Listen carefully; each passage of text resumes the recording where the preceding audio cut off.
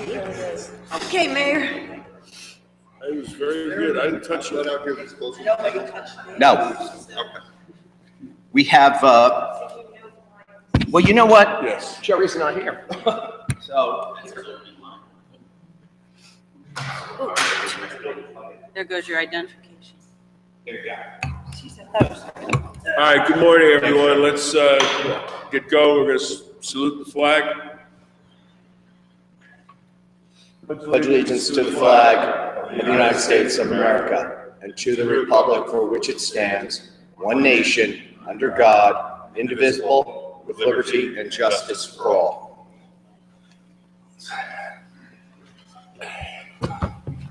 Morning. Welcome to our January 9th meeting. Pursuant to Section 5, Chapter 231, Public Laws 1975, this is to state for the record that adequate notice of this meeting has been provided to the public by posting and maintaining the annual notice of regular meetings on the bulletin board of the municipal building, by mailing the annual notice of regular meetings for 2016 to the News Record and Star Ledger in December 2015, and by filing said notice in the office of the Township Clerk. Mr. Adams. Brownlee. Mrs. Larrier. Mr. Lembrick. Here. Mayor DeLuca. Here. Whereas Chapter 231, Public Laws 1975, commonly known as the Open Public Meetings Act, requires all meetings of public bodies be open to the public.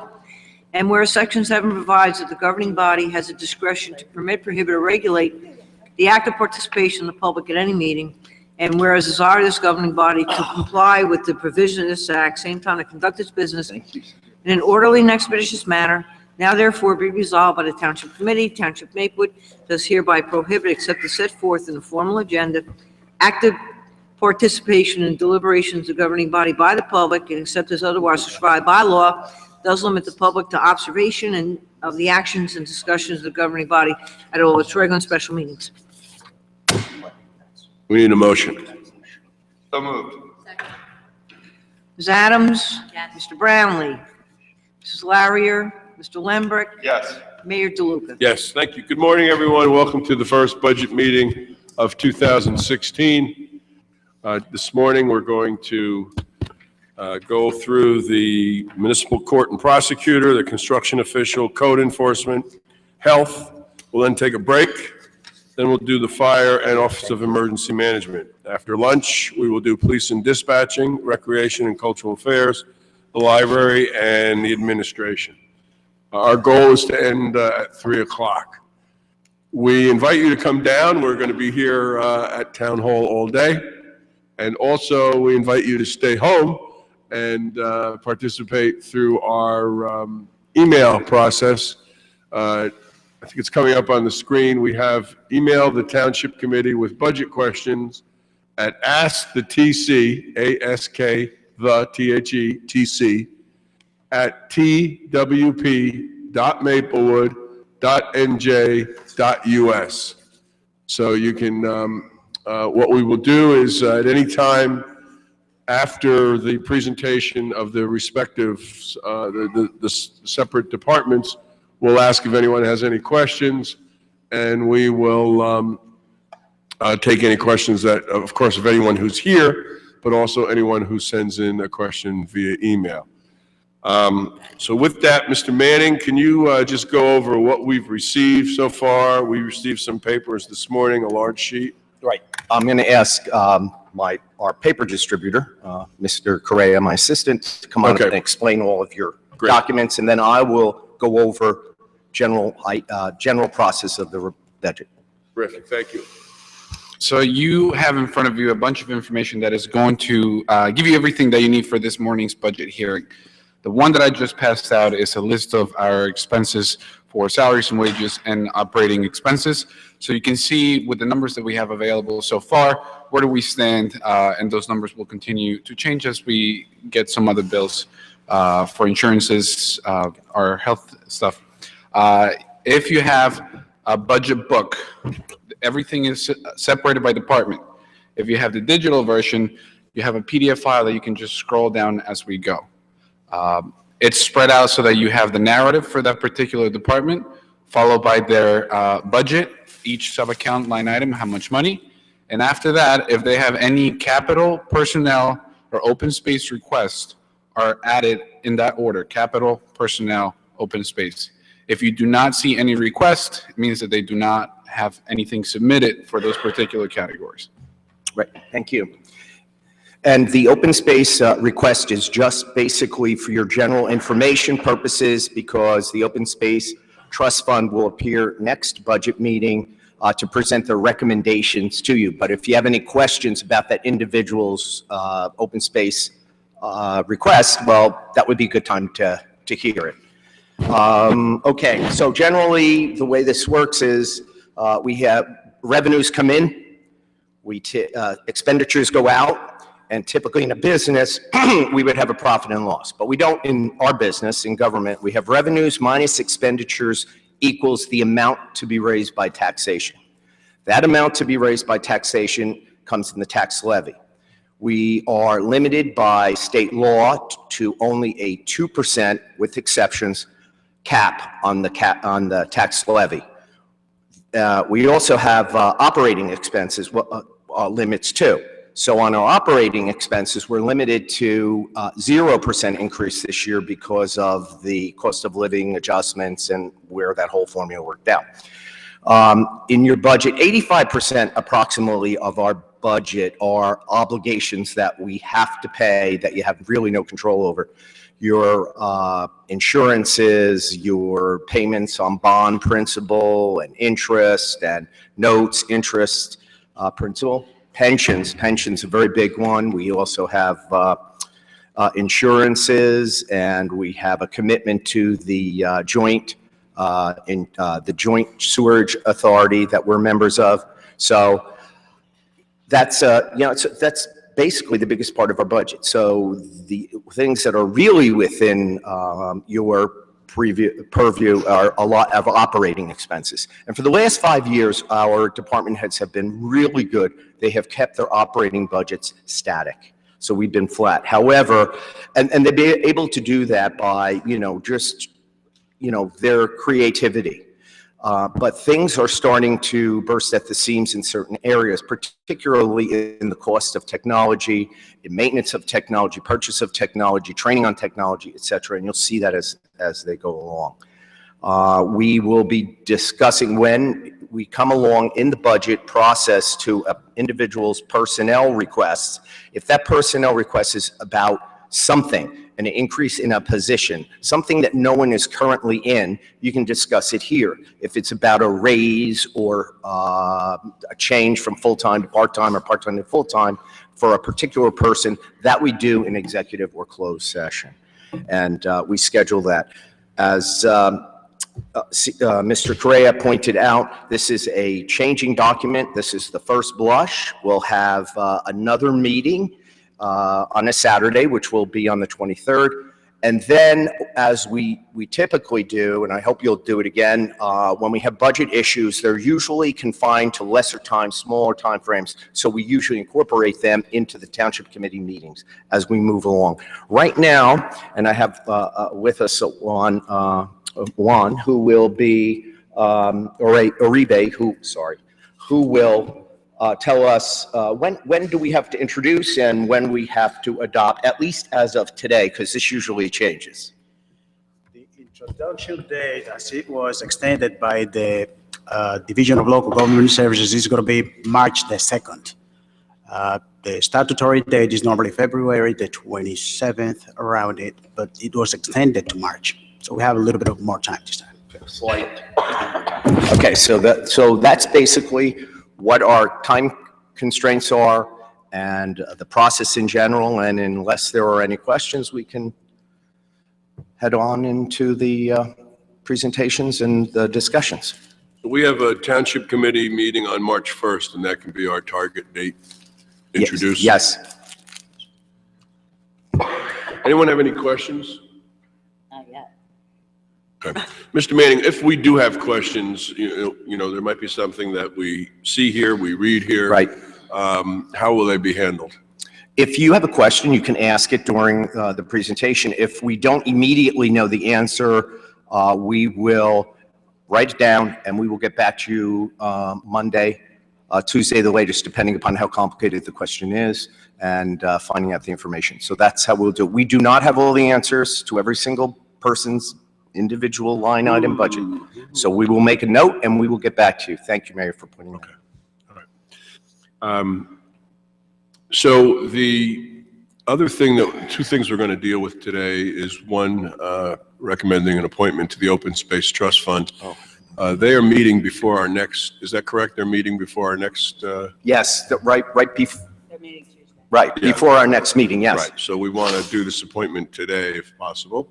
And the second, when we have the Recreation Department here, I'd like to bring up the First Maplewood Baptist Church acquisition. Okay. Just to ask Mr. Knudsen his opinion, or we have his written opinion, but just to talk about that. We've gotten some information on the purchase price. We've secured that negotiation. So we want to just discuss it and make a decision whether we want to move forward or not. And that would be without mentioning the actual amount? No. We can mention the Oh, amount. now it's No, at that yeah, point? it's- Okay, great. It's an amount that's agreed. It's just, it's the final amount. So Oh, right. That we can talk about it. It's no longer negotiations. Mhm. Okay.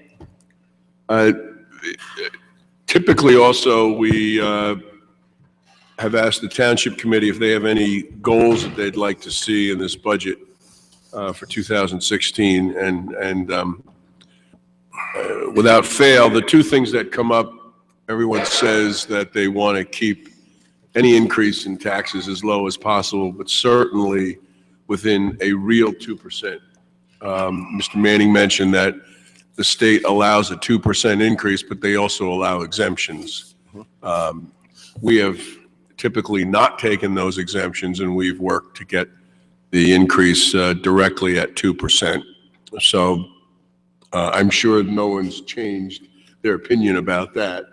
The other thing is that has been mentioned in the past, and I think Mr. Manning touched on it a bit, is that infrastructure is important, and we are the stewards of our community and the operation of our public services, and oftentimes we have to spend money to protect our facilities and our parks, our roads, and what have you. So we've also been very aware of the need to make an investment back into the community.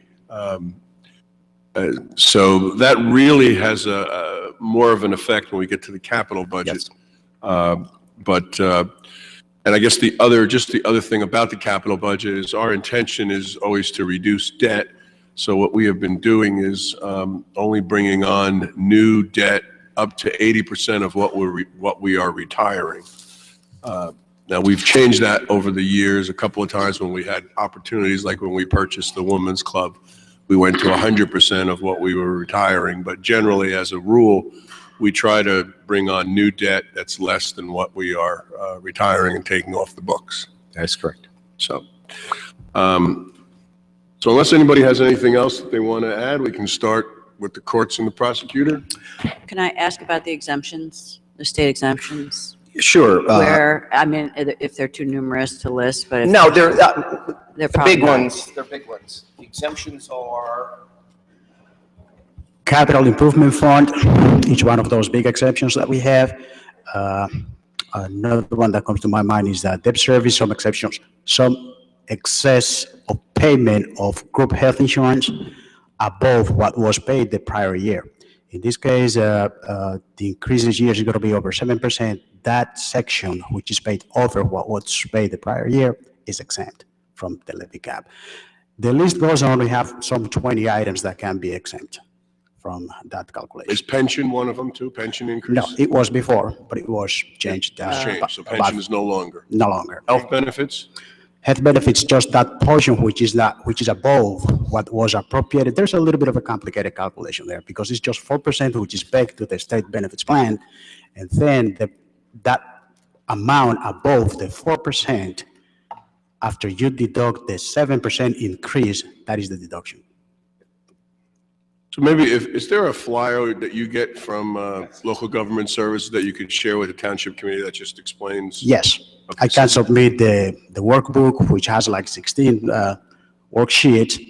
And so she's going to be able to see it that way. We can get the Cliff Notes, something shorter. Oh, yes, okay.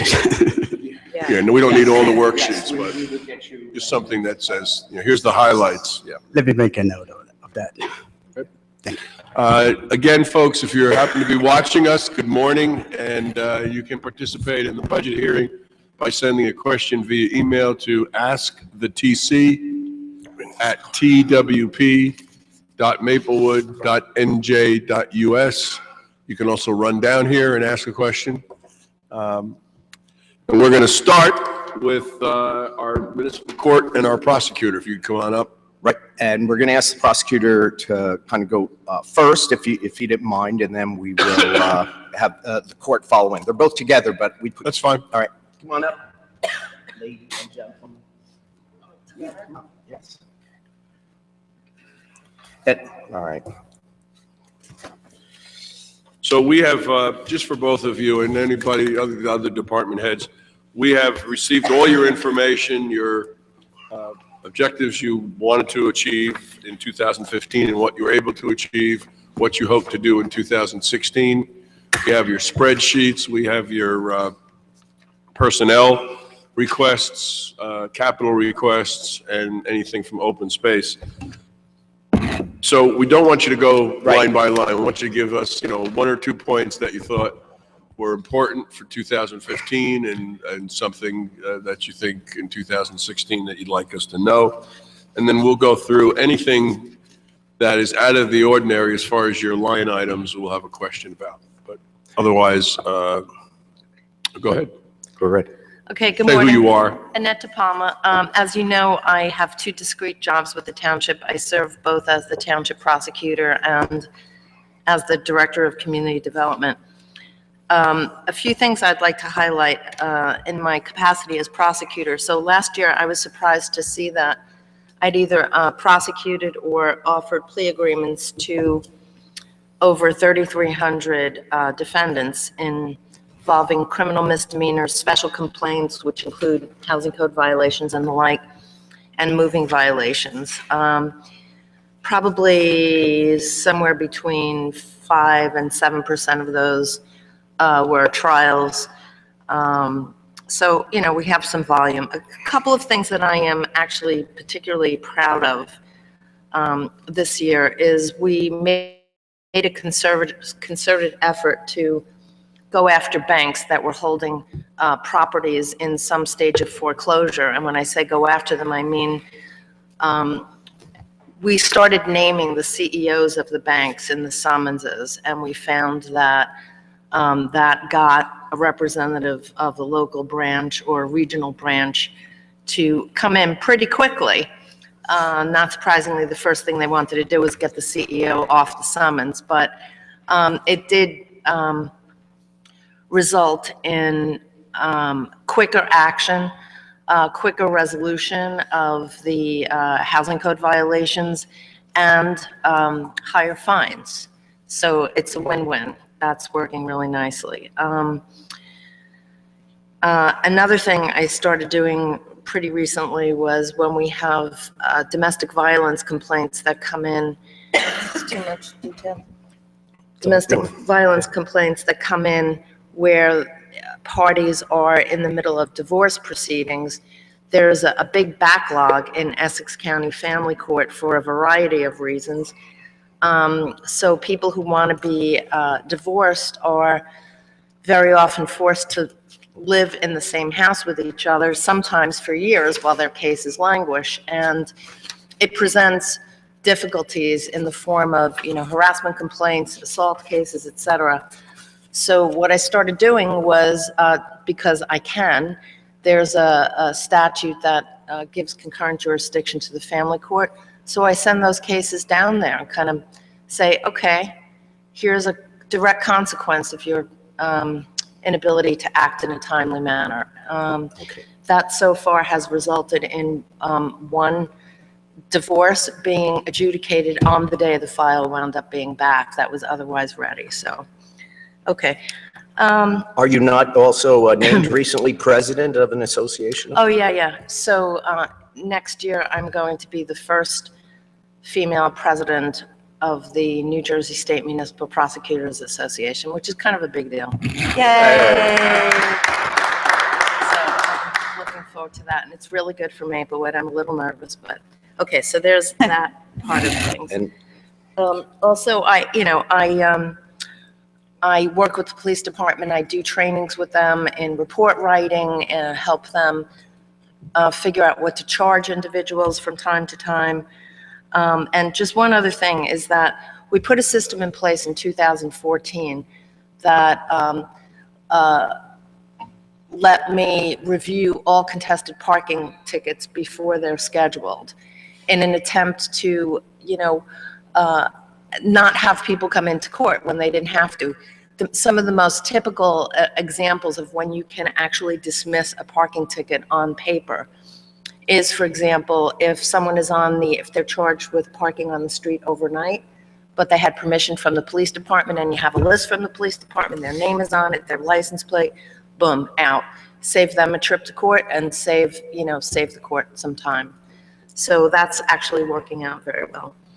As the Director of Community Development, We stop just, yes, before you get into that. Do anyone have any questions about the prosecutor side? I'm sorry? prosecutor side. I'm asking Yes. colleagues if they have any questions Oh. about the prosecutor's role. I just want to commend you on what you're doing with the domestic violence, because that's very important. And if it's simply a red tape issue that causes so much strife for families, I want to just point that out and commend you for that, for coming up with that. I'm so sorry. I have to say it all over again. Yay for you. Go to our budget. Ditto. Right. Good job. It's So- really good to hear all that. I have a question.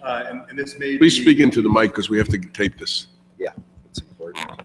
this may be more of a question for the courts, but if someone could, during the presentation, just spell out, since it is a shared court system, what it is that Maplewood is paying for individually, what it is South Orange is paying for individually, and what it is we're paying for jointly.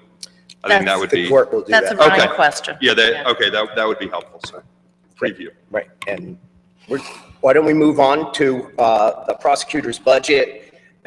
In your book, it's these printouts that have the numbers on the side, their sub-account numbers. So the prosecutor, if you look, there's a salary, which is for the prosecutor. Actually, it's for her combined job rather than having it in two different locations.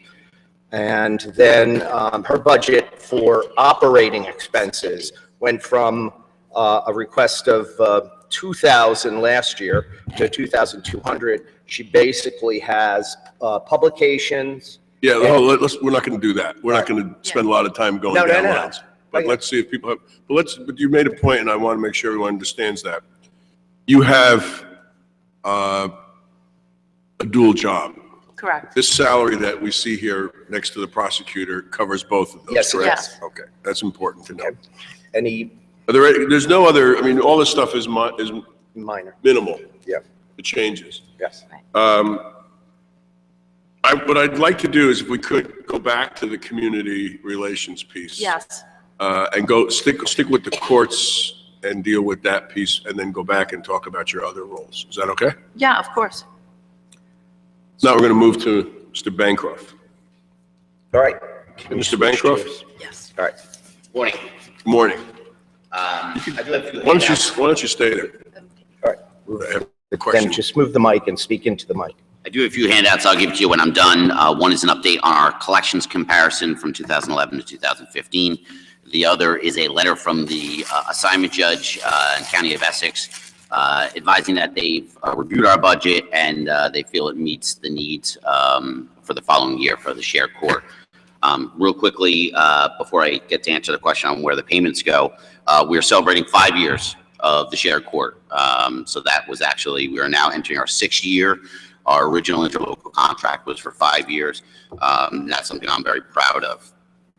Regarding payments, it is broken down via an interlocal agreement, which I can certainly provide a copy to you. But in short, 50% of the operating expenses, 50% of the salaries for the staff are split via the township.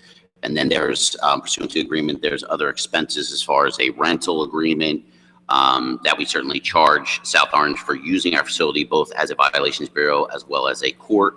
The individual appointments are retained separately between South Orange and Maplewood, and that's really what a shared court is. It's two courts functioning separately, sharing staff and sharing space. The townships would retain their individual ability to appoint.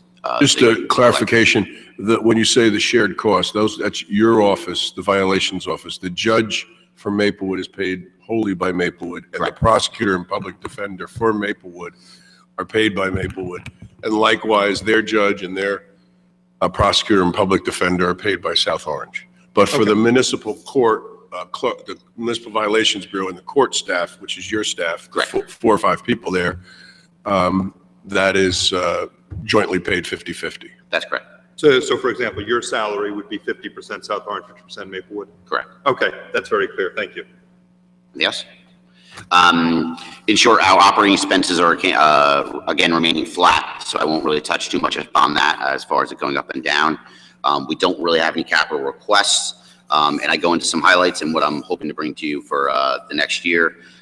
First and foremost, after 5 years, I need to thank my judges, my prosecutors, Madam Prosecutor next to me, and really give thanks to the staff, the municipal division, Judge Frasca, Judge Costello, who has since retired last year.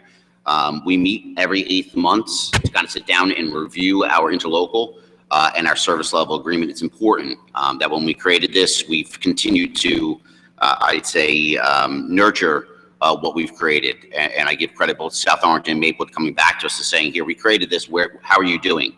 That's an important process that I hope we continue into the future. Because it does make sense as far as the court changing and evolving over the 5 years. I'd also wish best of luck to John Kaufman. He was a public defender for us. He'd been on with us for about over 20 years, I believe, or close to 20 years. And he was not reappointed this year, and we wish him best of luck. Just some highlights. Our filings for the past 5 years have hovered around 35,000, going down sometimes to 32. But last year, and you haven't closed fiscal filings, that's how the state runs. So that's going to be July to June. So we average about 35,000 filings. Total collections were about 2 million, about 1.9. The net returnable to the townships is about 1.2. South Orange net returnable is about 728,000. Maplewood's about 460,000. And that's what we turn back over to the township. We do have a new assignment judge. It's important to note her name is Sally Ann Floria, and I would advise elected officials that she will be visiting our township in 2016. She's going around 2015. She's meeting the local elected officials, police chiefs. She wants to know how the courts are functioning, how they're operating, if there's any needs that we have, or if there's any struggles or problems that we have. So I will be contacting you when we are contacted when she comes to visit, but I'm sure all of you will be invited to come meet her. Our highlights. We've expanded our technology. We have new PCs both from the judiciary as well as from the township, which we greatly appreciate. We did achieve private collections for South Orange. Maplewood already had it about 1.5 years prior to that. So in both towns, when we complete our process of attempting to collect through the normal channels, which would be either via a late notice, delinquent payment notice, and then if it went to a warrant or a license suspension, after 1 year, then we turn it over to a collection agency. It turns into a civil collections process, and they attempt to go and collect those fines. That's ongoing. You can, as predicted, we're not collecting as much. I think Maplewood is now up to about 13,000 over 3 years. So it's not huge money, but it's certainly some money, and now that's in place for both townships. Regarding the big issue regarding the judiciary this year is bail reform. And that's what I present to you is bail reform.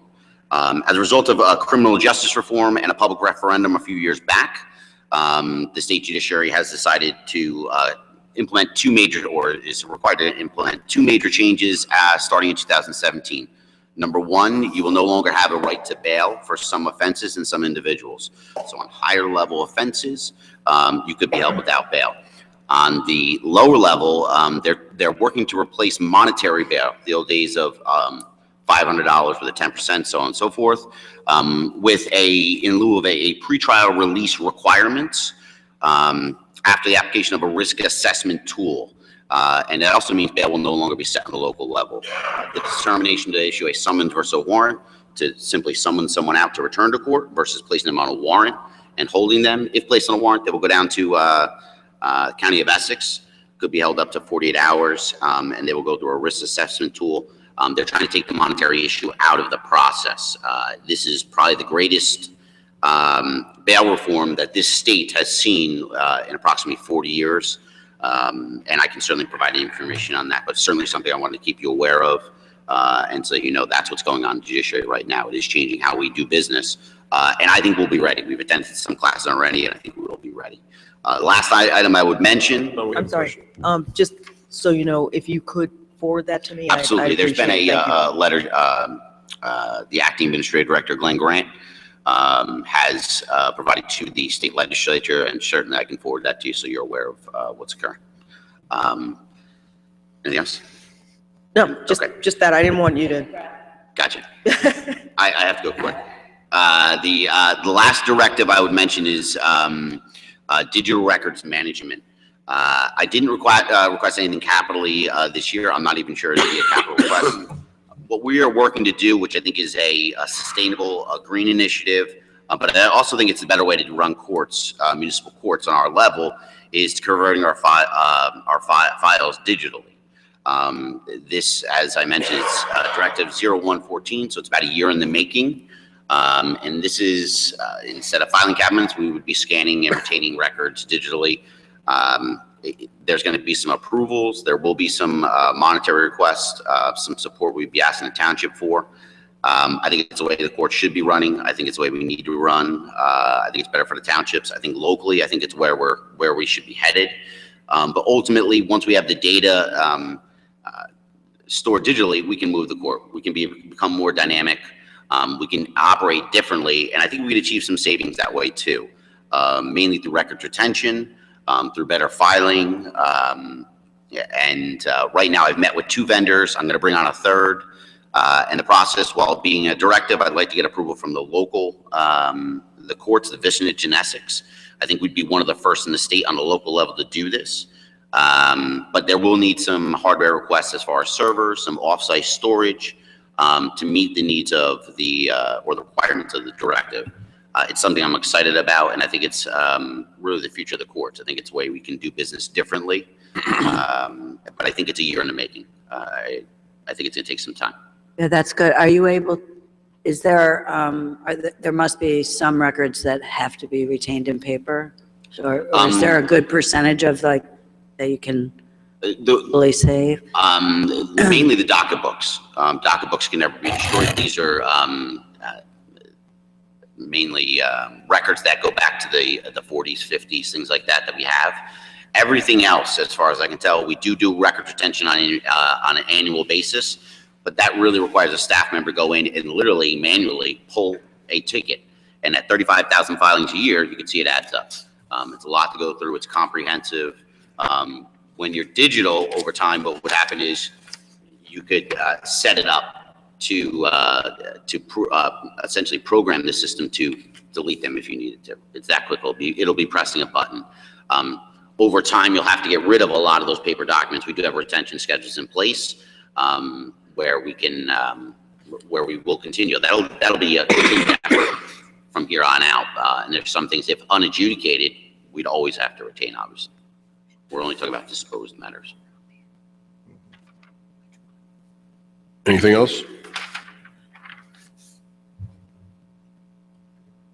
Got it.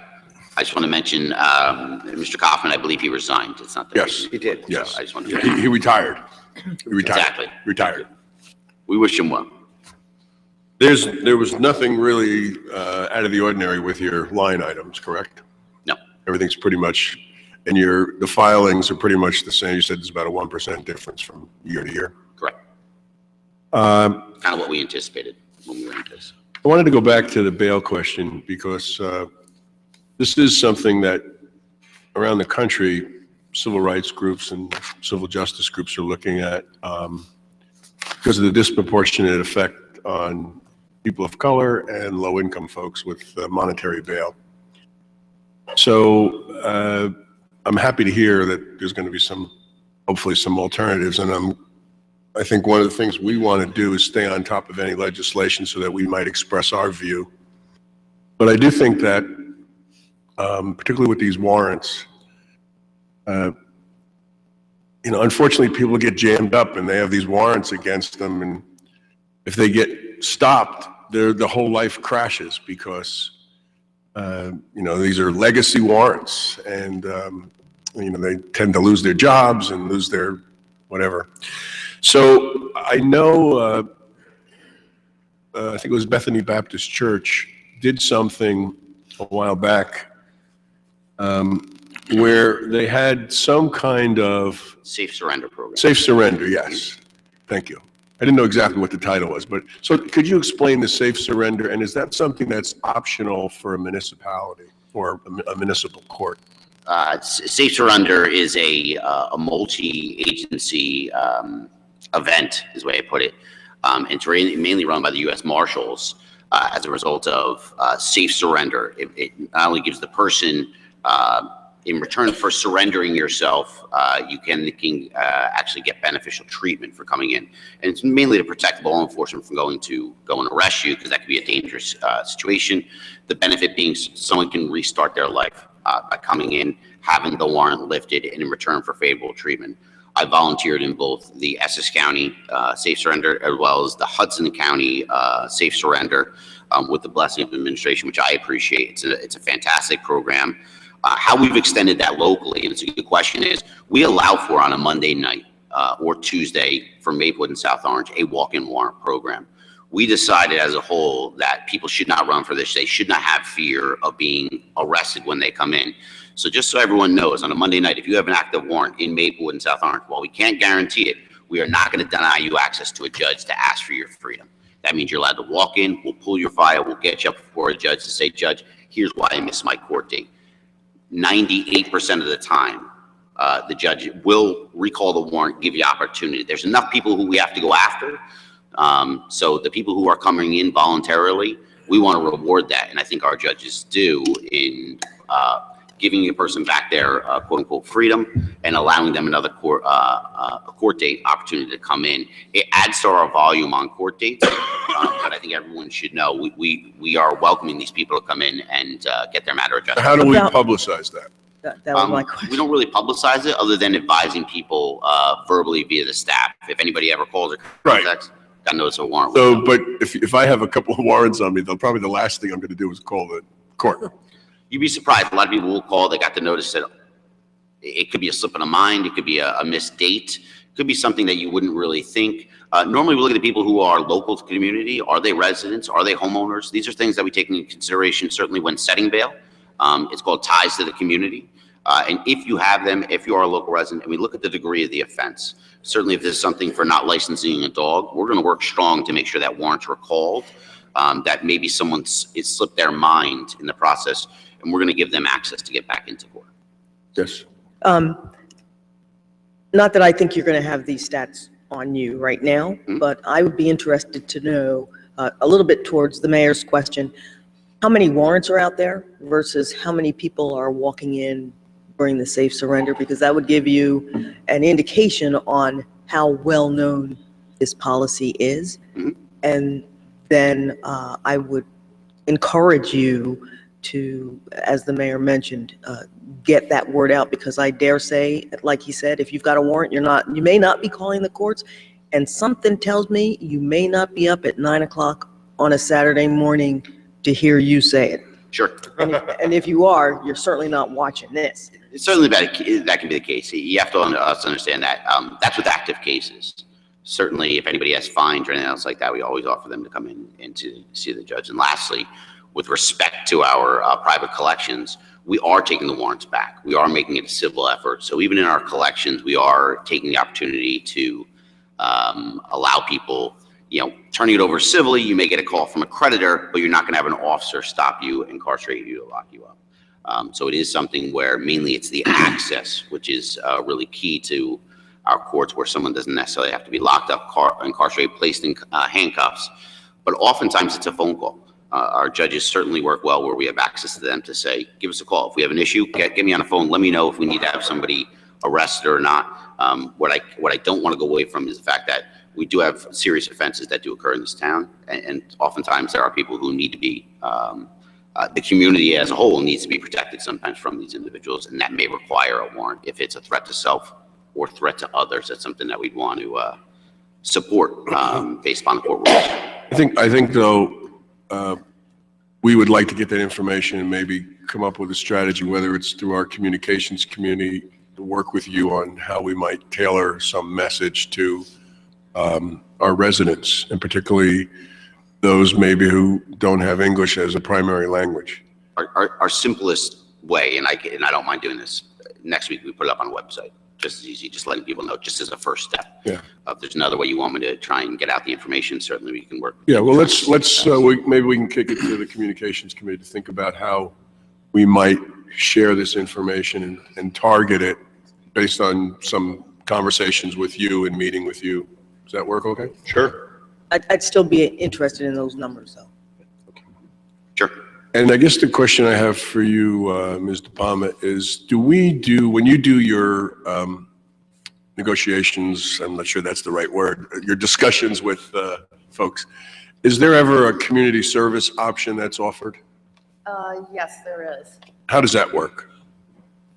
Well, through the Essex County, Speak into the microphone, please. Okay, actually, you know what? Okay. okay, so typically if if I would be inclined to offer community service, which I would do in situations that don't involve, a violent offense or theft or fraudulent, would refer the individual to Essex County for community service. What we found actually, and I guess I could have mentioned this, what we found over the years was that the individual would kind of get, lost in the system. There was no way for Mr. Bancroft, who's primarily responsible, in fact, exclusively responsible for tracking whether the sentence is complied with, whether in fact it was. And even more importantly than that, to the extent that you want to do community service instead of, fine or incarceration, it really should be relevant and tailored specifically to the consequence. So what we did was we started a little pilot program where with DPW, we arranged that we could refer nonviolent, very low-level offenders. For example, a kid who went to Ritzer Field and threw a rock at a light or something, something relatively benign like that, could then go work at with the DPW for a number of hours. And that's been very successful. It's a little dicey because our ability to do that is limited to our town department. So certainly there are lots of areas in town where, you don't want someone working with private information, et cetera, et cetera. But DPW is a good place for someone to do some hours. So that might be something, Mr. Manning, that you want to bring up with your department heads. Are there other opportunities where you don't have to compromise either information or any kind of sensitive, sitting at a desk and just collecting something for a couple hours, or when we're doing flu shots or something like that, And, and really the thrust behind that was not only for purposes of monitoring, but, you do something in our community, it's our community that you need to give back to, So pay you us wanna- back. For the students or the kids, do we do any of this in conjunction with the Board of Ed at all? And is that a possibility? I mean, it is, most of the, but we only handle adults, so that would be defendants who are 18 and over, and certainly there are some juniors and seniors at CHS who are over 18. So this doesn't happen with minors at all? No, Different court. it's different. That's the it's a different court. juvenile, They go to juvenile court. or in juvenile in the conference county. committee. And you don't do that at all? Correct. I see, okay. Okay, I'm going to move from the court back to your other job, but I just wanted to say, Mr. Bancroft, you know, we've got 5 years now of this joint where 35,000 filings. It's a huge court. It's, you know, rivals. I remember when we were looking at this, it rivals some of the small cities in Essex County, like Orange, East Orange, and so I think you've done a great job. I remember talking when we were first starting this, and so you've really made this a great example of how a shared court can work. And you know, I've been in those 8-month meetings annually, and there's very few complaints that I hear about. And I think South Orange is very happy with the arrangement. First off, thank you, but also it's a credit to my staff. It's a credit to everybody I work with and what they do. I kind of lead it, but they do the hard work. So I can't say thank you without everybody who shows up and does the job. So I really appreciate it. Okay, great. And that you keep missing all the compliments. They're not talked into a mic. Oh. Okay, so tell us about the other part of your job. Okay, so Director of Community Development is sort of a broadly defined job, but essentially it has 3 components. So I work as the township staff point person on specific development projects, on general public relations and business recruitment kinds of things, and I do grant writing. I work with special improvement districts, Village Alliance, Springfield Avenue Partnership. If we hire consultants, I work with the consultants. For example, we had a retail recruitment consultant that was very helpful for us in developing marketing materials for the township. Do you have specific questions? Well, okay. No, I think that's it. We got it. Okay. We have your piece of paper here. You know, you're sort of a troubleshooter for us too. We send you on special projects like Special missions. the work we're doing with South Orange on the senior. You worked with on that proposal with them. Right. And you've been to follow-up meetings and stuff. And Irvington Avenue is the next big project that we're going to Irvington be Avenue working is the on. next big project, yeah. We're looking forward to that very much.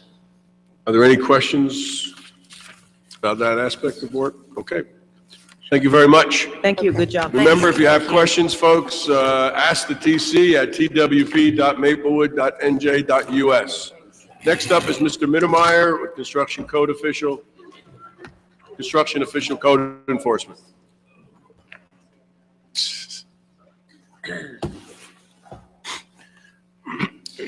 Thank you, sir.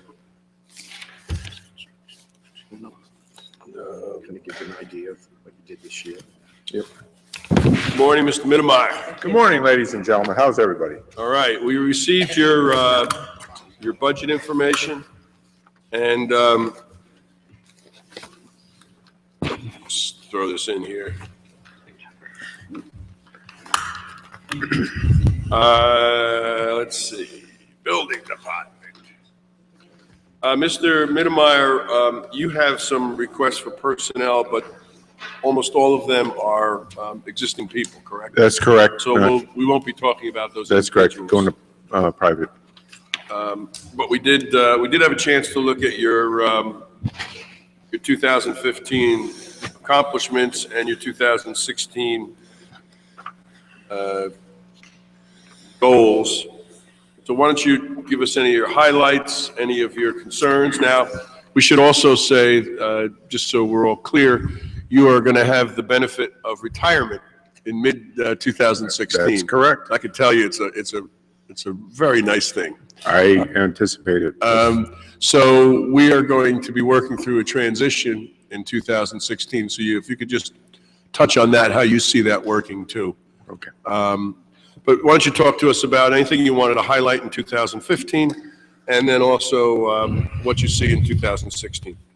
Well, besides the fact that my retirement or coming retirement, we're working towards I'm going to call him a coworker at this point. He's coming in at a very beneficial time, in my opinion, as it relates to what we're doing in the construction end of our office.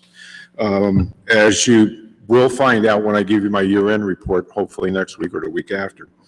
The township's people have developed $45.5 million worth of work this year. Typically, we do about $19 or $20 million worth of work in the township. Obviously, the biggest part of that one is the Avalon property. Avalon has 235 living units, a 4-story parking garage, 7 decks, which is started, and we started doing that work. Plan review has been accomplished. With that construction value last year, we took in $1.039 million of permit fees. That is almost double what we normally bring in. And it's a one-time shot every, 5-10 years, depending on what the community development is like. And in this case, it is quite extensive, and we're not done. That only covers the parking garage and the residential units minus HVAC, sprinkler systems, a couple. So we're going to get some more permit fees in to supplement this coming year's budget. We had a number of people that were not good construction citizens. We penalized people to $7,000. That went to the budget as well. We did over 5,247 construction inspections. Typically, we're in the area of 42 to 4,500 inspections in a year. So 15 was busy by itself, forgetting Avalon and anything else.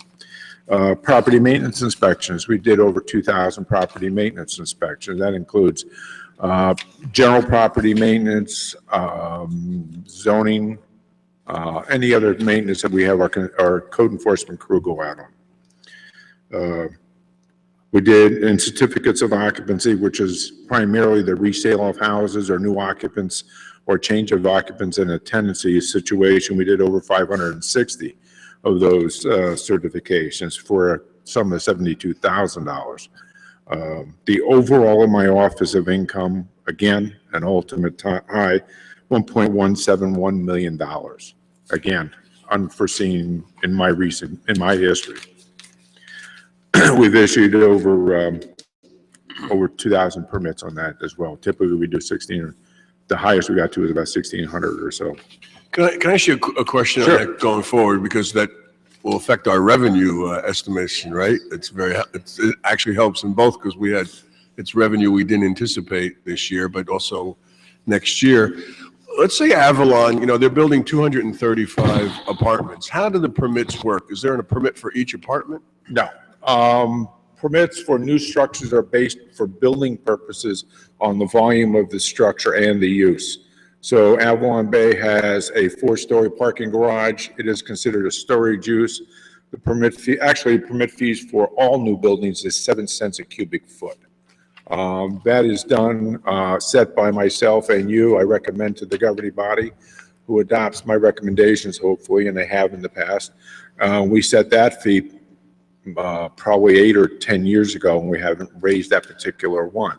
Alteration work within an existing structure where they're going to take a store or residence and do a new fit out or new repairs or whatever under the building end is by dollar value, and it's $20, $1,000 worth of building construction work. We also have mechanical, electrical, plumbing, heating, sanitary.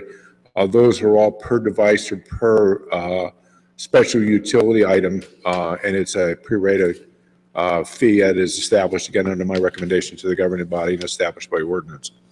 We do give a percentage to the state of New Jersey that they determine that number, and we have to pass that on to the citizen, the applicant, and that has changed pretty much every year or so.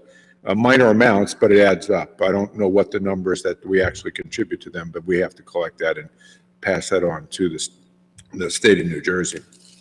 As it relates to reoccupancy, where somebody's selling a house, rental registration, those are all ordinances that are set up through the governing body. It's either per unit. If it's a rental registration, $50 a unit. If it's a sale or new tenancy in a space, it's $100 a unit. If it's more than 10 business days from the time they need occupancy. Closer it gets to the day of application, the higher that fee goes, up to $300. We try to accommodate people as quickly as we can, but under the constraints of all the issues We haven't had a great deal of issue with most of those items. And then when you mentioned the Avalon Bay and the fees that we collect, what I do have is upcoming, in 2016, 2017, I'm sure many of you know this, we have project in Boyden Avenue, which I already mentioned, 235 units. We have a project in Boyden and Tuscan that's coming to board. That's 30 living units. That is expected to be in the ground this year, I would assume. 92, 94 Burnett Avenue has another 20 units, I think it is. They're probably going to be in the ground this year. When we built 125 Donnell Road, the 50 living units with the parking garage underneath reached $70,000 in all the permit fees. So I would assume that 50 or 60,000 for each of those projects, if it comes in this year. So there's going to be an anticipated income for those projects should they come off the ground. Still remaining is completion of 1611 Springfield Avenue, which was, we just had a conversation yesterday. They tell me they're going to be in on Monday to pay their balance of their permit fees, which is about $5,000. Other projects that have been approved, there's the old bumper to bumper site on Yale and Springfield.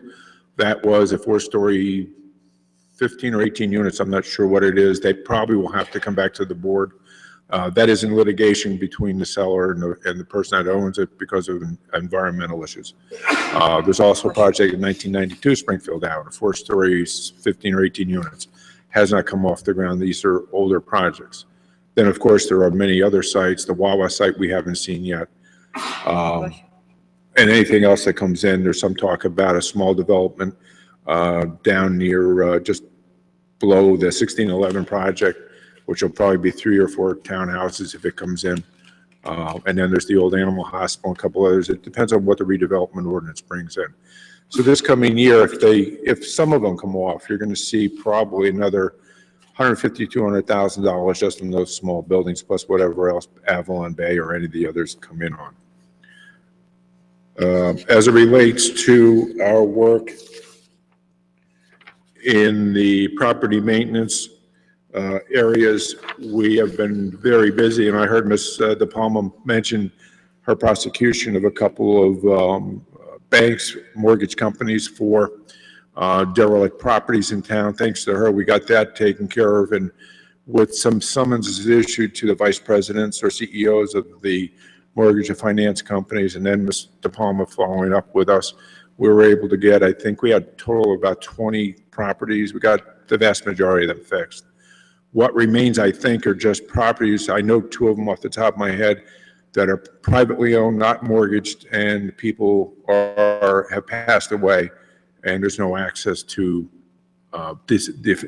people that should have the properties, but we're trying to work on those. I know the township, we will have to do snow removal, maybe grass cleanups in the spring or whenever is necessary with those.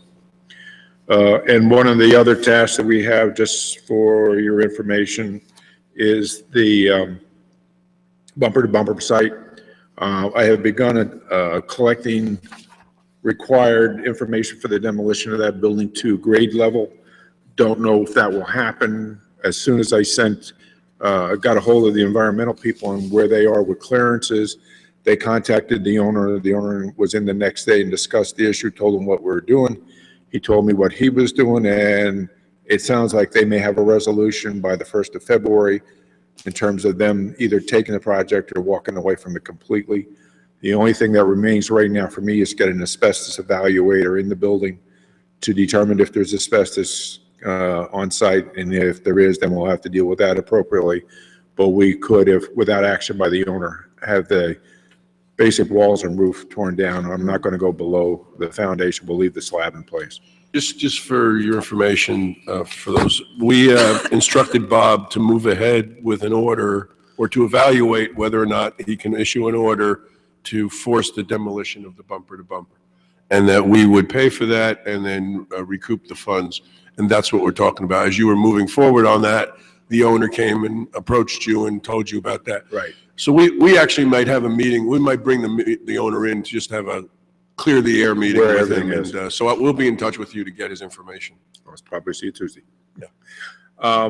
One question I have for the new members in particular, Do you understand how my office works? What agents are in the office, or do you need any information on that? I understand it. I've worked with building departments in many towns, so yeah, thank you, though. Okay. I don't know about Greg. Yeah, I don't have any questions. Thanks. Okay.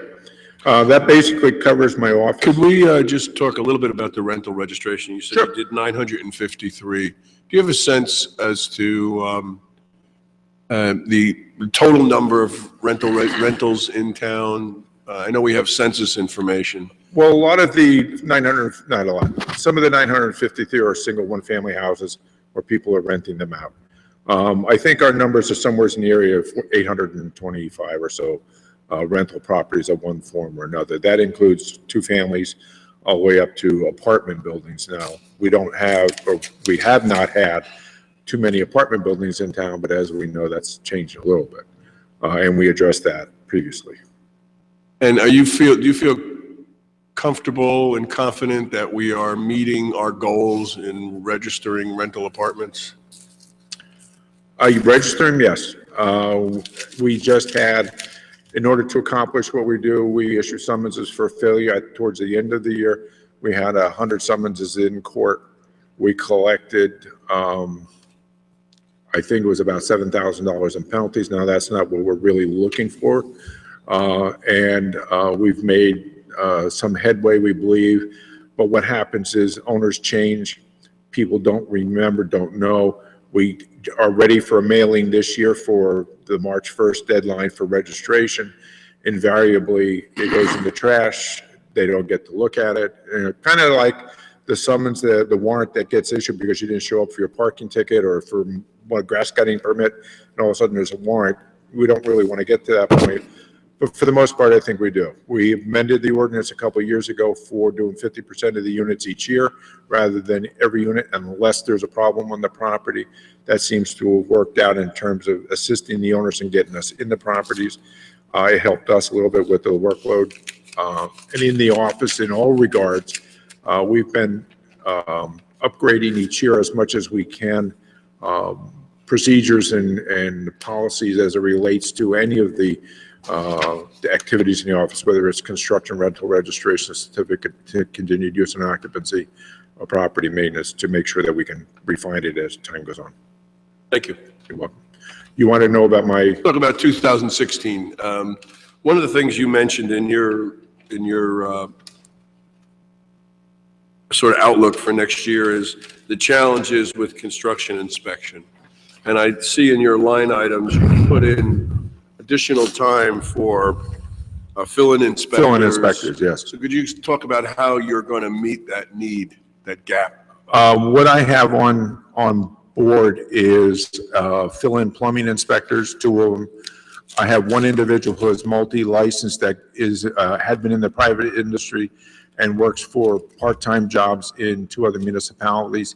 And he's been very gracious in giving us 2 days a week, definitely, where he can work half days in those time frames. When it comes to the special projects, we'll probably have that individual be the key individual to make use of on those sites. But we do have the backups for, the only place where we're a little bit short is the electric, which is where this multi-licensed individual came in. And when he offered all 4 fields, I jumped at it. I tried to budget, each year I try and budget for vacations and all that so that there's not a lapse in time, and it's worked out pretty well. And almost everybody is a retired individual. I just submitted this week another plumbing inspector as a fill-in if we run short or if we need more time out in the field. So I think that will benefit the township. In the short term, with my co-official who's coming on board shortly, at least until the end of June, we'll have multiple inspectors out and available as time is. But unfortunately, the real crux of the Avalon property won't be felt until later in the year when they start doing framing and rough electric, plumbing, and whatever else once the foundations and footings are in. On that property, they are just about done with the garage footings. They started the sidewalls on the north side. Tuesday, I have inspectors there for that portions of it. And we'll just move on. And they're going to start the residential units probably within a couple of weeks. And in your line item, we have property maintenance emergency fund. It's line 209, 601, 22, 195, 197, 209. Yes. Okay. Last year, we put in 65,000. This year, we're going to 50,000, but you have a note that the 57 Maplewood demolition was repaid. That's correct. They gave us a check last year, I think it was the beginning of the year. Okay, so I'm a little unclear why we're reducing it by 15. Well, the only project right now that I have on the horizon is the 1866 Springfield Avenue bumper to bumper. Right. Estimates on that, assuming that there's not a great deal of asbestos, will be less than $30,000. Okay, so do you feel that the balance after bumper to bumper, if we have to use it, will be sufficient in case we have another problem? The only place it may not be is demolition if there's asbestos. What I'm seeing in the last couple that we've done, demolition on a one-family house is about $30,000. So the 57, or the money that we got from 57 Maplewood, that doesn't go back into this line, is that correct? This is not like a reserve fund. Doesn't get replenished. No, the answer is no. Okay. Okay. All right. And the interlocal had a reduction in staffing costs. Was there a reason for that? In our discussions with administration, it was felt that we had overbooked from past history with those. I talked to my cohort in Milburn, who had no issue with that. At one time, they had asked for one individual to come in. I think it was 3 days a week, half days, and that has long ceased. So that's where the reduction in that came in. Okay. That money comes to us, and if they spend more money, we get their money. We do have a portion of it. It's, I think, 35% of the overall budget for our part of it, but for the most part, Milburn supports most of the years. And that one was Milburn's. Anybody have any questions we're going to ask you to talk about the transition, but I want to see if anybody has any questions about the budget. Well, I have a question, sort of, I guess, getting back to your invitation to ask questions about your department. Do you do the inspections in terms of when people report an illegal apartment, or, there's people renting out a basement? Is that something you do, and how often do you find that to be substantiated? We take complaints from the citizenry wherever it comes from. We have the fire department EMS services that gives us a number of our calls a year where they find a stove in the basement or apartment in the basement. We don't have many, but we do have them. We respond to them, require the equipment to be removed, give them summonses. We have one on Jacoby Street that has been a repeat offender. I think it was late this past year, we had the basement improvements removed again, and we asked the judge for heavier fines. I don't know what came of that, but that's up to the judge to go for. But yeah, we do follow up everything that comes in. Okay, thank you. Yeah. When you say basement improvements removed, that means they renovated their basement Yeah. without a permit? This particular dwelling had improvements that were removed about 5 or 8 years ago, and it was returned to a cellar. No improvements in the basement. They came back and put them back up without permits, without inspections. And after, I believe this one was a call, we went back, it was a complaint from the tenant that was in the basement that there wasn't getting heat or something like that. We found it back. That's when we asked the judge to take a heavier fine and have it removed again.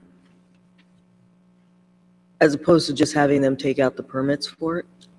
Well, for the most part, it was a two-family house with a third unit. So we'd have to go to the Board of Adjustment, and the Board of Adjustment may or may not approve it. Okay, could you talk about the transition? Yes, I would advise this week that at the beginning of February, I will have an individual that will come into the office and learn from me what I can impart to that individual. He is a credible code official in other municipalities. From my understanding, he has zoning and property maintenance experience. What I anticipate to happen is that, at least in the beginning, counter calls where we have somebody asking questions, interpretations, zoning interpretation, building permit application questions. We will both do this. I will listen to him, see how he goes about dealing with the question of the issues. I'm going to try and keep him as aware of what goes on every day. As I mentioned earlier, I probably will have him, once indoctrinated, to have on site, probably do more of the intricate inspections that come about. Join me on the inspections in the beginning, definitely. I plan on taking him over a period of time around the township and then giving him some of my 32 years of experience as to what happened, where, when, how, and then obviously answer any questions and give him any information I can from there. And your retirement date is June 1st? June 30th. June 30th, okay. I appreciate that you're staying on and bringing him up to speed and Well, I working do, that way. Nancy, I do have to say, I appreciate the fact that the governing body and Joe thought to bring him on, I assume because of the trouble. And when I came here, the fellow that was my predecessor came in, I started on the 5th of December. He came in at the beginning of the next year, and he did the year-end report for me, which I thought was really nice of him because I didn't know really what he did. Right. And it helped me out a great deal. And of course, in those days, most of the old timers, the administrator, the engineer, the construction official, and others, the clerk, came back every Tuesday for the executive luncheon in town, met in town hall, and went out, and I got invited, of course, and I got indoctrinated, but that helped me a great deal, and I'm sure this will help this individual. Now, as it relates to the construction, I assume that he knows what he's doing. I will find that out, but I assume he does. He's a credible code official. What he doesn't know is Maplewood. And we'll always learn it, but as soon as you can ask somebody, well, what's the history on this house? Right. I can tell them some of it. Yeah, no, I think it's important, especially with the big projects going on, that, he's not, we have other departments where we're going to have a little more difficult time. So I appreciate you staying on. So thank you. Have we made that accommodation in the budget to have two people on at one time? Guess we will, right? We will have to do that. We have to, Yeah. right. We just found that out. Right. yesterday, right. Yes, it'll Okay. be done. Great. Anything else for Mr. Mittelmeyer? All right, thanks very much. Thank you. This is your last hearing. Thank you for coming out. Congratulations. Affordable housing, Oh, yeah, you have plenty more to do, no question about it. not a problem. Thank you. Have a good day. Thank you. Our next department is the Health Department, Mr. Rowe.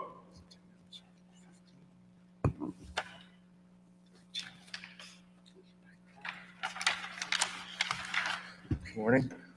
Morning. So we've received your information as far as your accomplishments and your goals for 2016. You do have a couple of named people that you want merit for, and we're not going to talk about those. The two nurses. Well, it's not a hourly increase, it's just an increase for the overall yearly budget. Right, but I think because there's people in those, I don't think we're going to, Mr. Manning, is that correct? We're Well, going to. no, he can make his case for why he thinks more hours. More are hours? necessary Okay, because of okay. his I just don't want brother. to offend Yeah, any, no. make sure we're not violating. The rule. Folks out there who might be watching, again, you can ask questions at AskTheTC, AskThetC, at twp.maplewood.nj.us. Have there been any questions that have come in? Any votes for winners of American Idol? Nothing? All right. Mr. Rowe? Yeah, just quickly, we've had a very busy year at the health department, ranging from Ebola, which is most deadly communicable disease known to man, to just, picking up dead animals on the street. So we serve a wide variety of purposes. At the end of my packet, I listed the jobs we do by health condition. I thought it might be helpful to particularly the new members to think of what the health department does that way, rather than just individual projects. The projects are aimed at preventing illness. That's our purpose. So all these multitude of and various programs that we get involved with are aimed in that direction. Prevention is what we really like to do. So having said that, one of my requests is that we increase the budget for the part-time inspector from 5,000 to 6,000 yearly. It says 7,000 on here. I'm sorry, that wasn't my understanding. I wrote it, but and then the other part is the nursings have been very active this year. We gave them some new jobs to do, and there was lots of requests for service. And I'll have to say, I think I under budgeted a little bit last year.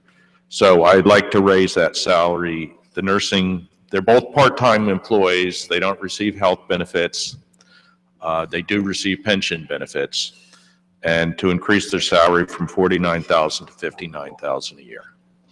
So, and that's basically by increasing their hours. Correct. So let's go back to the inspector. What is REHS? It's New Jersey state license. It's called Registered Environmental Health Specialist. It's the basic license that a person who's involved in this type of work needs. So this would be, you talked about 75, is that right? Is that, did I say that? Was there something here, 75 food establishments or something like that, or? Maybe. Yes, there's approximately 90, and then we have childcare centers, massage businesses. We have multiple fairs over the years. So this person would be doing that?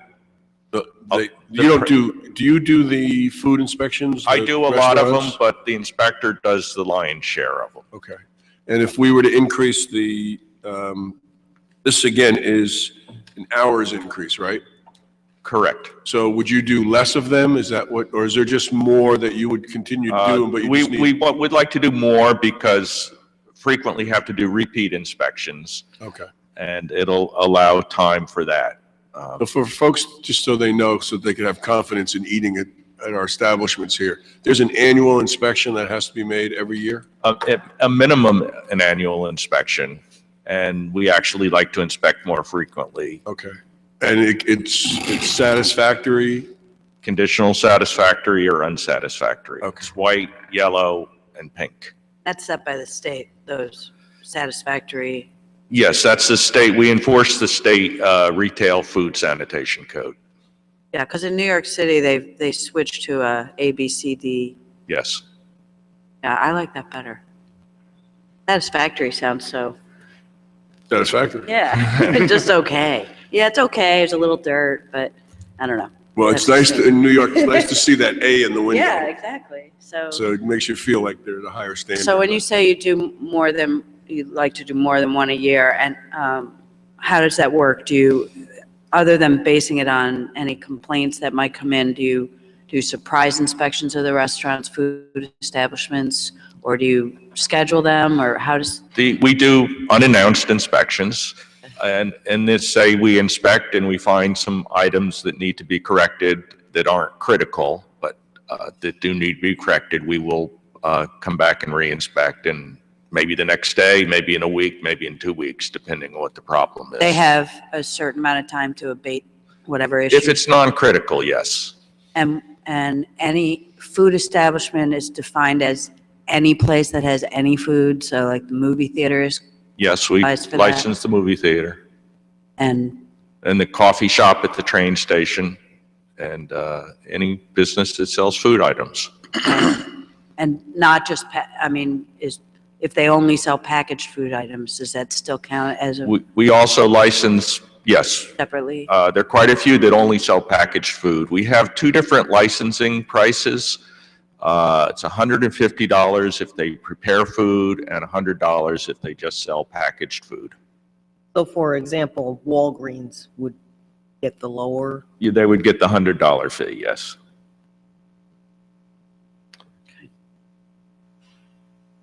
And then the nursing, I know you made reference here to the Maplewood Loves Wellness program in 2016. Now, I know Ms. Leventhal put a lot of time into that. Yes. Could you talk about what your thinking is for 2016 and how your request for additional nursing time might be for this?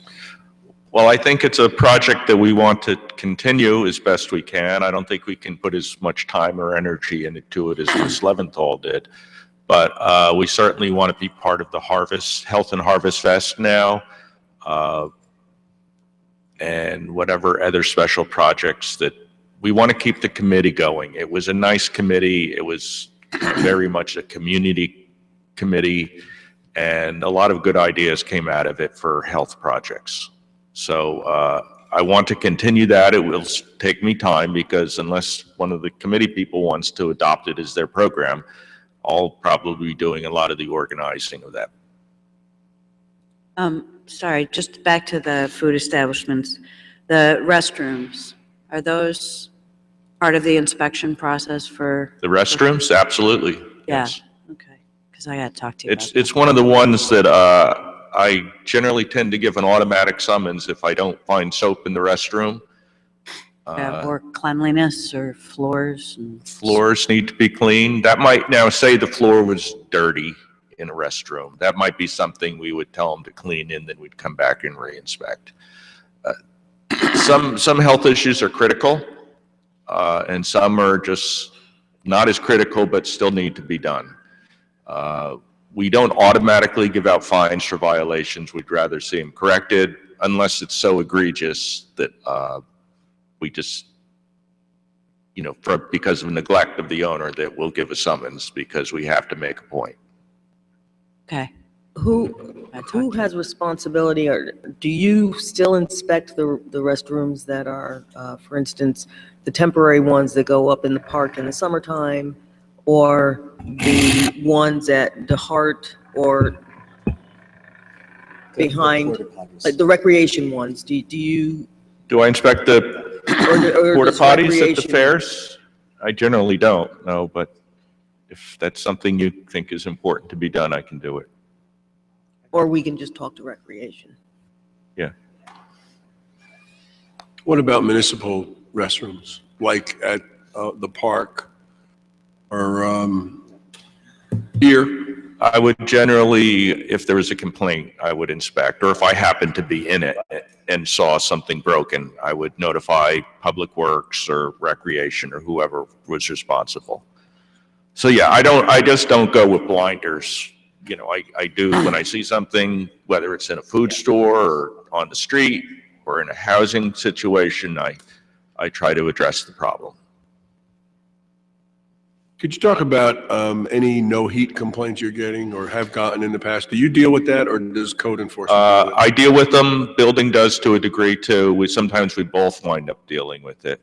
I'll have to say the last cold stretch we had just earlier this week, I did not get any calls, and I was a little surprised.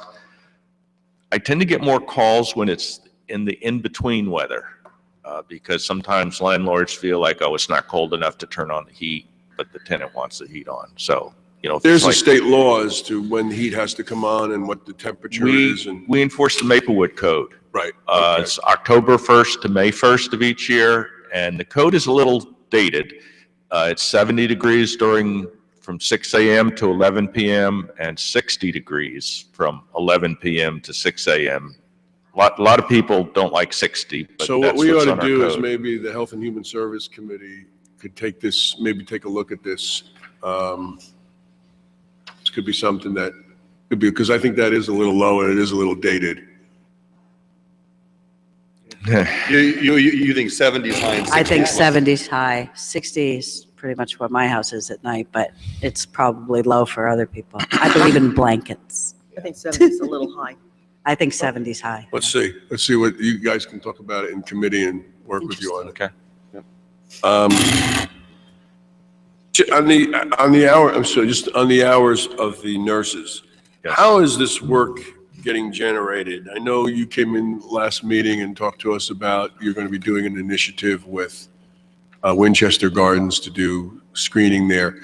So I understand that you're saying that the nursing staff may need more hours, but how are you evaluating whether it's to add more hours or just reducing stuff that may not be as high a priority and having higher priority items replace that? Okay. Well, some of the jobs that the nurses do are required jobs, such as following up on communicable diseases, doing immunization audits, and those are required by state regulation. The other part of what we do is, I call it health education, and that's an important part of public health. We do the adult clinic. It's not required, but it certainly helps a lot of people. We do health education programs. Now we're looking to do them at Winchester. We do programs that are directed at specific diseases. That's what I was trying to explain in the latter part of my packet, was that we do, we enforce no smoking, sale of cigarettes to minors. We promote HPV vaccinations through public education, particularly with parents who have middle school children. We promote screenings for cancer. Early detection is the best way.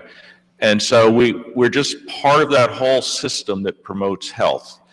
And it works. It's proven through lots of studies, and health education is an important thing. Screenings are important to the public. We try to reach as many people we can. A lot of times we try to reach people who aren't being screened, but who aren't going to their doctor regularly, and we're always looking to find those people. If we test somebody at our adult clinic and they have high blood pressure and they didn't know they had high blood pressure, and we bring them into medical management, that's like hitting a home run for us, because high blood pressure is a killer. So that's why we do those sort of things. If I could, I would also mention that as the health programming increases, for instance, now we're going to Winchester Gardens where we haven't before, that increases and we are finding ourselves in more places, and with the initiative that we're also doing for seniors, specifically with South Orange, and we reach out, we're identifying more seniors, we're more involved with them. I could imagine that there are going to be more health needs that we're going to have to address. Not to say come back next year with a huge budget. I'm just trying to answer the mayor's question a little bit. What I see as being an increase in the need a little bit. I think we're positioned to help with that grant. I don't know how it's all going to work out, but we certainly want to be part of the planning team. I guess, I'm just trying to understand the request for the increase, but I also want us to continue to look at stuff we do to make sure it's still viable. And if stuff is, if we're doing something, but we're just not getting the participation, we don't need to keep doing it.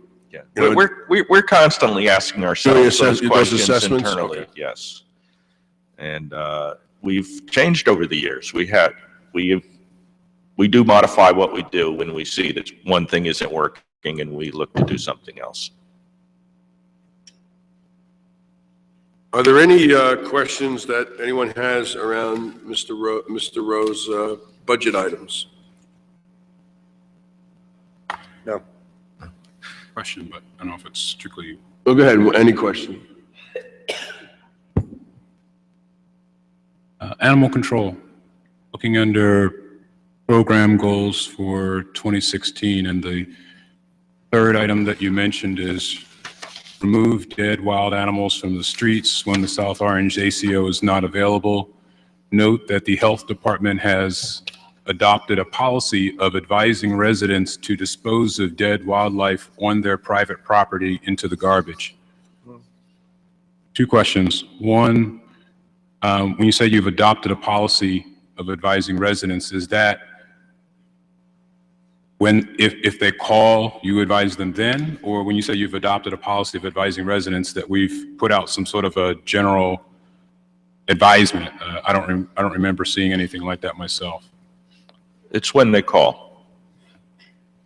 One of the things we lost when some of the services, and I list them on a separate memo, it's dated October 2015, it's about page 5. Animal control jobs still done at the health department. we have a contract with St. Hubert's, and they only do what's in the contract.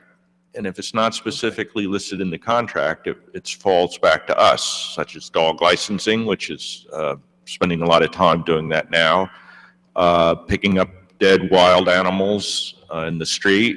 I still pick them up on private property sometimes.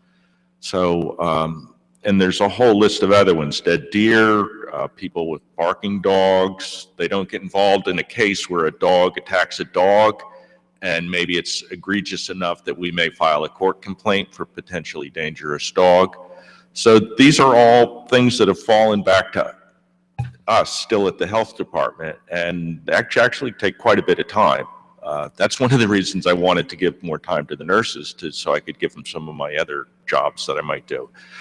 I think when we renegotiate our contract with St. Hubert's, I'm assuming it'll be done in the summer, we should look to see if they can increase some of their services to the town. I recall that when we were discussing having St. Hubert's provide this, we did talk about this briefly, the sort of difference in services vis-a-vis the status quo at the time. And one of the questions I'd asked was whether or not St. Hubert's would pick up, if, for example, there was, and we could go along the extreme, the continuum, anything from a squirrel to a raccoon or a possum, and, asking a resident to pick up a dead decomposing raccoon and put it in the garbage, maybe, I was like, I don't know. So, and at the time, you had replied that they had said that they would do it for a minimum $50 fee. But I'd ask if there was a maximum, because obviously minimum $50, well, what is it beyond that? I don't know if there's been any subsequent discussion on that, but I guess that's one question. But at this time, you said you've adopted a policy of advising residents to dispose of dead wildlife on their private property when they call, you're saying. It's not general knowledge. It's when they call and they say, hey, I've got a dead raccoon on my property. Can you come get it? And you say, put it in the garbage. Right. We have an agreement with South Orange where their animal control officer will pick up dead wild animals in the street, and when she's not available, I do it. Right, no, but I'm asking about the private property aspect. That's, Private, I understand the street aspect. We're here to serve the residents, so if it's, when I speak to the person, usually when I say just pick it up, throw it in the garbage can, there's no health danger. Most of them will say, okay, fine. Every once in a while, somebody, for whatever reason, either is unable to do it or really reluctant to do it, then I'll come by and do it. So, I don't ignore, I do give a little leeway in that. The other thing that happens is you get raccoons in your garbage can, and it's amazing the things that go on with wild animals. So we usually just tell them to kick over the garbage can and it'll get out. But some people are afraid to do that, so I wind up going over to their house and knocking over the garbage can and freeing the animal. So, okay, so basically, you give that as a response, but if the resident says, listen, can you do it for me? You're saying you will do it? Yes, yeah. I'm not totally strict on that. I want to serve the residents, but this is not a difficult job.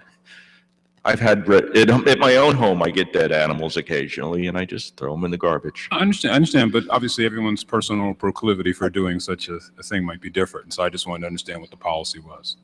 Thank you. Okay. There is no real health hazard. If an animal's dead, you're not going to get rabies from it. It's not going to harm anything. It's not a health hazard to put it in the garbage. I understand the factual. I'm just saying that some people may be reticent to do it. Right.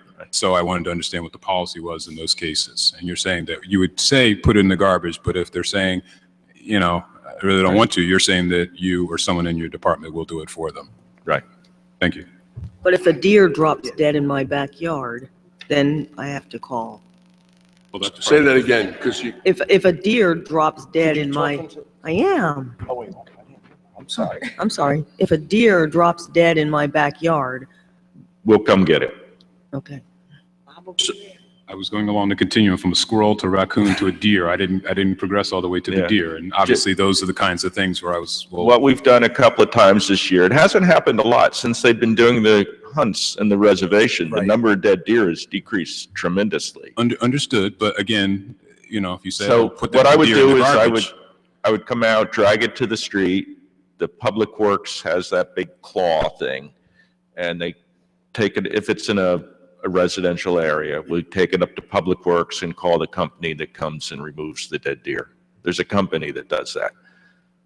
We don't like to leave it on the street in the residential areas any more than we have to. So we remove it to Public Works. Yesterday, I received a call from the village president of South Orange. She asked if we were still considering working with South Orange on some shared ACO. I said that is, you know, a longer range plan. She believes that there may be some movement here. So I guess one question I had is our contract with St. Hubert's, we have a similar, I guess, termination clause that we had with Associated that at some, is it 90 days, 60 days? It's either 60 or 90, I think. Yeah. Right? Okay. So if something happened before the contract ended, we might be able to do something, correct? Yes, if something happened before. Yes. Yeah. Well, yeah, no. I think it'd be a good opportunity for a shared service. Yeah, this is, South Orange would still be the lead agency. It would still be utilization of the former shelter. Possibly. Yeah, well, that's their plan. Mhm. That's what they're talking about. Yeah. I mean, it wouldn't necessarily be a shelter, it would be more of a holding pen and so, but anyway, she had the meeting yesterday and she'll get back to us and we'll follow up with her. So I just want to let people know that that still is a possibility. Because we do have budgeted $75,000 just for St. Hubert's contract. Yes, it's Quite it's expensive. They do a good job and people are happy about it, but it is an expensive proposition. If we can do something with South Orange and save some money and get a similar service and share the ACO, then I think we'll be in better shape. I think that would be a good plan. Okay. To work out the details. So I just want to let you know, as I said that in the state of the state, and it actually is still happening, so.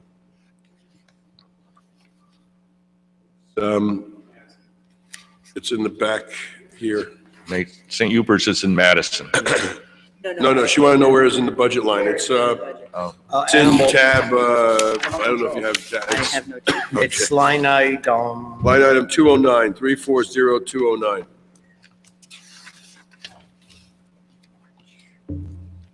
Animal Control Shelter Services.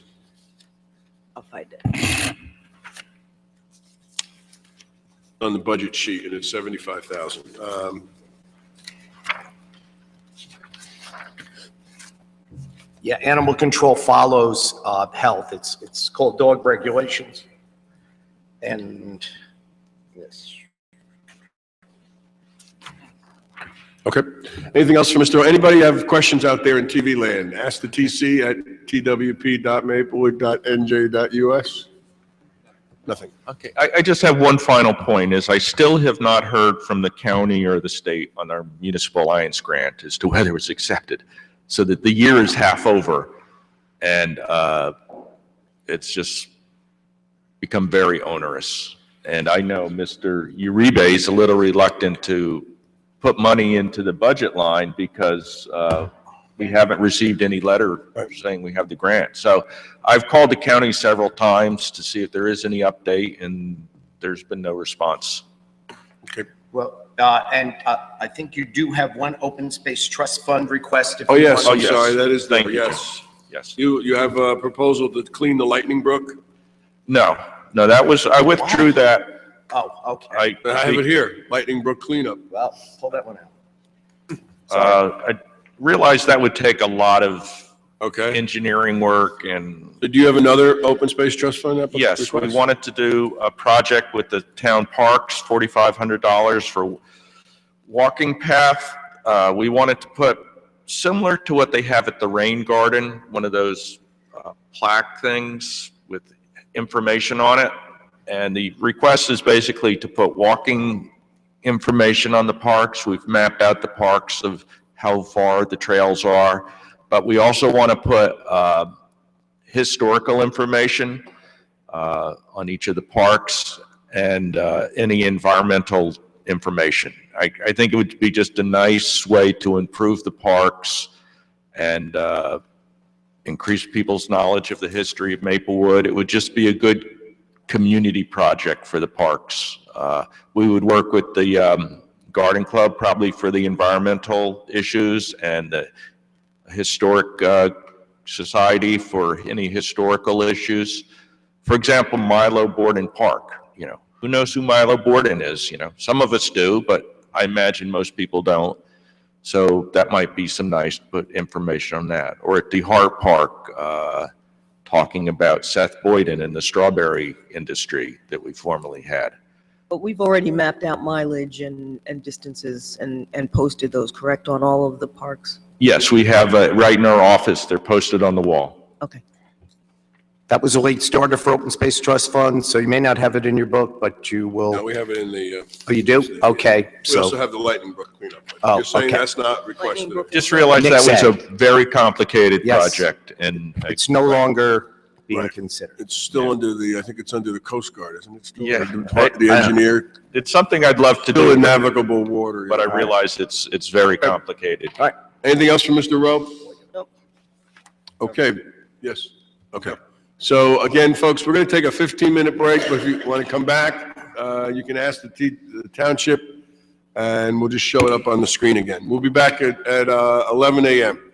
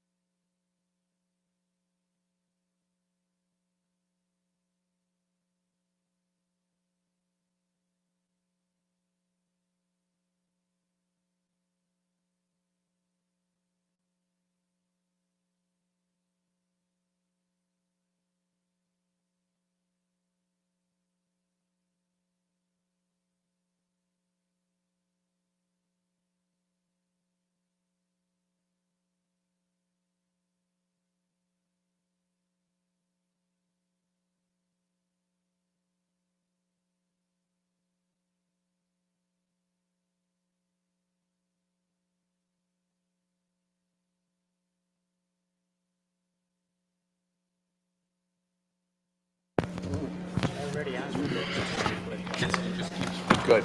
You sent it out? Good.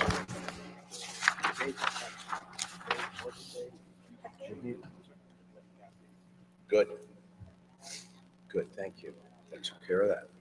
Well, no, we do it public.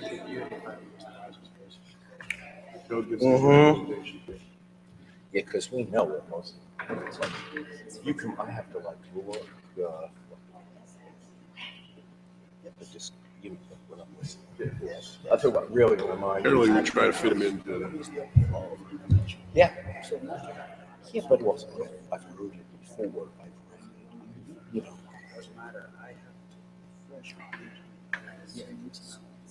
Okay, we're going to get started, 11 a.m., and we're now going to deal with the Fire Department and Office of Emergency Management. And again, if you're watching and you have a question related to this presentation or any in the afternoon, please email us at askthetc@twp.maplewood.nj.us.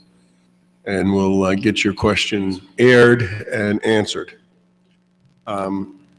Morning, Chief, Deputy Chief. Morning, Deputy Chief Weber. Yes. Good morning. So you want to introduce yourselves? Why don't you do this? Why don't you pull both microphones in front of you? Yeah. If you're both going to say something. And keep them as close to your mouth as possible. Thank you.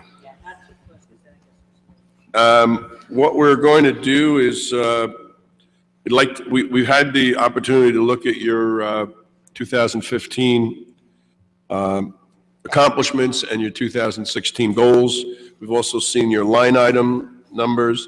You have a number of personnel requests, and you also have capital requests. We're going to deal those. So we'd like to not have you go through everything, but if you could pick out a couple of things that you're happy about that you accomplished in 2015, a couple of high points for 2016 of your goals, and then we'll see if anyone has any questions about your line items, and then we'll go into your personnel requests and then your capital requests. Good, thank you. Okay? Yes. So what did you accomplish in 2015 that you want to tell us? 2015, we closed out the year with a record number of responses for the fire department, with 3,869 responses to requests for assistance, which is a 6% increase from 2014. That's also a record number in the history of the department. That included 108 fires. It included 1,706 EMS responses, which is an 8% increase in EMS responses from last year. It includes, we conducted 415 smoke detector inspections for homes that were being sold. EMS revenue increased, the gross increased 12% over last year, and the net was because of a new billing company that we were paying a lower rate. The net for the township was an increase of 14%. We completed approximately 850 fire safety inspections in 118 life hazard occupancies and 535 non-life hazard occupancies. Completed approximately 4,260 hours of training for all personnel, which included live burn training at the Bergen County Fire Academy, included off-site training and members also pursuing some training on their own. We we saw the retirement of 3 long-term members: Carl Kling after 30 years, Mark Littlejohn after 25 years, and Captain Hillwagon after 26 years of service. We had 4 probationary firefighters that were hired in 2015 that graduated from the Essex County Public Safety Academy, and all 4 of them were at the top of their class. 2 of them received merit awards. 1 of them was a class commander, and 2 were members of the color guard for the graduation.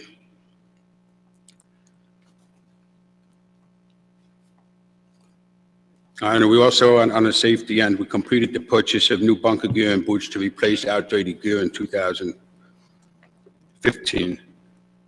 For 2016, I'm sorry, before you get into Yes, sir. 16, I did have a question on the electronic billing with Ambulance Billing Company. You said that you're in the process of completing the software installation for the electronic billing. Has that been completed? There was, it was not completed 100% yet. We just had a conversation with the vendor from ABC Billing. There was a software problem in integrating the our recording software from Red Alert with the billing software that the biller requires. And it's my understanding as of actually yesterday that that has been completed. And we're hoping to move forward really in the near future where we're going to complete the electronic billing process. So how will that increase operational efficiency as you talk about here? What will be the difference from what you do now and what will be then, and how is that going to be more efficient? It's going to be more efficient actually on the collection end for the EMS biller, because the reports are going to be submitted instead of on a weekly basis, they're going to be submitted on a daily basis for them to start processing. The electronic component allows for more accurate data collection, which is required now, especially they just changed Medicaid rules for 2016. So by going electronically and documenting everything in a little more of a significant manner than we can do on paper, that's going to allow us, it should allow us to be able to increase the collection rate on the EMS end and ensure that we have all the information properly and accurately recorded. So let's go into 2016. 2016, our goals were, the goals were to hire 4 firefighters, 2 to replace members retiring, and also to increase the table of organization, which that is in the process of being accomplished with the approval last week, or earlier this week, to restore 2 positions. I would like to still replace 4 captains, whose positions were eliminated some time ago. We're applying for an assistance to firefighters grant to replace SCBA units that are aging. What is a SCBA? A self-contained breathing apparatus, the air tank, and everything that's involved with those. Purchase a new engine to a Houston Galveston cooperative to replace a 1987 reserve engine that's way past its recommended service life. We'd like to retrofit the 2005 ambulance, also through Houston Galveston cooperative, because that's past its service life, and that's more important now also due to the fact that the ambulance that we lost in the fire we're currently replacing, but we need to have a reliable backup ambulance. Also in light of the fact that our EMS responses have increased. I'm sorry? The last sentence you said. EMS response. EMS response has increased. I'm sorry, I have a question about the backup, about the ambulance request. Did we replaced the one that burned up, didn't we? We have it, it's ordered. It's in the final stages of design. The anticipated delivery of the backup one, of the new one, is mid to late summer. So right now, we're using the one that we would like to refurbish as our primary ambulance. We have a backup ambulance that was from, we have a backup ambulance that is from the company we're buying the ambulance from, that they're in the process of straightening out a title issue. So we have that available for our use. And we also have memorandums of agreement with the Union Fire Department and with Monarch to have an ambulance available as a backup should the need arise. And we've also already, since the fire in September, we've used the Union ambulance on 2 separate occasions, once for 2 weeks and once for 1 week when our ambulance was out for repair. Right, I guess maybe I'm still confused. So then, the one that replaces the burned one, that's new. Yes. Correct. That's new. Right. Then the one that the company is, are they throwing that in? No. Or they're loaning it? They're allowing us to No. use it in the interim while the other one's being manufactured. Yes, So, but we have, stopgap. we have a reserve unit now, is that correct?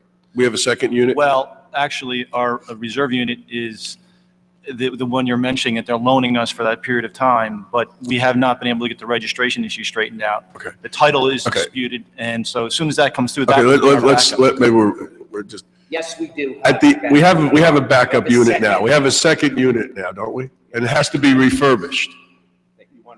You want to refurbish it? Yeah, that's Currently, correct. Primary and ambulance. Okay. Yes. Okay, so the primary ambulance that we're using now is ours, and we want to refurbish it. That's In correct. addition, we would have a new one. So there's two things, a new one, which we paid Which for. we by the already ins- did, Yes. and then refurbishing your backup one, That's correct. Now primary. which is now primary. And then the one that they're allowing us to use, is that temporary, or are we renting it? What, that's just temporary until we? Temporary, No, that's Okay. temporary. temporary. All right. Go ahead. I'm sorry. We have a question. Yeah, I'm sorry. This is a question on the apparatus computers. This is just kind of a techie question, so I don't know if, is this software an add-on to existing software? I guess I'm curious about the connectivity piece of the equation. So if the tablet is on the apparatus, it has to connect somehow to get the information that's displayed in terms of the location of the, as you portrayed it here. Is the connectivity aspect already in place, or is that part of this implementation? That's part of that. On a new apparatus, that will already be in place. I'm sorry, say that again? If we purchase a new apparatus, that will already be in place. But for right now, that's part of what we need to do. Okay, so for existing apparatus, fire trucks, that connectivity is already in place, or is not in place, I'm sorry, and would need to be included as part of this? And in new, Yes, red alert is it, right. Do you have connectivity now between our fire truck when they go out and the billing people? No, not right now. That's Okay. part of that. okay, so I'm asking, is that connectivity piece part of the costs that are involved here? But when you say here, what do you mean? I'm looking at the apparatus computers request. On, Yes, that will be part of that. okay. Because it says computers, mounting, hardware, and installation, and software, but I'm assuming software is the software on the tablet, and I just want to know about the connectivity piece of the equation. And that's a capital request that you're talking about? This is, yes, I believe it's a capital Okay. request. Yeah. That's why I didn't know. All right. Okay, so I just want, So you get your answer. I think I heard that it is included in this cost here. Yes. Yeah. Okay. In one of your 2016 goals is to increase fire prevention, community risk reduction. And you talk about delivered to neighborhood associations with a focus on unattended cooking fires. How are you going to do that? How does an organization know that they can get information from you for the members of their association, whether it be a civic association or PTA or neighborhood organization? What we would like to do is be able to put some information out over the township website and also through excuse me, the community associations throughout town, and be able to meet with them at least through one of their monthly meetings in the year to discuss fire safety, which we really haven't had an opportunity to do. We have been working on meeting with the tenants associations in the apartment buildings around town and their maintenance staff, so they know the proper steps to take. If there is a fire, they know how to help keep themselves safe. There's some buildings that have what's called protect-in-place procedures, where they're supposed to remain on the scene unless they're directed otherwise by the fire department once we arrive on the scene. And we haven't been out there as much as I would like to, and our intent is to try to increase that, especially with the neighborhood Right, associations. and I know we talked about it after the fire in Edgewater, we talked about having more interaction with tenant associations, and the maintenance staff and all that. If you could bring back to the Public Safety Committee sort of an operational plan for 2016 as to how you're going to reach out, how many groups you're going to reach out to, what's the schedule, what are your goals? I mean, quite honestly, this goal, which I think is so very important, is kind of buried in so many other of your 2016 goals. I think it should be a little higher.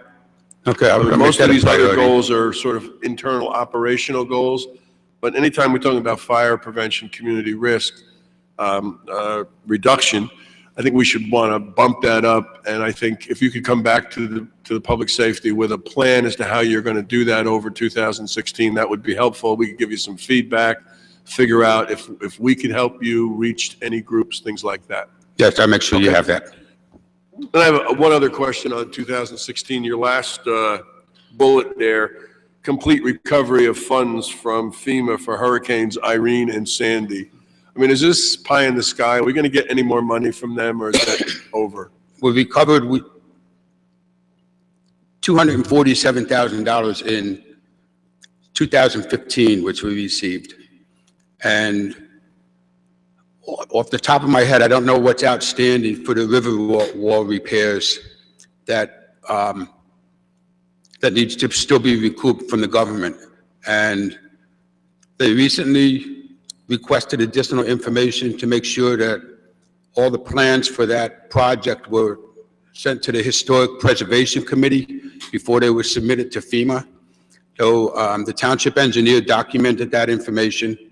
That was sent out there, and now it's just in a waiting process for them to finish the approvals on it, my understanding. So are we going to get any more money for staff time that was, we did overtime and all? That's all, we're not going to get anything for that, right? No, I believe that for both of those storms, that we already received reimbursement for that.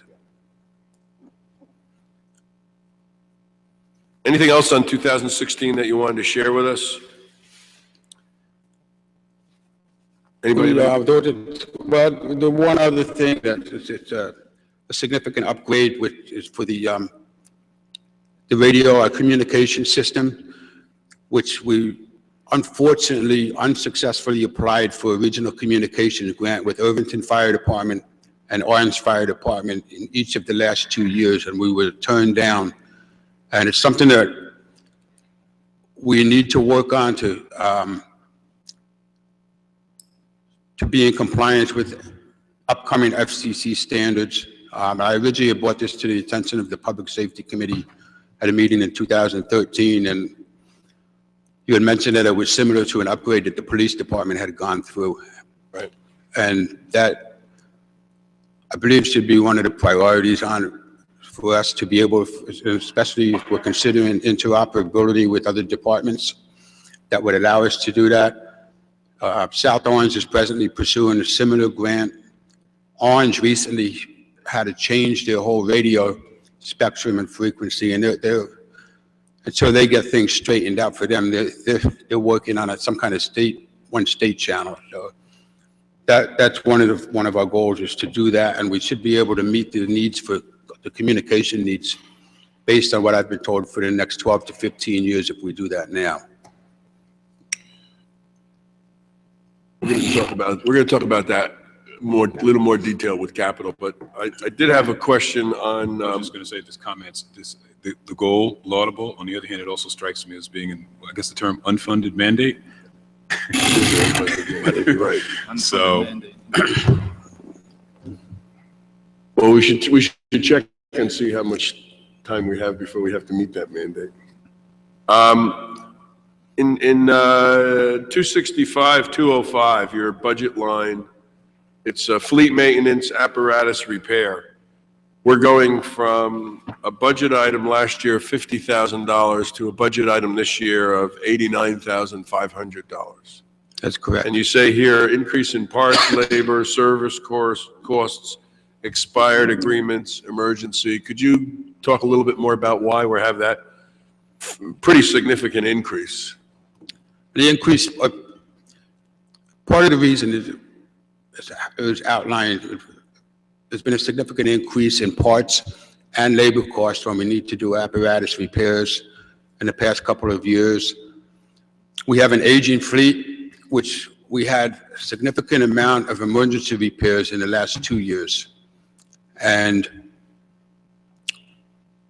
we think that we have, those repairs should get us through with no problems, but it's anticipated, part of the reason for that request was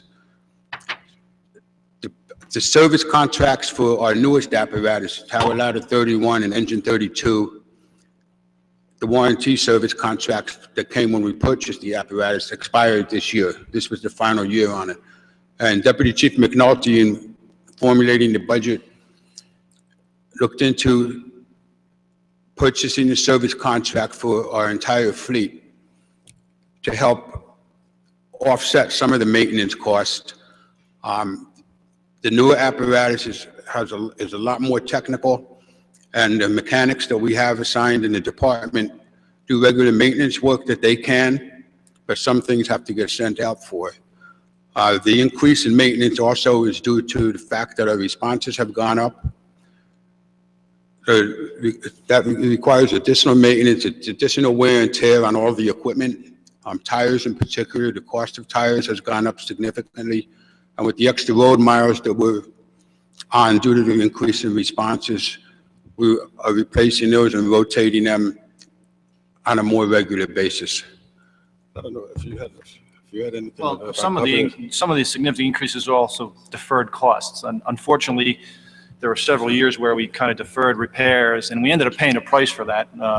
Simple things like minor leaks in certain valves, and we said, well, it's a leaking valve, it's not critical, but then what ended up happening with Engine 33 was that those leaks caused additional damage to electronics, which ended up being a bigger repair cost. So I think some of those significant costs this year were deferred costs over years, and we probably should have addressed earlier, but the budget didn't allow for those repairs. So I think you give credit to Deputy Chief McNulty, the decide that we really have to get the things in shape, and I think he's put us on a pretty good footing for the near future as far as the apparatus we have to maintain in service. I think Chief Dingelstad mentioned the difference in apparatus. I mean, we're replacing a 1987 engine, and unfortunately, the current apparatus there's so many more requirements. A lot of it has to do with emission standards, and so the engines are incredibly complex, and so it's not just simply changing filters and gaskets and things like that. It's really about these high-tech engines to burn hotter. We have to do a burn off on each engine. Our fuel costs have gone up as a result of that, because we have to, every so many hours, it has to burn off to clean these filters. So there's and as the chief mentioned, due to those changes, we have to really maintain a service contract. Those service contracts are expensive. On the 1987 engine, we didn't really need those service contracts. The guys did their fuel, their oil changes and their filter changes, and we were okay. But these current engines just require this kind of maintenance that our mechanics aren't capable of.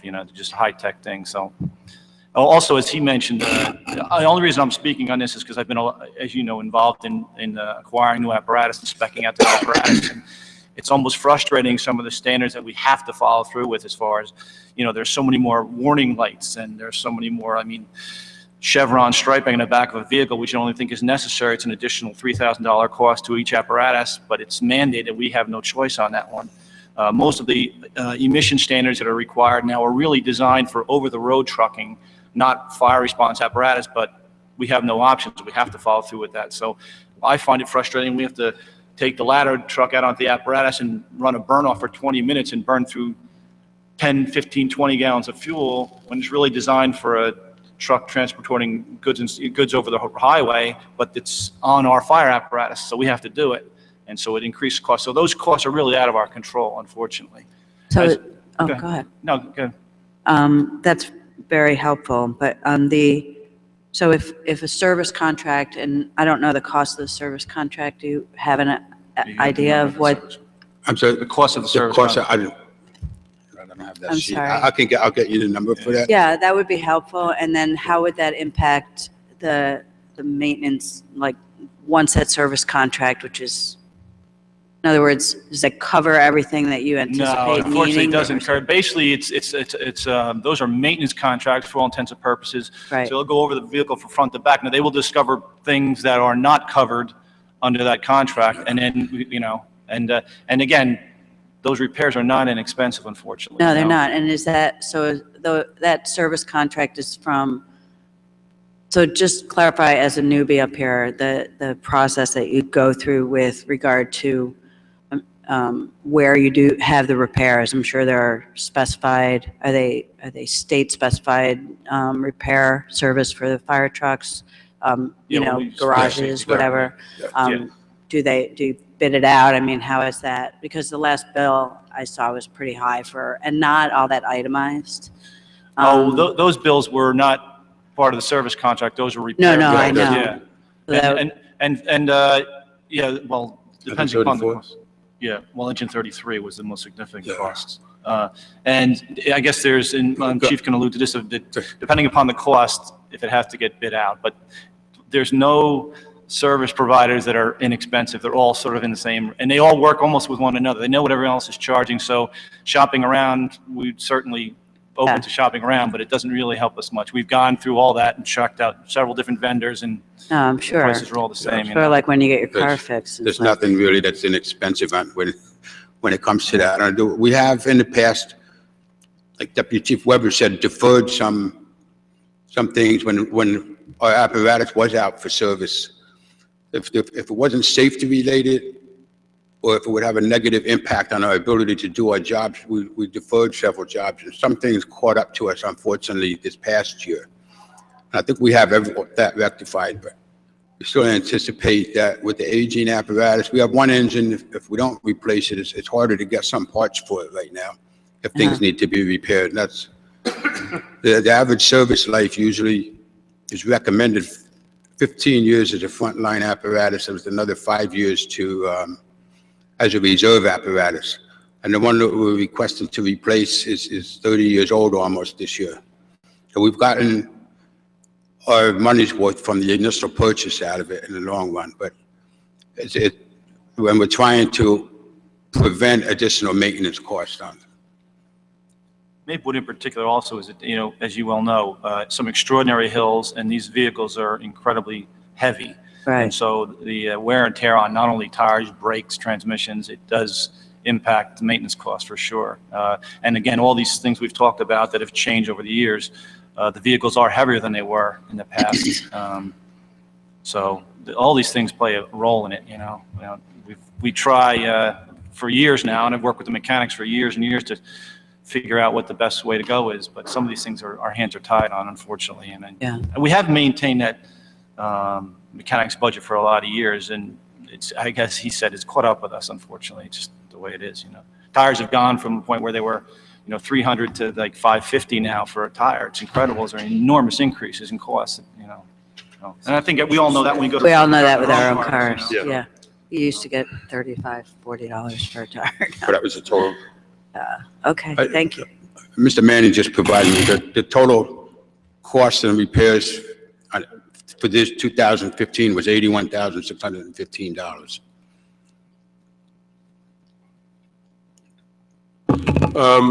Anybody have any questions on any other line items before we get into the capital requests and the personnel requests? Okay, let's move to let's go to the capital request first. Okay. We have 1601, which is the fire engine. That's correct, to replace the 1987 Pierce fire engine, to replace that. That's our reserve apparatus that can only be anticipated. We got a good bang for our buck with that apparatus, and it is time to replace it to be able to maintain a level of service and to also decrease the anticipated increase in maintenance costs on it. And we have been budgeting for the past 3 years prior to this year. The cost estimate is $600,000 for that. My understanding, if we purchase it through Houston Galveston Co-op, that the cost would be $595,000, which is it's $25,000 less than if we were to purchase it outside the co-op. And let me ask a question. You know, we were kind of thinking that these were going to be bought every 5 years. Now you're trying to push it into 4 years. You know, we were thinking, you know, I guess when we talked about this, we were thinking of $500,000. Now it's a little higher, but we were thinking of 100,000 a year over 5 years. Now you're asking us to compress it into 4 years. And so tell us why, as opposed to 5 years, you want to buy it in 4 years. I actually believe that in the year prior to 2013 was when I was promoted to chief. And I believe that was requested also from Chief Richard Della starting in 2012. I have to double check on that. I wasn't trying to compress it into 4 years. I understand what you're saying about the 5 years. And I don't know if in the budget prior to that, in 2012, that the request was made. So a different chief set it up for a 5-year. Right. I was asking, okay, you don't want to do it in that period of time. Is there a particular reason why we couldn't still continue in the 5-year path? Well, basically because of the maintenance costs and the fact that our oldest engine is considerably way past all recommended service standards for a fire apparatus. Yeah, I mean, other thing to consider is when you spec out an engine and you get the contract, it's about a year process before delivery. So it's not like we bought it, we may not even get it in 2016 if it was to pass. It would be probably more likely in 2017. Yeah, no, but we were talking of a 5-year funding. I mean, I understand that. I mean, you're always going to have lag time. We always have that problem. But, you know, as opposed to putting 100,000 in, you're asking us to put 245 in. So I'm just asking, is there an emergency here? Because it looks to me as that you're moving, that the old reserve engine at Boyd and Ave is too old, and you're moving the one you're using now into reserve status and replacing it with a new one, correct? Is that what's happening? So what'll happen is that engine 33, which we had all the work done on this year, but we feel like we've got it, you know, in a position that it will last us for a while. Obviously, more so if it were a reserve engine. Right. So engine 33 would now move as it's a reserve. Engine 2 that's now at Station 2 would move to headquarters, and the new purchase engine would be down at Station 2, and then we'd obviously either trade in or sell off engine 4, which is the 1987. It would be actually the one being replaced. Okay, so I guess, let me ask this question. Suppose we push this off for 1 more year, so that would mean you wouldn't get the actual engine in place until 2018, right? If we bought it in 2017, you're saying it takes a year? What would that result in? What would be the issue there? The negative impact? Yeah. Well, there's no way to tell for sure. I mean, if everything holds up, then we're okay. If there is a breakdown and we don't have a reserve, then that's the risk you take. So there's no way to say exactly, you know, it's a risk reward thing. If we're lucky, we have no problems. If engine 4 breaks down, we no longer have a reserve engine. That would be the risk. Right now at Station 2, we have a primary and a reserve. And at the headquarters, we have a reserve there also? No, that's considered, engine 33 is considered our second engine. That's a primary engine also, out of headquarters, engine 33. Okay. So like, for example, when engine 33 went out for all that work, engine 4 is now placed in service as a primary engine at headquarters. That's a 20-plus-year-old, it's from 1987. That was our primary rig for that period of time. It was a significant period of time that engine 4 was out, or engine 3 was out getting repaired. That's the circumstance. And so it's also nice to have what I would consider engine 33 being a fairly reliable reserve engine. Engine 34, while it has been a phenomenal engine, it's one of the reasons why we pursued Pierce. That's a Pierce engine, and it's performed really, really well for so long. So we consider that manufacturer a good one.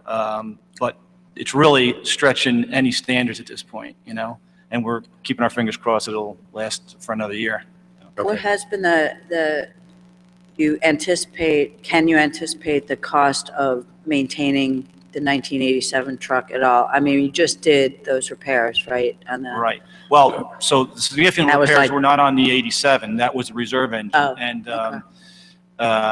the repairs were on engine 33. And we're hoping that with significant repair work that was done to 33, it will last, you know, and it will be but again, if it sits as a reserve engine, it will last that much longer. When you place a 25-year-old, 30-year-old ring in service, obviously the likelihood of that breaking down is greater. So you want your frontline pieces in service, and you would like to have a reliable reserve engine, so if something goes wrong with that. So that's the reason why we really want to replace engine. Really, when you're talking about, we're replacing, for all terms, engine 4, engine 34, that's the one that's in 1987. So that's, did I answer your question? I'm sorry. Okay. To follow up on the mayor's question and maybe look to the future, the next, you know, after this one, whether we replace it this year or next year, after this one, how long of a period are we looking until we need to replace another one? So are we looking at a 4-year plan, a 5-year plan, shorter, longer, just so we can keep in mind how much are we going to have to set aside each year in preparation for that? Because I think, the issue we're having now is we were planning for 5, and now we're, at least as we see it, compressing it to 4.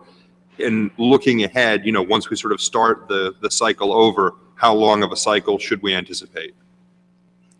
Well, I believe that was our goal here initially with my predecessor. And I just was going to add that the amounts from the prior 3 budgets were not what was initially requested. That was what was in the actual budget. The requested amount for the prior 3 years was higher than what was budgeted. So that's what led to the increase in the request for 2016. I believe, Mr. Lembert, for your question, our next apparatus replacement, the next oldest apparatus is the 2001. So that's coming into the age where once we replace, we get a new apparatus now, then we're going to start looking into planning for 5 years down the road to replace the 2001, 5 to 6 years to replace the 2001 apparatus before it becomes really obsolete and increase in maintenance costs and so forth. So in terms of a budget year to look for when this is going to come back up as far as the actual purchase, we're probably looking at fiscal 2021 as opposed to fiscal 2020. We're looking at 5 years from now, not 4 years from now. Yes, sir. Okay. And it sounds like we're always going to have an allocation in the fire department of 100 to 150,000 every year to build up money to buy. I think that would be feasible. Okay. One of the things that we have done in speccing out the apparatus is anticipate, and again, all these costs I talked about earlier, it increases the cost of the vehicles. And so we've tried to anticipate, well, I've been involved in this, is like, how can we purchase a vehicle that will give us longevity? One of the things we have done is, for example, we've gone with stainless steel bodies as opposed to galvanneal, things that rust out. One of the problems we have with the current engine 4 is that it's a rust bucket, right? So those one things we've addressed, and we've thought in terms of the possibility that replacing an engine is $600,000, but if we have a body that's in perfect condition and it's run relatively well, if we have to replace a transmission, and even if it's $100,000, you're still way ahead of the game to give it longevity. So we've tried to anticipate what ways we can extend the life of these vehicles, and whether that plays out or not, well, I guess time will tell. But in addition, you asked the question, Mr. Lemrick, the engine 33, which will be the reserve, is 14 years newer than engine 4. So I don't think we'll be in the same situation we're in now. Engine 33 should be a stable reserve engine. Okay. So if anything, we'd get, if we plan on 5 years, if anything, we might get an extra year. Exactly. As opposed to having to come back and forth. Okay, I just wanted to anticipate that. So let's go to your next, the backup ambulance, you talked about that before. Yes, We want to refurbish that. Okay. Next, you have the communication system, which Mr. Brownlee touched on before. Let's just be clear, is this? No, this is a different one. This is their radios. Oh, okay. And the other was the computers. Right, that's a question. Well, this is the next one. I think the next one is okay. And over 80% of the funding for this is coming from Right. grants, so it's not coming from, we're spending 50 and. Well, I didn't understand that because in your justification, you're talking to us about putting the two 253 into the budget and that we're going to get reimbursed, but I didn't understand this exactly. What are we talking about putting into budget? Is it the $24,000 or is it the 200, is it 277 or is it the 50,000? no, $277,000 in it. You're asking for capital, 277. That's correct. So you're saying that it's, and then you would get a grant for 227? No, we were denied, Yeah, that's we what were I, denied. the Right, grant. so, yeah, I heard that. yeah, that's what you said before. Yeah. So, When I originally had put the request in, we had not received the response back from FEMA. as Remarks to tonight. the so status of the grant. we did not receive the grant. Right, you said that earlier. Just to be clear, yeah, Tonight, today. For the entire amount. we did not receive the 227. That's correct. We did not receive the grant. And is there any projection in the future that we might apply again and get that money? Well, this is the third year we haven't gotten it, right? Right, Yes. We could apply it in the future, but right.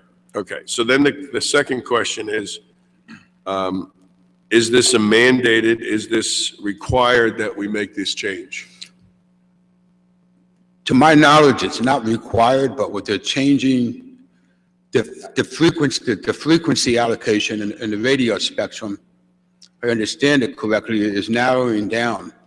And we're going to be locked out of being able to communicate with other agencies if we don't start taking the appropriate steps to do this. And that's why when I initially, this has been something that Captain Hayes has requested to Chief Ricciardello the entire time that he was chief. Whether that was presented in this forum, I'm not aware of that.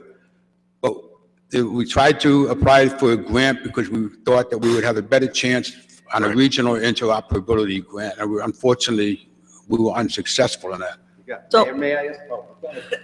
So are you saying that while it's not a mandate right now, at some point, in my own lay brain, systems are going to change that will keep you from being able to effectively communicate Yes. in an Yes. emergency situation? And at what point, I'm When? not clear, at what point will that happen? And I'm sorry. if you They already said, but- anticipate, I don't know when that was going to be. I don't have the exact date on that. I'll find that out. It was the way it was explained to me was that the changes were going to begin being made in 2016.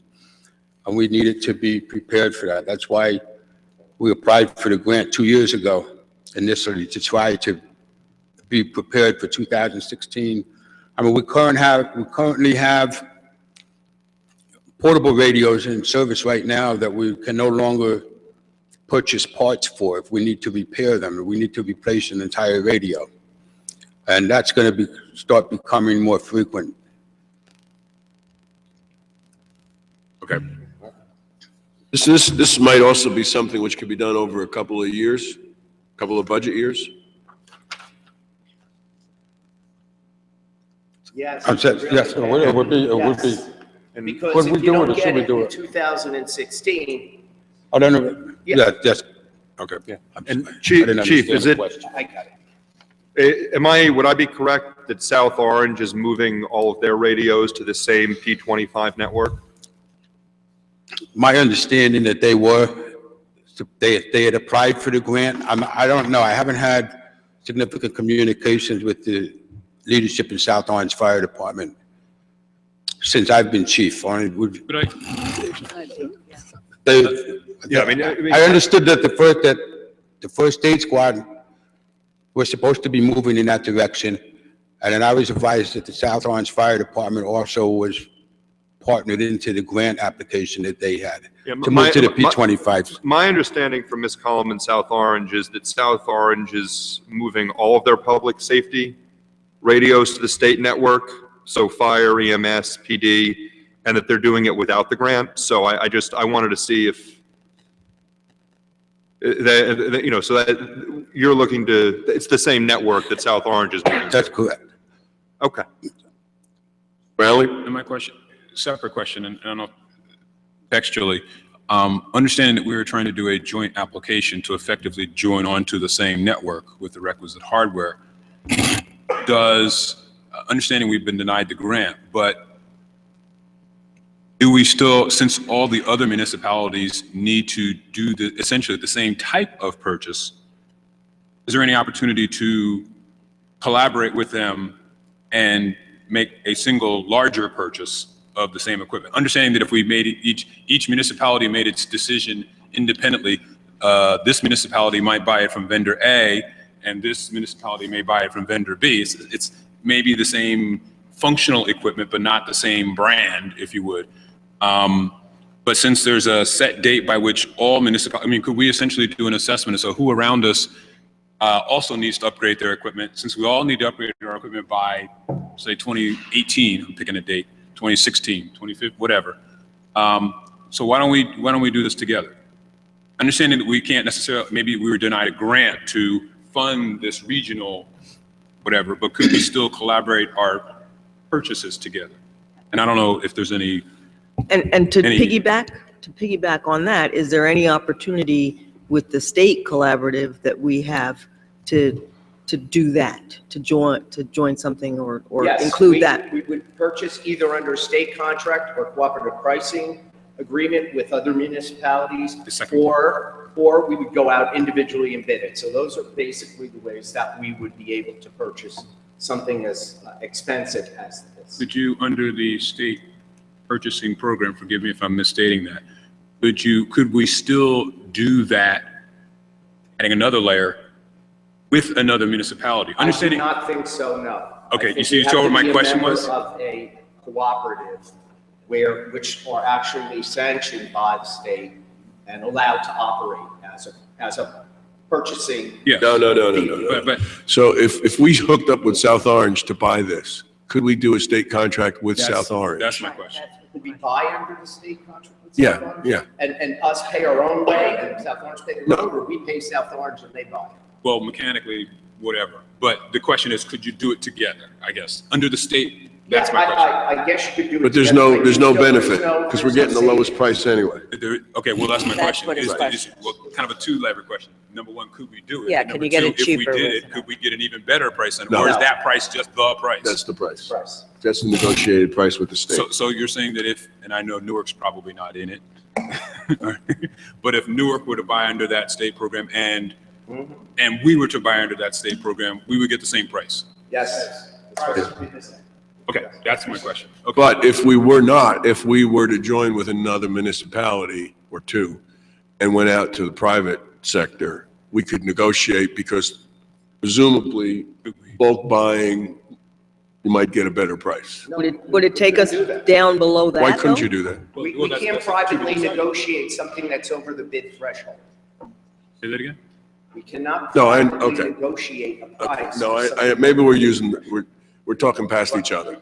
Suppose we went out, just like we do lawn cutting. We go out and get a contract with lawn cutting because we think we're going to get a better contract because we're with South Orange. Correct. Same thing on buying this, not negotiate, but if we went out to bid with somebody else, we might get a lower price because somebody feels they're providing more for us. Would we get a better price than through the state We don't know. cooperative? We don't know that. But the question is, it's first of all, could we do it? All right. And if we could, Yes, we'll have to investigate. I'm sorry, I do not know, but standard-wise, would you? Yes, we have three choices to do it. Yes. State contract, cooperative purchasing system, or bid. Right. We can bid jointly with somebody else.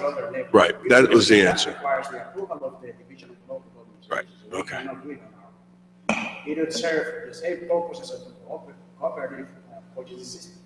So in this case, the most expedited way of doing it is just going by state contract.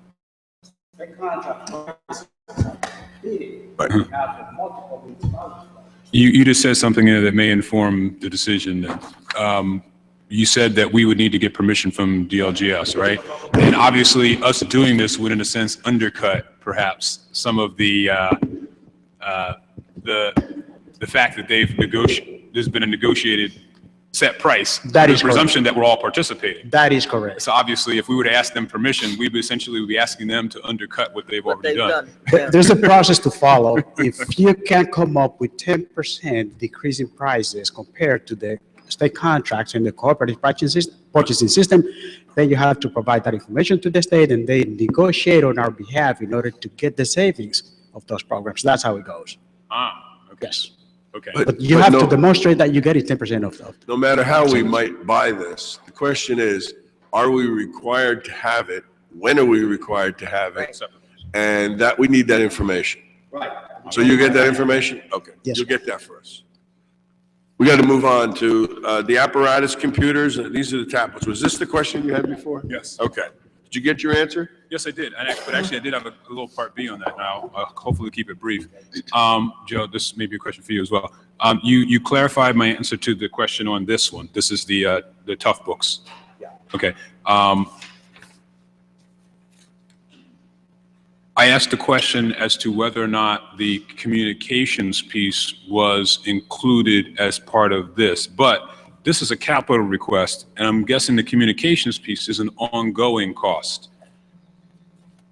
Because communication, like I right now have internet access and I pay a certain amount. In a similar way, there's an ongoing cost of this. Is that an operating expense as opposed to capitalized? So I'm wondering, Yeah. I know you said something, but I'm wondering whether that's Initially, so the software is the thing that. software, I get that. You got that. You mean, in other words, the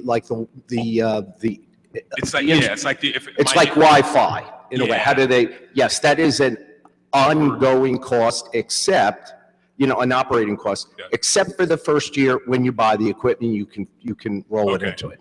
Okay, all right. And the ongoing cost would be in the operating line somewhere. That is correct. Okay, thank you.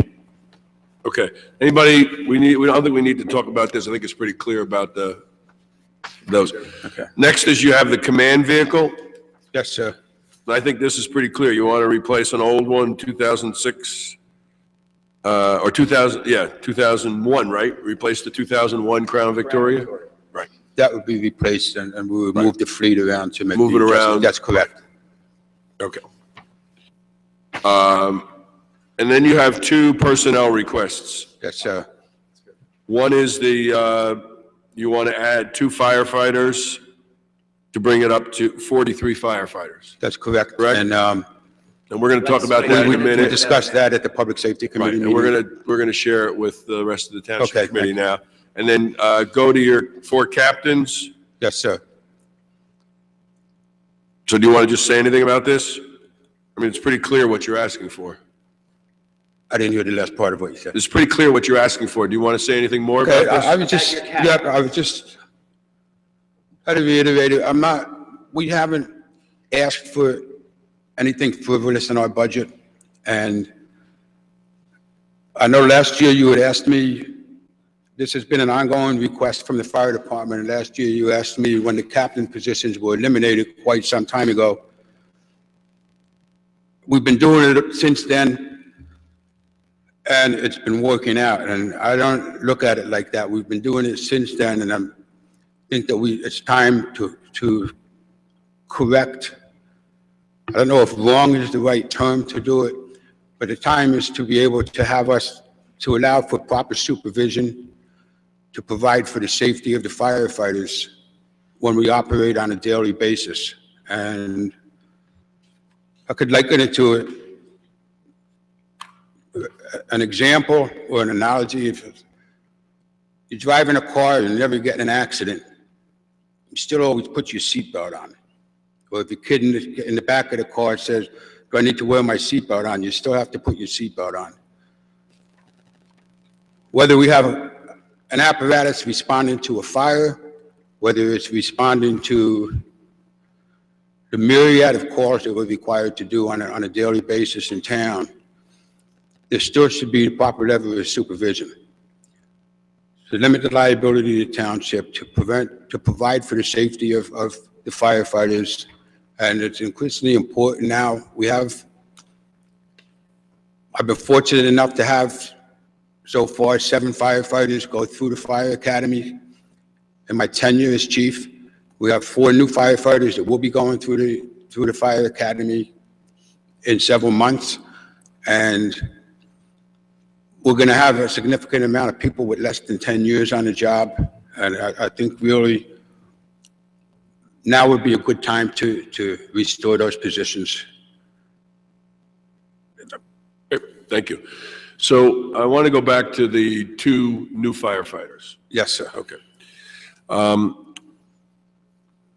The other night, the Public Safety Committee met with the chief, and we've been discussing this for some time.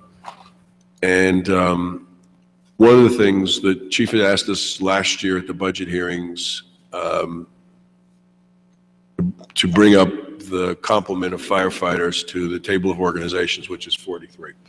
And essentially how it works is there's three firefighters in command, chief and 2 others, and then there are 4 battalions of platoons of firefighters, of 10 firefighters each. That's in the normal. Because we're short 2, we have 2 platoons that have 10 and 2 platoons that have 9. Now, because we have a minimum 8 firefighter roll call, it often requires overtime to keep up those that minimum, because those, you're going from 9 to 10. If you have 2 people out, you got to bring overtime in. So we've been looking at the numbers, and one of the things that we analyzed was sort of, if we were to add the 2 firefighters, we would have some savings in the beginning, but because of the way the steps worked previously, a year 3 or 4, the new hires would outstrip the overtime. What Mr. Manning was able to do in the new contract is to expand the steps for the firefighters from 7 grades to 10 grades. 8. No, 7. Okay, I'm sorry. 7 to 10. So whereas a firefighter before this year started at $43,500, a firefighter now starts at $34,400. So it's an $11,000 drop. And it takes longer to get to the maximum of $92,000. So by looking at these numbers now, it looks like it is better for us to hire the 2 firefighters to try to eliminate the overtime. In 2015, according to the chief's numbers, we had 7,773 hours of overtime, which equated to almost $509,000 in overtime costs. Now, we're not going to eliminate overtime because there's training and there's fires that occur where shifts have to come in, there's emergencies and things like that. But what we worked out with the chief was, for the next 2 years, we would have the additional 2 firefighters, and then at the end of those 2 years, evaluate whether or not overtime costs have gone down, and then we would either maintain that or make some adjustment going forward. So that's the recommendation of the Public Safety Committee to the rest of the body, that we move forward with the hiring of these additional 2 firefighters for the purpose of reducing the overtime cost and bringing each platoon up to 10. We think is going to be the way to do that. And the 2 years would start when the full 43 are on board. So it might be mid-year this year, and then we would start to look at that point, and 2 years further, we would monitor. Now, you should know the Public Safety Committee looks at overtime every month with both the police and the fire. That's our mandate from the Township Committee. We talk extensively with the police chief and the fire chief about their overtime costs, because it can get out of hand. So anyway, our recommendation, and that's what the chief was referring to, is that we authorize him to move forward with the hiring of the 2 additional firefighters to bring it up to 43. Yes. So if you're okay with that, then we can just agree and move forward with that. I'm on board. And it would be a 2-year. We understand we're going to monitor this over the 2 years, and our goal is to reduce that overtime as required because of meeting that minimum of 8. 2 year starts, as you said. 2 year starts. When the full complement's in place. Sounds all right? Yes. Okay, I represented us okay? Yes. I appreciate your consideration for that, and I thank you very much, because that's been a goal, and I think it's going to in addition to bringing down the overtime, that's going to also enhance the safety of the fire department staff. And it's also going to allow us to train better and also to increase or enhance our operational efficiency. So I appreciate that. Does anyone have any other questions for the chief? Anyone out there might have a question, you can ask the TC at twp.maplewood.nj.us. No questions have come in? Any orders for lunch come in? Nothing? Oh, they delivered early, okay. Okay, Chief, thank you. Deputy Chief Weber, thank you very much, and good luck. Thank you. So find some, we're going to be interviewing the 2 new firefighters pretty quickly, right? Yes. 'Cause we gotta I'm get- sorry, waiting to hear I do from- have a question. Yes. I'm sorry. Just for the record, how many captains do you have now? We have 5 captains. There's an administrative captain that's in Fire Prevention Bureau. There's 1 captain on each platoon presently that's assigned to Station 2 on Engine 32. So the addition of 4 captains would give me 9 captains. It would allow me to have a captain, an officer on the ladder truck at all times, which we don't have now. When the ladder truck goes out, typically the deputy chief will ride out in the command vehicle along with them. And there are times at any given day where we have 2 firefighters on the ladder truck without a supervisor.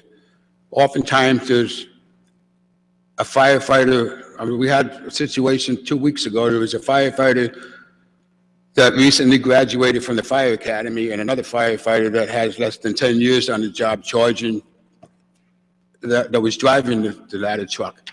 So essentially there's no supervision when they get on the scene if they go to a fire, because what happens is the deputy chief, when he arrives on the scene, is responsible for running the overall scene. He can give them orders, but they still don't have anybody to answer to or to give them direction once they get there. But each platoon has a captain, and whenever you go out to fight a fire, you go out in platoons, yes? We have the deputy chief, a captain goes out on an engine with 2 firefighters, and 2 firefighters or 3 firefighters, depending on the platoon strength, will go out on a ladder truck, with 2 on the ladder truck and 2 on our second engine. That's if the ambulance is in quarters. So the captain that's assigned on engine 32 is responsible for the members on that apparatus. And they work together as a team. Okay, thank you. Okay, thank you, Chief. Thank you. And we are going to come back here at 12:30.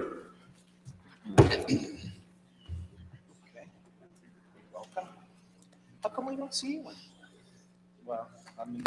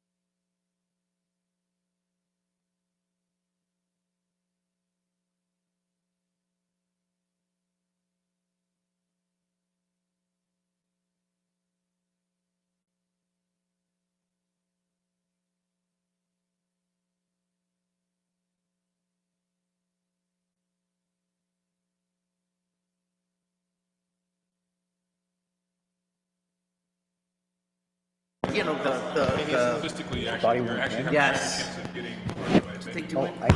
I know. We're resuming. Okay, we are resumed. We're going to resume our budget hearing. Again, if you happen to be watching, you can ask questions of the Township Committee. You can email us a question. Ask the TC, ASKTHE, at twp.maplewood.nj.us. And we'll keep showing that up there. So if you have a question you want to email us, please do that. We're now going to move into the police department. Chief, we have received your budget information, your accomplishments for 2015, stuff that you want to do in 2016, your goals, and then we have your budget lines. I don't believe you have any personnel requests, right? Well, I did have two based upon conversations we had about the potential for a Board of Ed. Oh, that's right, you did, that's right, that's right. So let's talk, that's right, so you have a personnel, right, and then you have some capital requests. So we're going to ask you, we've read your stuff, so you don't have to go through everything, but if you'd like to talk about a couple of high points of the accomplishments for 15, and then also point out anything in 16 that you would like to let us know. Then we'll see if anyone has any questions on your line items, and then we'll go to your capital and your personnel. Very good. Okay. Okay, thanks, Mayor. And just pull that as close as possible. Is that better? Yes. Okay, very good. Well, good afternoon, everyone. As far as our work during 2015, the Maplewood Police Department continued to provide a high degree of professional police services to the community. We generated approximately 44,000 officer activity reports throughout the year, which includes activities from standing a school corner and crossing kids to responding to motor vehicle accidents to investigating various crimes, right up through major incidents. We also received approximately 70,000 phone calls, 10,000 of those emergency 911 calls. And obviously, we provide services on a 24-hour, 7-day, 365-day-a-year basis to the community. As of November, when the budget presentation narrative was written, we had about a 12% UCR crime rate decrease from the previous year of 2014. By the end of this last year, on the 31st, it translated to about a 9% reduction as those final numbers came in, and those are still preliminary, but that's about where we fall. So we're very pleased with the results of our activity for last year. We had 324 total arrests. We had a reduction of about 41% in our robberies and about 25% in our burglaries. As far as significant events in 2015, in February, we had officers go in, distract, and disarm a suicidal youth who was taken into custody and transported to a hospital. That was done at great risk to the officers, but obviously saved that youth from harming himself or others. In April, with the help of a citizen's tip, officers intercepted and followed burglary suspects who were ultimately apprehended, and that arrest led to the clearance of multiple burglaries throughout Maplewood and other towns, which was an excellent arrest for our officers. Throughout the year, we responded and conducted several lockdowns in the schools due to emergency situations that presented themselves. Each of those ended successfully without injuries to officers or students or school staff.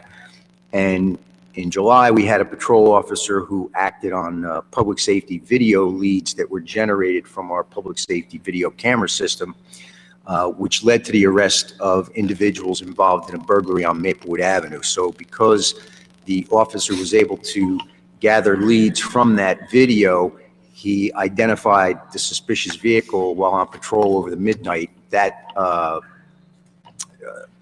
actually was several individuals in that van were prepared to do another burglary on Maplewood Avenue, and using good police work and those leads, he was able to make an arrest, prevent a burglary, and solve the burglary from the previous incident.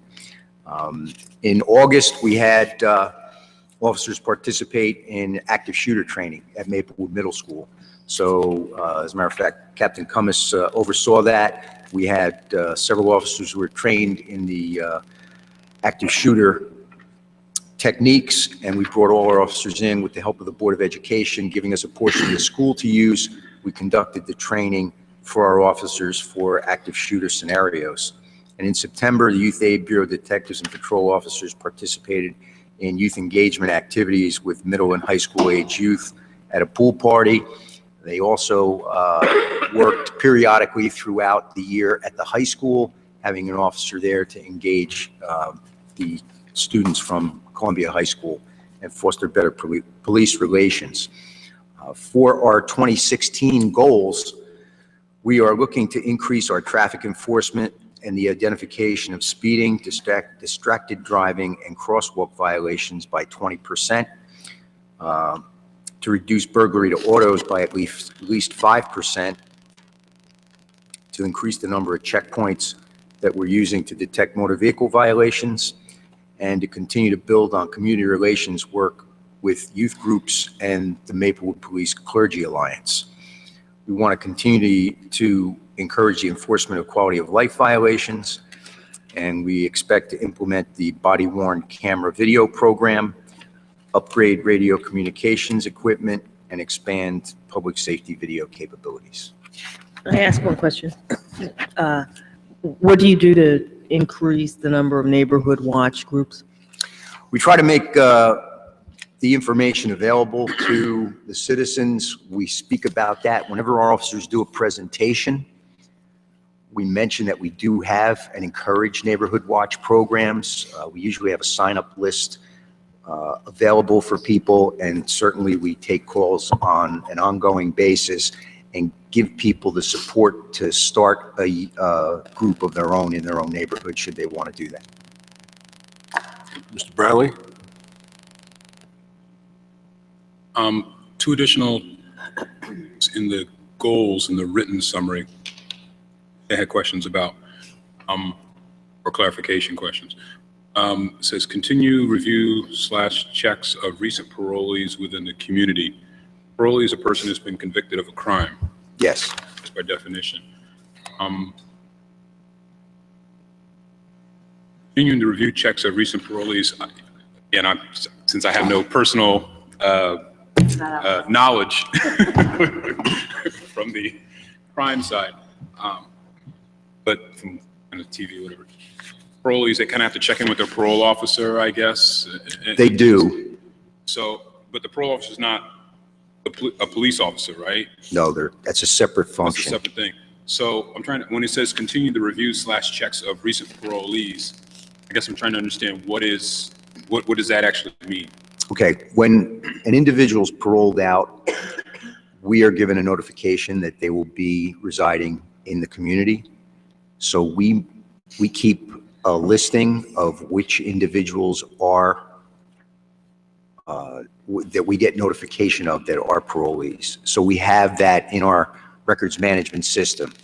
Therefore, if we have criminal activity, we can run a report to see if there are parolees in that area. If they had a background in a particular type of crime or incident that has occurred, then we could look at them as a potential suspect in those incidents if it is something that has occurred, within an area of close proximity to where they're living.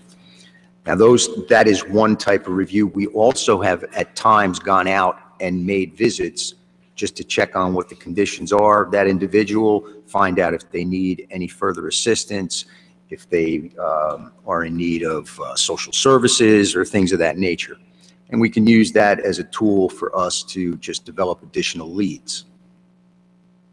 The latter part, from a social services perspective, again, when I read it, I just wanted to, and again, certainly I'm no lawyer or anything like that. Since that someone is on parole, yes, they need to check in with the parole officer. In terms of, I guess, because their rights as a citizen, in a sense, they've served their time, they're on parole, basically, I guess make sure they don't, violate any additional laws or anything like that, but that they're not treated differently resident because they're on parole. I don't know if I'm how to phrase my question. But they served their time, so they're basically. So they're like you and me at that point. Yeah, exactly. Right. So I guess in the sense of continuing to review checks of parolees as opposed to reviewing parolee like Joe Manning. Yes. You see where I'm trying to go with that? I do, but I think the fact that an individual is on parole, they are actually still under the control of the state or the county. So that is a function, I believe, of their sentence. So by the fact that they have to check in with their parole officer, they are still under monitoring of that system. I guess what Mr. Brownlee might be getting at is, I think, maybe I'm wrong, but you can correct me. I think he's just trying to confirm that we're not laying any more onerous requirements on them simply because they're on parole. They're not feeling unduly pressured or harassed by our police department. We don't do anything to violate their rights. Yeah, I wasn't going to say harassed just because I didn't want to cast any aspersions on what they were doing, but just so I'm sensitive to the wording. But that there's not any above and beyond their requirements from checking with their parole officer, et cetera, that there's nothing additional that they have to quote unquote do, or that they are looked at vis-a-vis another resident. I just want to make sure we're not, and again, I'm not a lawyer and I'm not whatever, but I just want to make sure we're not, since it's written in here, I don't want to make sure we don't get in trouble, I guess is what I'm making sure. We wouldn't be doing anything that we wouldn't be allowed to do by law. Second, again, written here, it says, just clarification for me, continue a coordinated warrant service process for high-profile Maplewood offenders. I just didn't know what that meant in English. So I just want to know. I'm sorry, I couldn't hear that last part. I'm sorry. In the written summary, it says, continue a coordinated warrant service process for high-profile Maplewood offenders. And if you could explain further what that means, because I didn't know what it meant. Well, I can give you an idea. 2 days ago, we had contact from another municipality who was working with the Immigration Service, who needed to serve a warrant on an individual who had been threatening Secretary Clinton. And that individual had an address in Maplewood. Our officers assisted them in going to that home and trying to execute that warrant. Right, so the coordinated kind of means in conjunction with other municipalities and things like that to help them serve whoever with a warrant for the arrest. Okay, thank you. Yep. Thank you. You're welcome. Anyone else have questions about either the 16 goals or just on the body worn video program? It actually goes further later, a question of the Capitol. So we have this, I know you submitted this before you knew you got the grant from the state. They are, the training they're doing, are they providing you the guidelines with the training for the use of the body cams? How is that happening or not? Well, they're not providing training. No. What they have set down are guidelines on certain requirements in the use of the camera, requirements of the features of the camera, and then procedures, general guidelines, procedures that must be followed by agencies that put those into use. So there's no training, but training is something that we would want our officers to have, and we expect that we will have to contract with some experts to provide that training to the officers before the full program is implemented. And it may be too soon for you to tell us, but are you looking, we're going to get the 45 from the state, or funding for 45. Are you looking to supplement that so that we have cameras for everyone? Well, the number we put out was 46 on the grant. Our original response from the prosecutor's office is that they were going to provide funding for 15. The update that you provided to me from the state, which was listed in the state notice, was that they would fund us for, I believe, 45. 45. So 45 would allow us to equip each of our patrol officers and patrol supervisors, which is what the program would call for. We would not be equipping detectives or administrative staff with those cameras. We would want a couple in reserve for any malfunctions that would occur.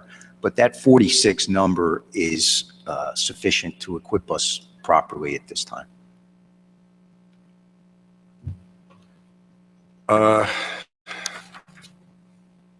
Anything else? I was happy to see that you're going to do the checkpoints. I like those checkpoints. I just think it sends a message, that we're serious about stuff. And if people are making choices about where to be a knucklehead, if they see a checkpoint, they might just keep going to another town to be that knucklehead. Right. Not our town. Absolutely. And also the consistent response time of 2 to 3 minutes. Very good. Glad that's going to continue going forward. I had a couple questions on your line items. Okay. And it is in the dispatch 11B, for anybody who has a book, or it's 250101. It's the watch commanders, and also 250102, the dispatchers. Okay. Just that the increase is so significant, so we must be doing something different or capturing costs differently.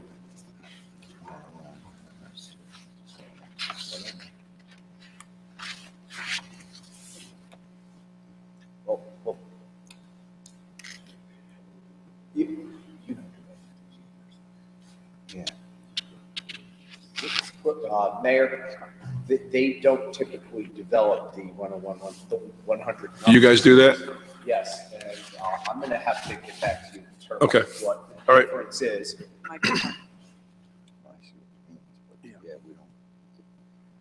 So Yeah, we, I think that's normally through salary contractual issues. Yeah, it's a pretty significant jump from 600 to 800,000. So it's got to be more than, unless it's a good contract. well, But, so you must be assigning people differently for purposes of this, right? that may, I'm sorry, I don't have an answer right Okay. now, but I will get that to you. All right.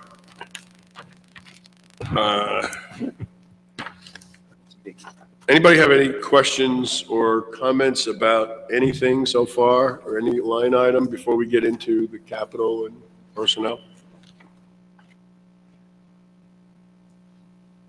Yep. So then let's go to your capital request. You have radio dispatch, the console system upgrade? Yes, that's the first one, and unfortunately, it's something that we're required to do because of the system not being able to be supported any longer. So it's now an upgrade. The Orbicom communication system is no longer serviced by any vendor in the current state that it's in. It's being maintained through basically and only a parts available status. So we had our radio vendor spec out a replacement for that. And just so you can understand what this equipment actually is, this is the front end equipment that sits in our dispatch center that allows the officers to speak on the radio and control all of the radio communications in each of the dispatch positions, and the back end equipment that communicates with the physical transmitters and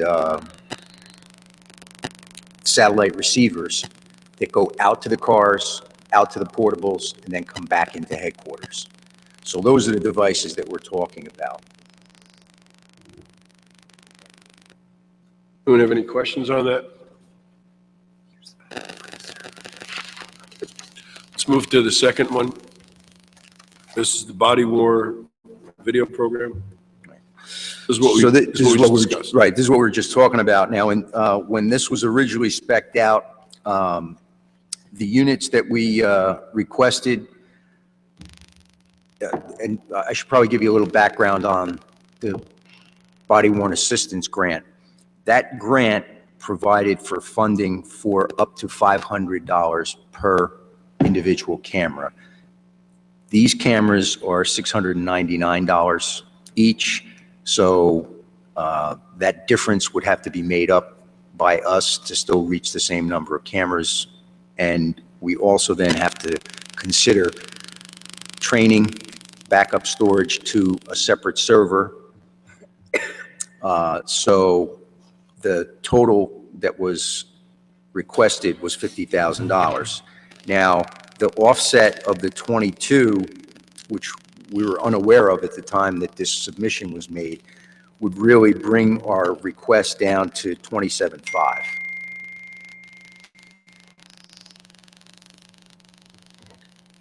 So you're saying that 50,000 should be changed to 27.5. Okay. And the grant from the state for the 45 equals 22,000? 22.5, I believe. 22.5.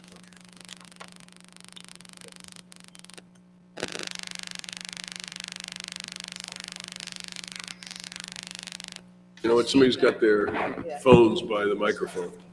Oh, it's the phone by the Yeah. Static.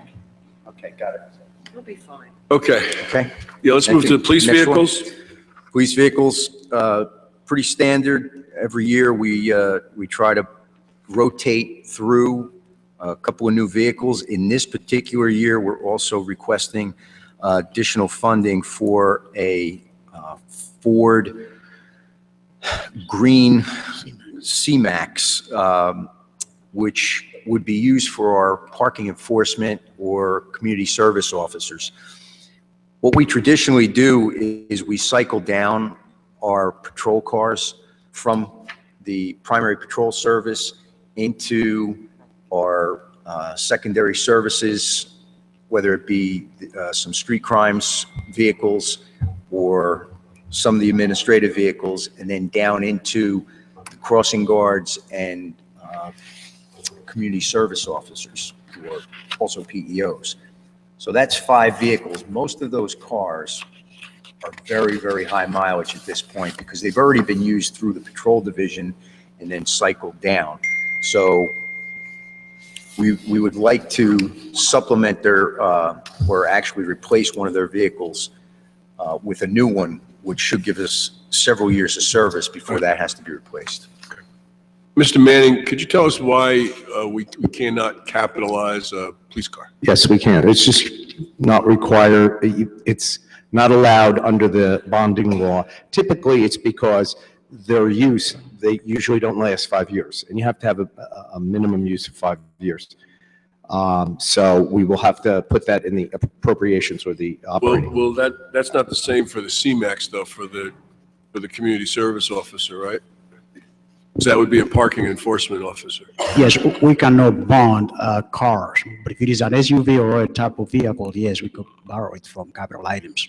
So if it were, for example, an SUV, Yes. we could do that. But we cannot do police cars or even, right, even a regular, we can't do that, no. But we can, I guess I don't understand, okay.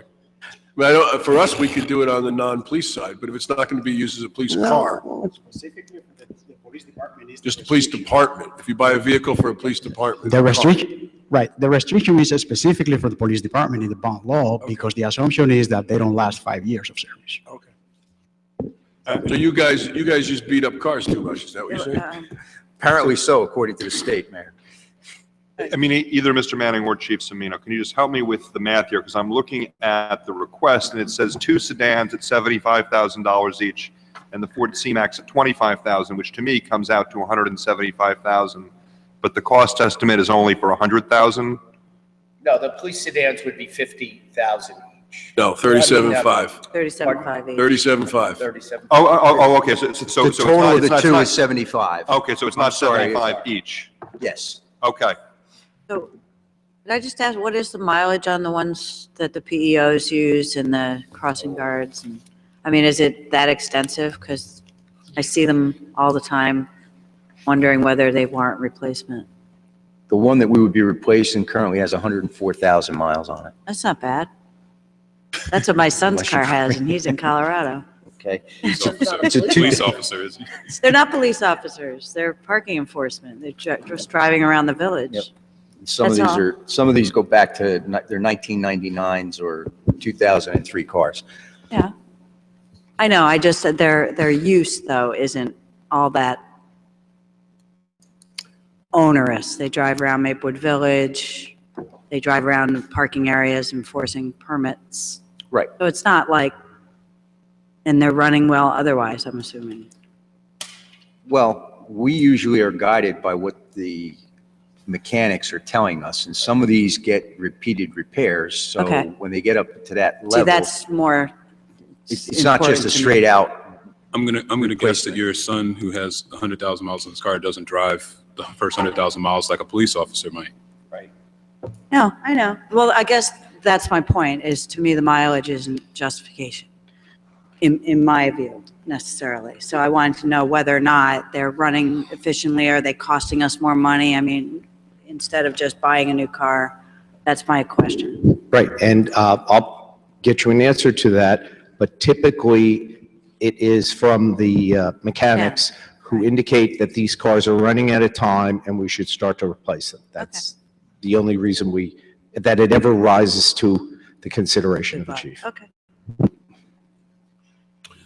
Okay, next up, you have the video.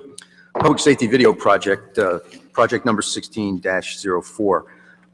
As you know, we have continued to expand periodically the public safety video system that we have in place.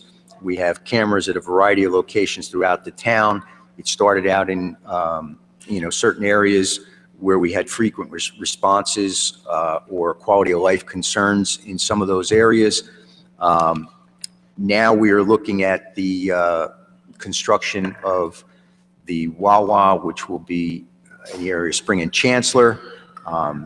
This request addresses at least one unit to be installed there, as well as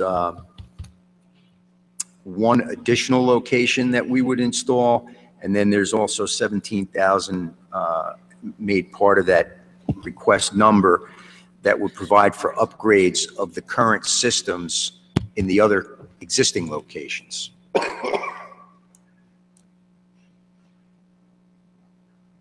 I think that ends your no, there's one more capital? That is it. Oh, I'm sorry, there's one more. There's Blade server. The Blade server, yes. Sounds like a movie, by the way. It does, right? It does.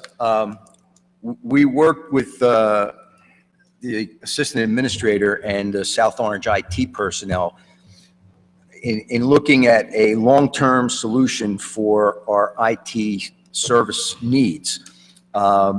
As part of that, the concept of a blade server was suggested to us, and maybe Caesar could describe a little more of the specifics of what that actually is. Yeah, so the server that is being requested at the moment, it's a server that will allow the police department to consolidate their IT infrastructure in a piece of equipment that would allow them to, one, have a longer lifespan for their individual servers. They have, correct me if I'm wrong, between 13 and 16 servers, right, for all the different operations that police department runs. On average, these servers last about 5 to 7 years, and once they're replaced, they cost an average $7,000 to $10,000 each.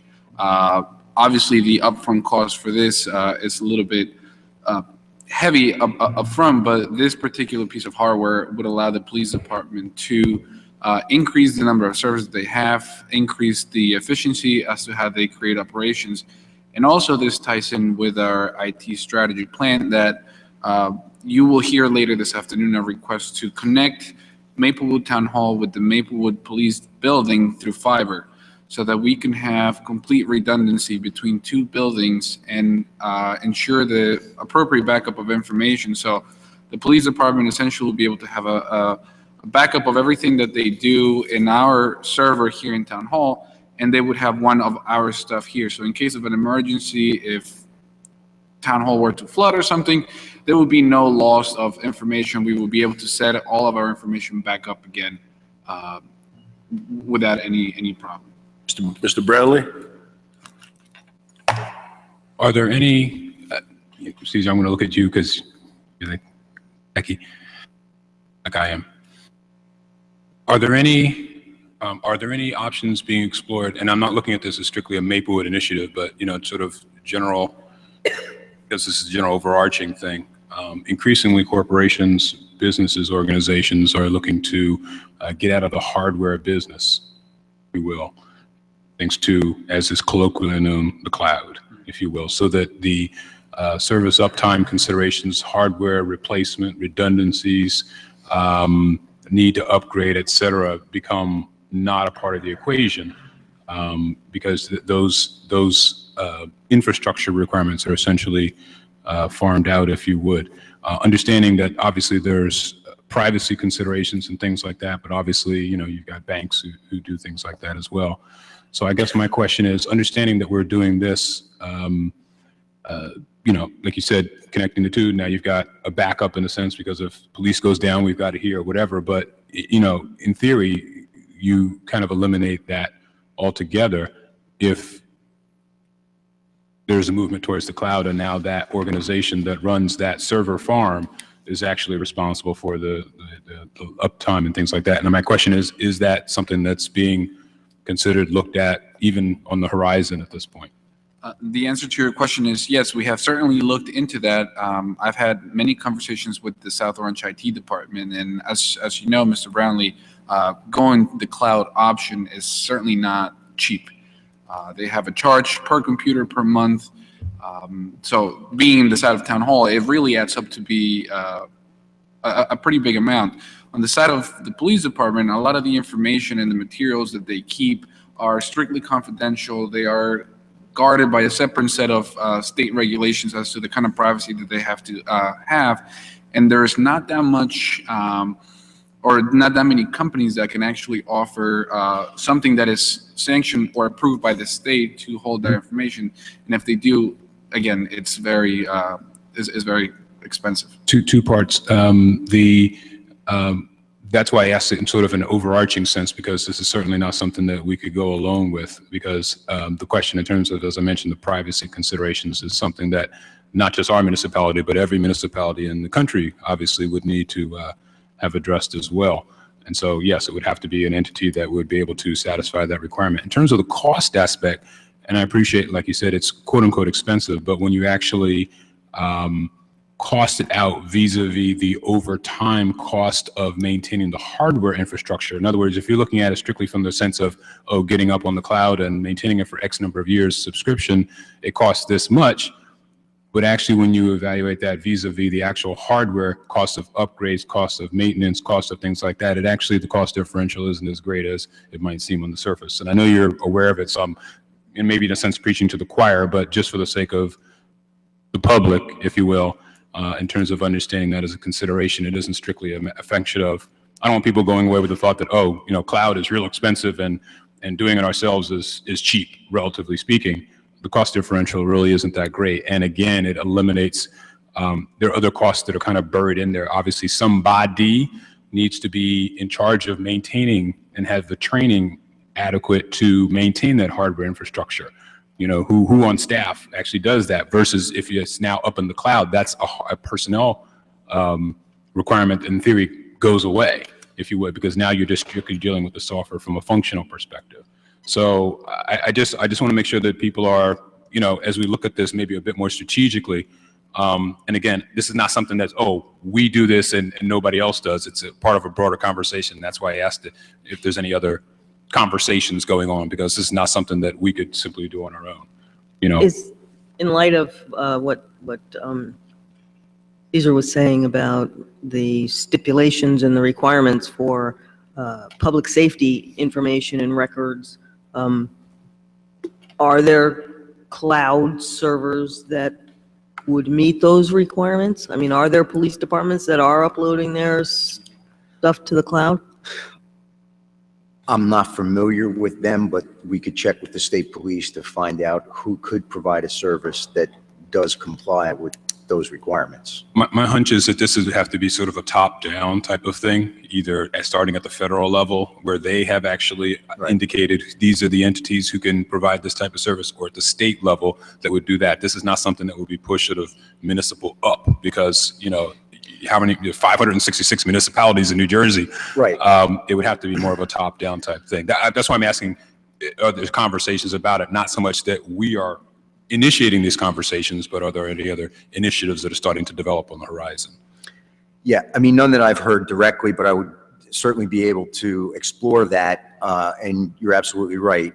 The first level of that is the FBI and NCIC requirements. Within New Jersey, the gatekeeper for that is the New Jersey State Police, and that is who we report to. That is who we have to comply with within the state. So they're pretty much the watchdog for FBI required protocols with respect to our data. And that'd be something that we would have to inquire about through that chain. That's what I'm asking. Okay, thank you. I think it would be useful to get that information. This is a pretty significant cost here, and so if we can get that information, just so we know what might be coming down in the future. This may not be something that's going to be really available for a number of years. Right. So. And it really has applicability for even greater amounts of data now that we're looking at, body-worn video. Video is going to, take on a lot more requirements for space. Yeah, inevitably, just if you're talking futuristically, all these individual municipality purchases and that's going to be something of the past ultimately. And ultimately, it was going to help police departments do what they need to do as well. Because in theory, again, state level or federal level initiated, now questions of interoperability, sharing information, if you will, in theory, it's in a place where it can be more readily shared as opposed to each municipality buying a different system and then having to somehow build bridges between them or share information verbally. Right. So Absolutely. ultimately, it gets to that point. But, yes, if you could inquire at the state level, that'd be great. Okay. Okay, Chief, I think we've dealt with all your capital requests. Let's go to your personnel requests. Okay, Mayor. The personnel request was, once again, formulated as the result of discussions that we had with respect to the possibility of having 2 school resource officers. And that is essentially what the request is based upon. And just so everyone's up to date, I think we've reported this before, we have had some meetings with South Orange and the school board. The school board has not taken a position yet in favor of, or has not requested the municipalities to provide a school resource officer in the high school. We do have another meeting coming up in February, and we'll probably get some more information, so we'll be able to deal with this. We also have an agreement with South Orange, I believe, at least verbally, that if we were to put an officer into the high school, that it would be a 50-50 expense, 50% for South Orange, 50% for Maplewood. So I think with this, we ought to see what they're requesting. But let me ask you this question, because this has come up, sort of kicking this around with some members of the Township Committee. We did increase the table to 63 officers, right? That's where we are now? Yes.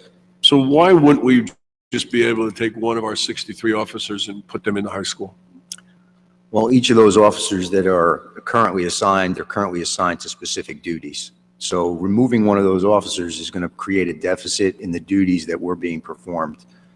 So it really becomes a matter of, do we want to reduce the service in the area that we currently are providing to remove somebody for a full day and let them remain only at the high school, which I would not endorse, or do we want to fill the position with a new person so that all the current services are maintained and we can still provide a new service to the high school? And the other question that has come up is, if we were to hire a new person in order to provide a school resource officer, it wouldn't be that new officer going into the school. You would find the most appropriate person to put into the school, and then you would backfill that position using the new officer. Is that correct? That's exactly right. The new officer is given a different duty. The officer that's selected for the specific program is selected based upon their skills and abilities. And that individual, at least in theory, could be called upon to do other things outside of the school if necessary. Yes, however, and I should probably explain that traditionally school resource officers they were initially provided through grant programs. And as terms of those grants, the officer had to spend, I believe, 75% of their time conducting the school resource officer duties or in and around the school.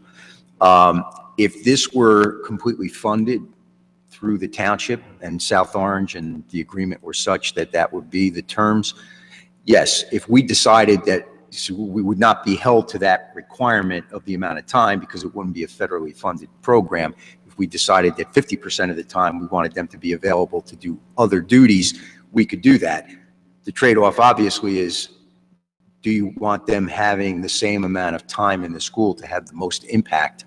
And really, I mean, I think that would be the overall goal would be to have them present at the school more often than not. I understand. My question was more theoretical that, if there was an emergency somewhere where we need an officer. Sure, they could respond, absolutely. Okay.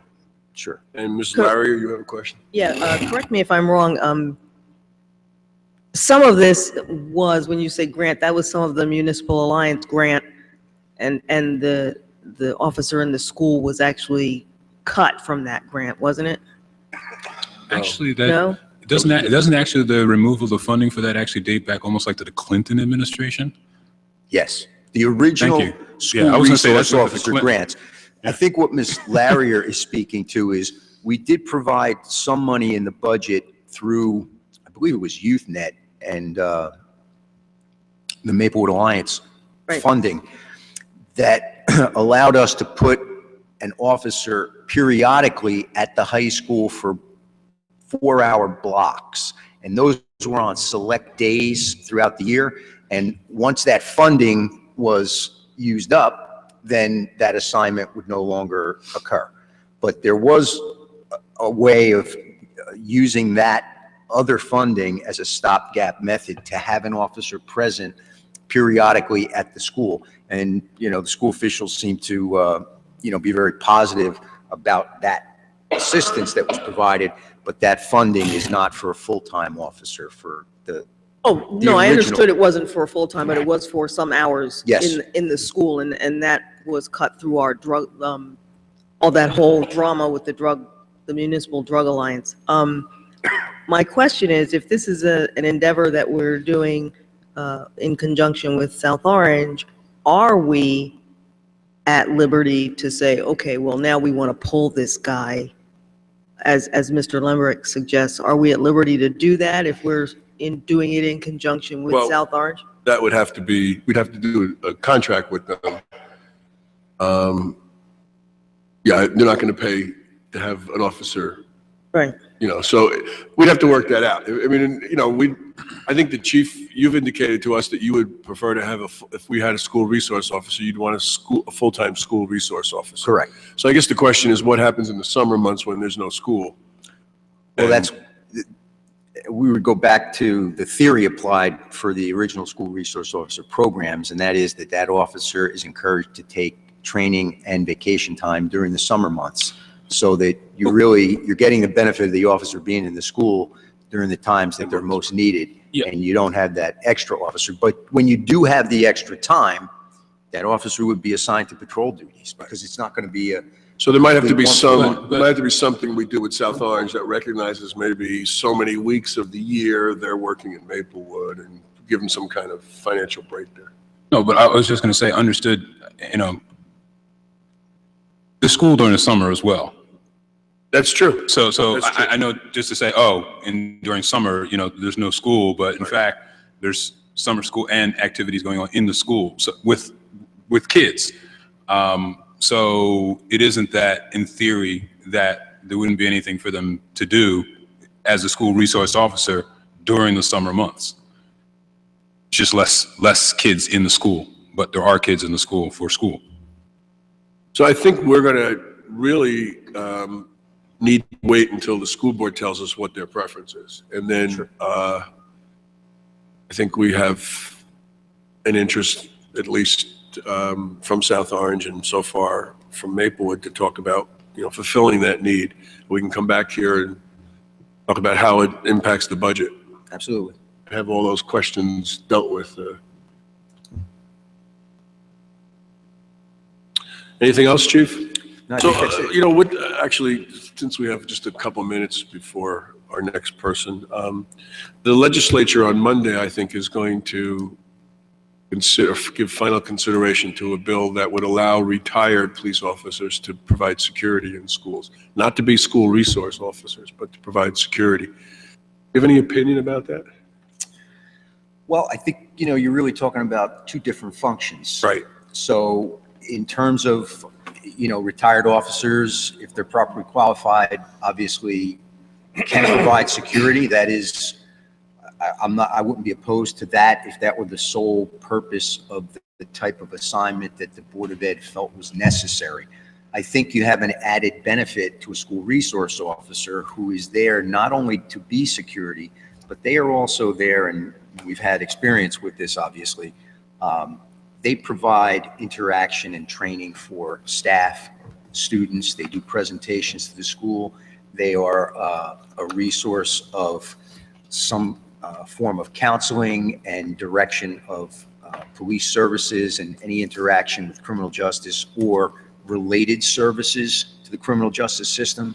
Certain programs that are conducted at the high school sometimes have overlap with the juvenile bureau, and that school resource officer becomes kind of a conduit between the needs of the juvenile services and what programs are offered by the school, both through counseling and even administrative concerns that may be required there. I think those are things that would not be provided by a Class 3 retired police officer, because I think that sole function, if I understand it as proposed, is really just to be security for safety and not provide those other aspects that a school resource officer could.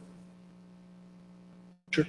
Yeah, picking up on what you're saying there, Chief, and we mentioned this, I believe, at our Public Safety Committee meeting a few months back.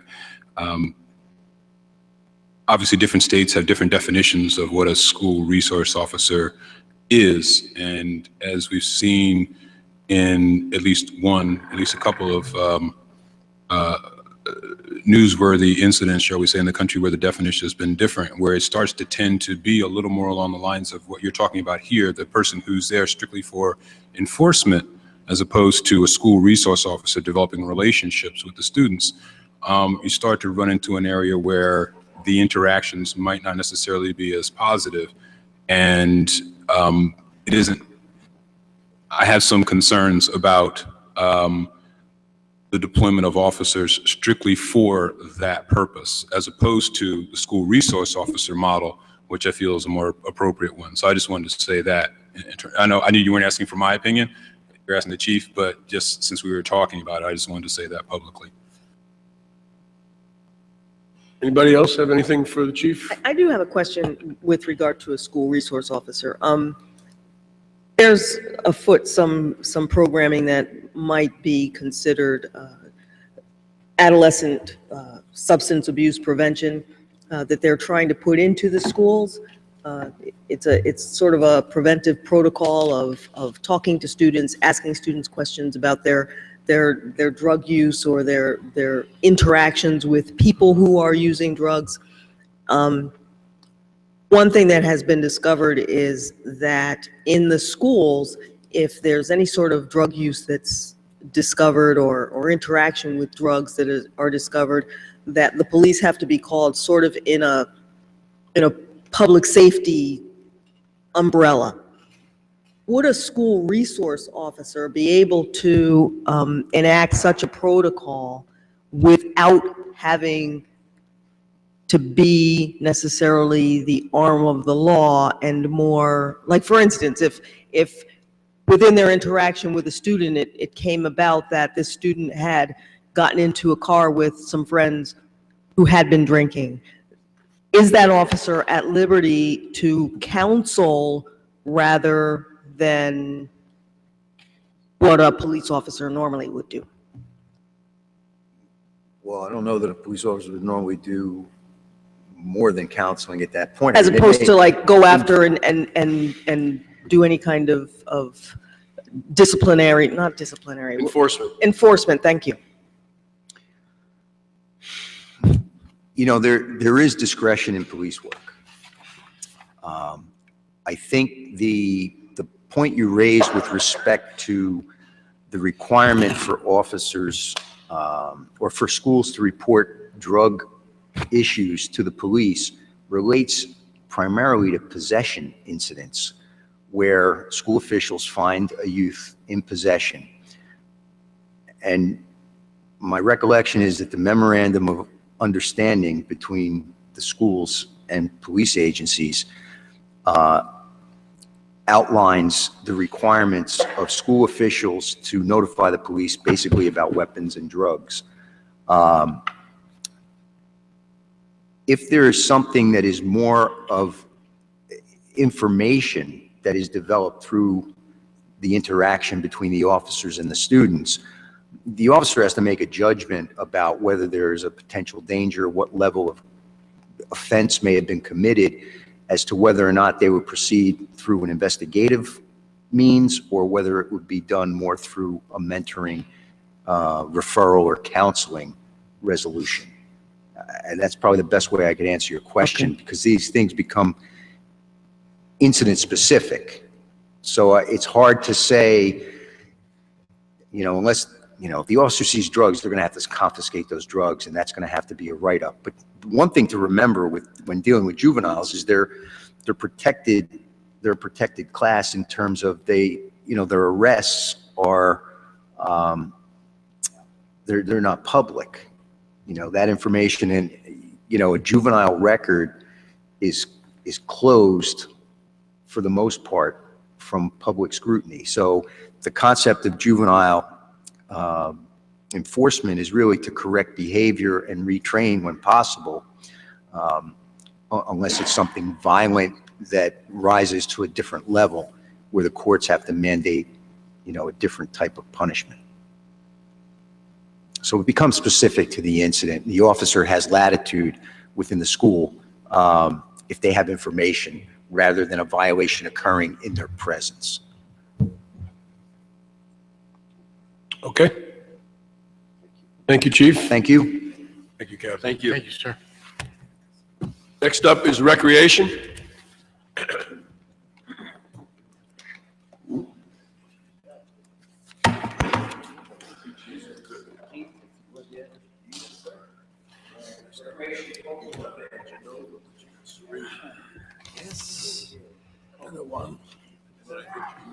Yes. I'm uncomfortable with you. The two of you next to each other, it's,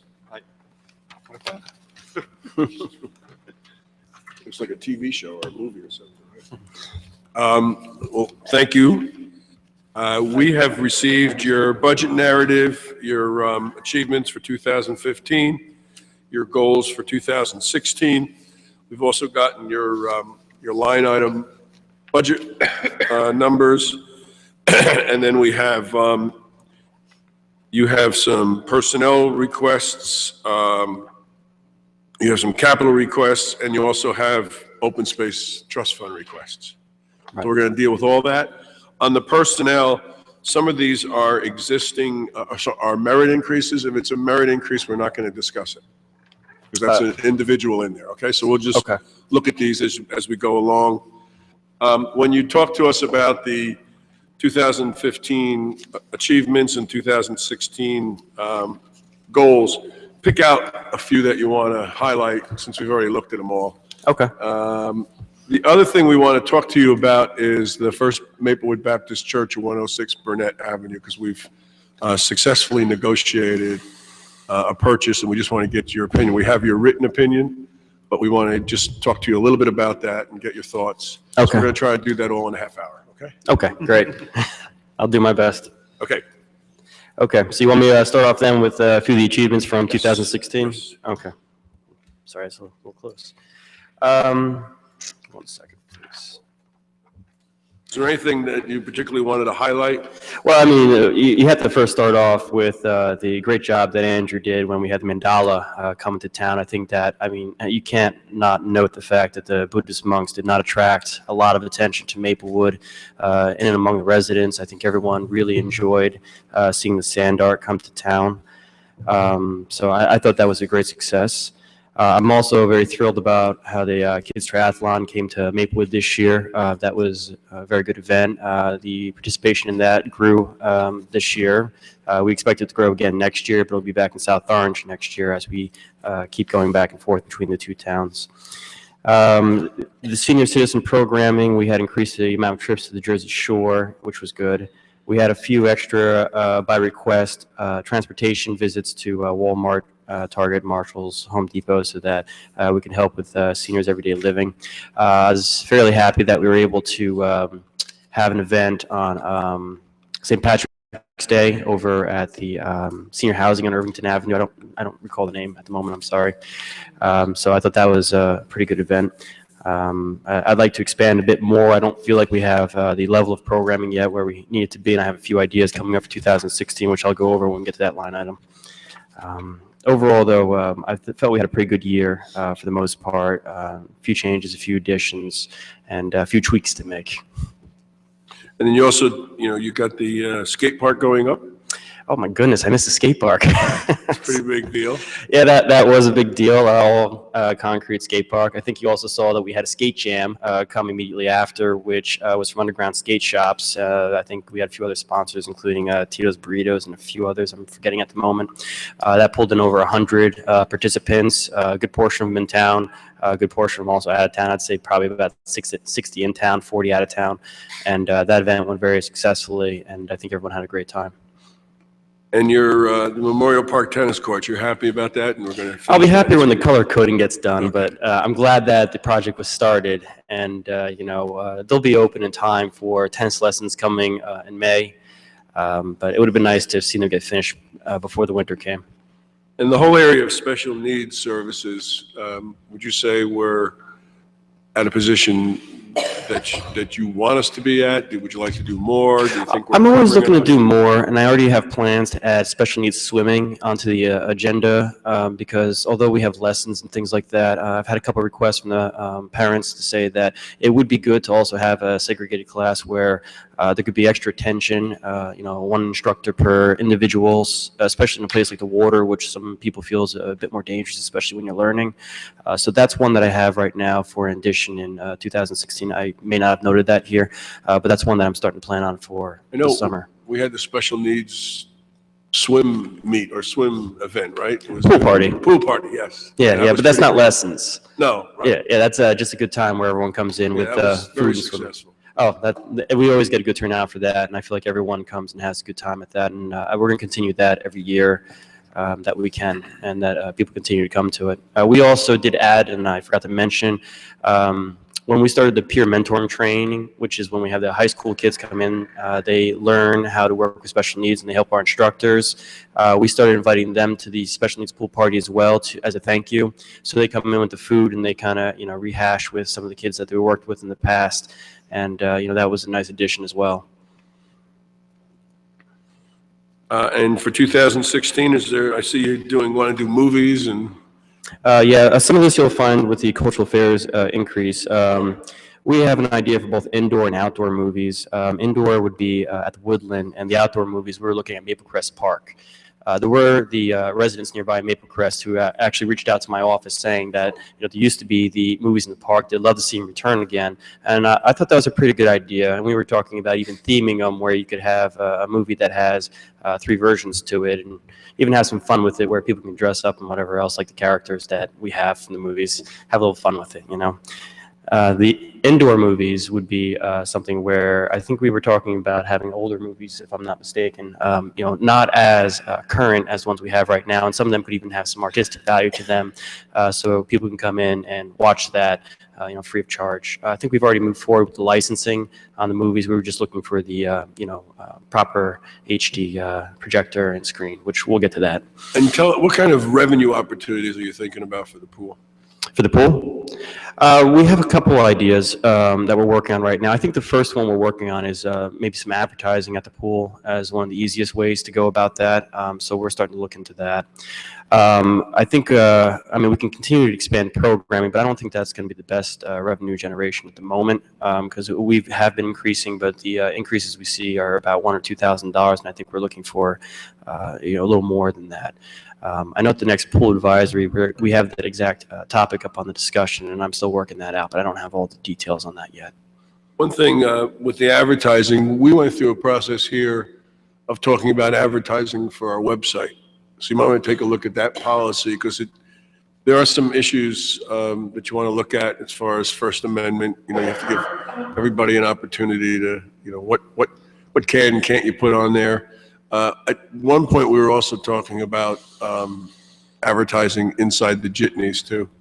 So I don't remember if there must be a policy around for that too. So you could take a look at that. I was initially thinking with the advertising, because I saw this at some pools I had visited in the past. They used to have the flat screen TV, similar to like when you go to the diners, and they have the advertisers. You could have as many by, and it just flashes every so often as people come in. So it would be, I think, a little more elegant way to have advertising, so that we don't have banners draped all over the pool, but rather just at the entrance you have something as people are checking in, they could see something like that. And I thought that could be worth a value. Yeah, you have to just be careful about, everybody has to have accessibility and the rates and all that. And I think we dealt with those questions for the website, so that might be more applicable. Okay, thanks. And the climbing wall is for after township committee meetings. We have a place to burn off our energy. Absolutely. That's an exciting addition we're getting this year. That's from the PEP grant that we worked with the school district on, and many thanks out to the South Orange Maplewood School District for that. But that is going to be about a 35-foot high climbing wall, 5-person wide. There is money in the grant to train our staff in the proper ways to harness and supervise this equipment. So we're planning on having all of them trained in it so that we can have this addition added to the pool area, preferably Where are in the you parking. thinking of putting it? parking lot area. Oh, the parking lot. It is actually on a trailer where it actually will fold up together down into the trailer and then can be moved and locked if we need to, so that it's easier to transport it in and out if we need to do that. It can also be moved for special events if we decide to do it for that reason as well. Anybody have any questions on? The climbing wall, you're not envisioning that just kind of being there for use during all hours of the pool? No, it would be put down usually at night. But what I do envision, because it is with a grant, is that it's not just pool members that can use the wall, it's anyone that wants to come and use it while the wall is in operation. But you would have certain times At of the certain day when it would times be for the open pool, and closed. for Correct. the wall. Correct. Right, 'cause We will advertise and make Otherwise, sure that that's people like know what those hours additional are. staff. How's the pool membership? Pool membership remained flat this year from last year. We didn't see an increase, but thankfully we didn't see a decrease. Prior to this year, we had a decrease 2 years in a row, so it was nice to see that even out. I'm hoping with the addition of the PSE&G property units that we'll be able to see that start to climb again. Yeah, because when I moved here, there was a waiting list to get them. Yeah, we're not at that point. We had lost some membership when the fees had gone up during the construction of the pool, and only just recently did they decline finally stop. What is the fee right now for a family? $405 per family typically.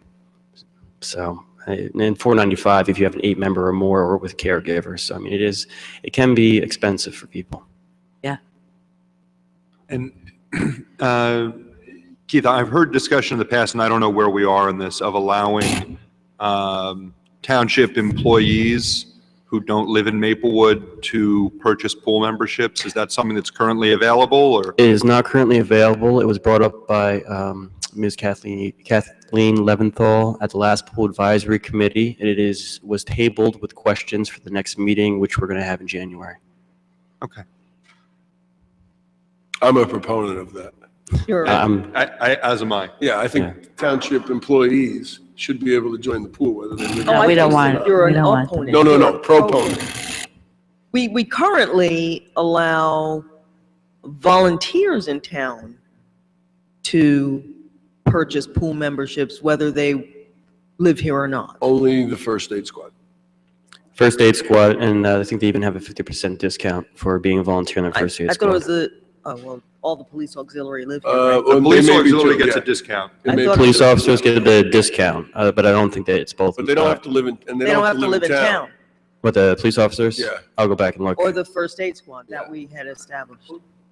Police auxiliaries, by nature, to be a police auxiliary, has to live in the town. Yeah, but the first aid squad members don't have to live in town. That's right. And I believe that they were allowed to join the pool. But I just don't see, first of all, it's not like we have a waiting list.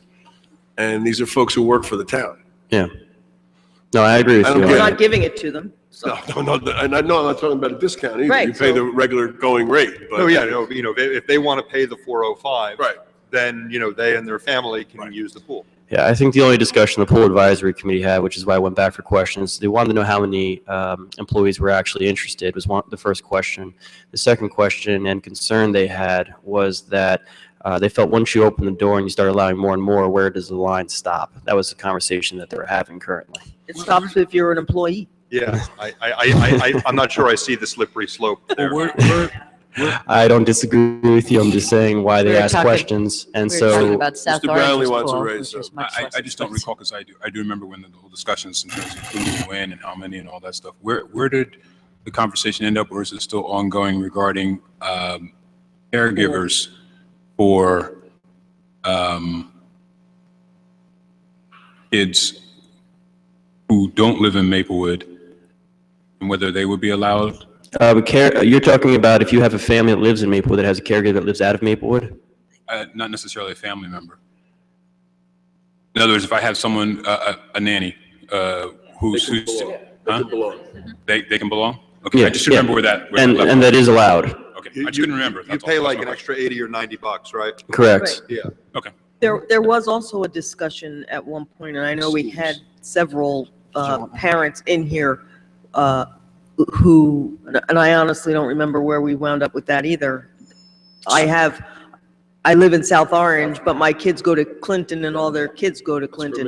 No, that's That is- permitted now. We still have that program in effect. I think it's allowed up to 36 families. And last year, we didn't even hit the maximum. I think we had 12 families that came into Maplewood and about, I want to say 14 that left, but I can get you the official numbers if you want it. Don't quote me on that. It's reciprocal too. They It go is to reciprocal. South Orange? Yes, right. Well, then why would you go to Maplewood?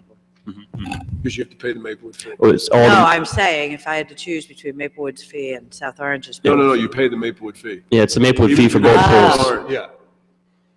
And we actually do get people that do that mainly because they have friends that they go to Yeah, school I with. get that part. Yeah, So I would pay the Maplewood fee, but I would belong to the South Orange pool. Correct. that's correct. And if you live in South Orange and do you pay the South Orange fee and come to the Maplewood pool? No, you pay the Maplewood fee. Because I don't think South Orange has a fee for their pool I membership. think it's Minimal. 25. 20, it's very minimum. But I think the important point that we're kind of forgetting here is that we're operating at a deficit in the pool. They Mm-hmm. Yeah, no, can't we know really that, pay the and so bills. getting Okay. people to Yeah. join is a good thing. Yeah. Yes, And but- I've, as you know, I've been one of the people talking about that Yeah. in some of the meetings, so. All right, but I'll make sure that we take care of that in the next pool advisory, that conversation, and Okay. move that up to the next level. So a couple of questions on your, or a few questions on your line items. Mhm. And this may be a question for you all on 101, this administrative staff, 370, 101. It's going from Way down. 276 to 199 for the administrative staff. Okay, all right. Oh, Okay.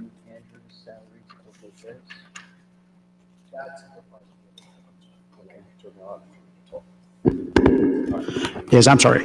There were some movements within that line item, and one of them was moving the salary of Mr. Andrew Fishman to a separate line item. So that could be the impact of Okay. the decrease. And I would still have to Yes, we confirm went that. down. yeah, That one went down by so much. That's what being told. The other one, they kind of went up. Well, cultural affairs went up from 60 to 87. Yeah, 370, 106. Okay, I knew there was one. I just forgot, lost my place. Yeah.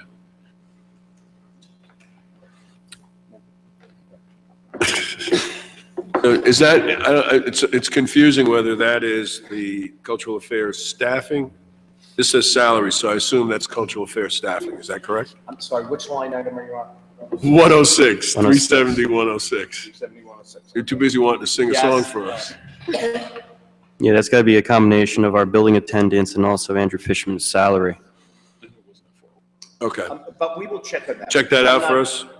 I think the number's supposed to be a little higher. Yeah, so we've made a Okay. note and we'll get back to you. And 370, 206, we're going from 40,000 to 50,000 in recreation program supplies.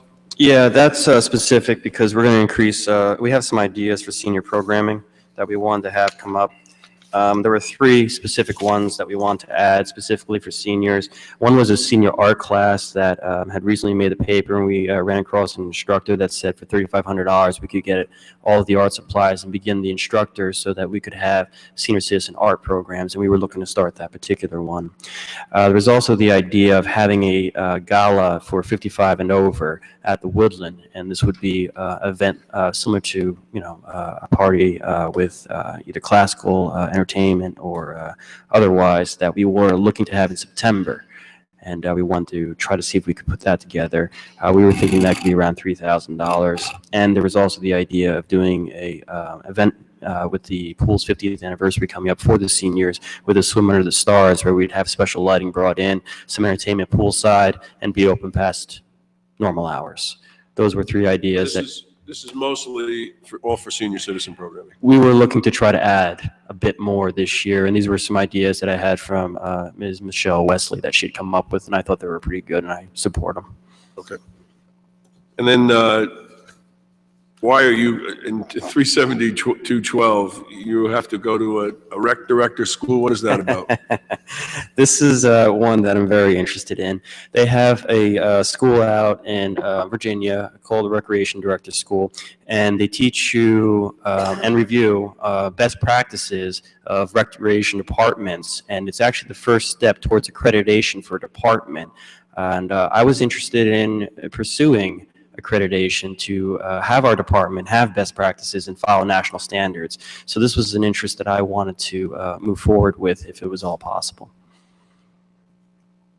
I have another line item question, if that's okay. Sure. Going down to the pool utility, the administrative costs were 95,000 in 12 and 13, went down to 31.9 in 14, stayed at 31.9 in 15, and now we're zeroed out for 16. And I was just wondering if you could. I'm sorry, what was the number on that? Sure, that's 501, 101.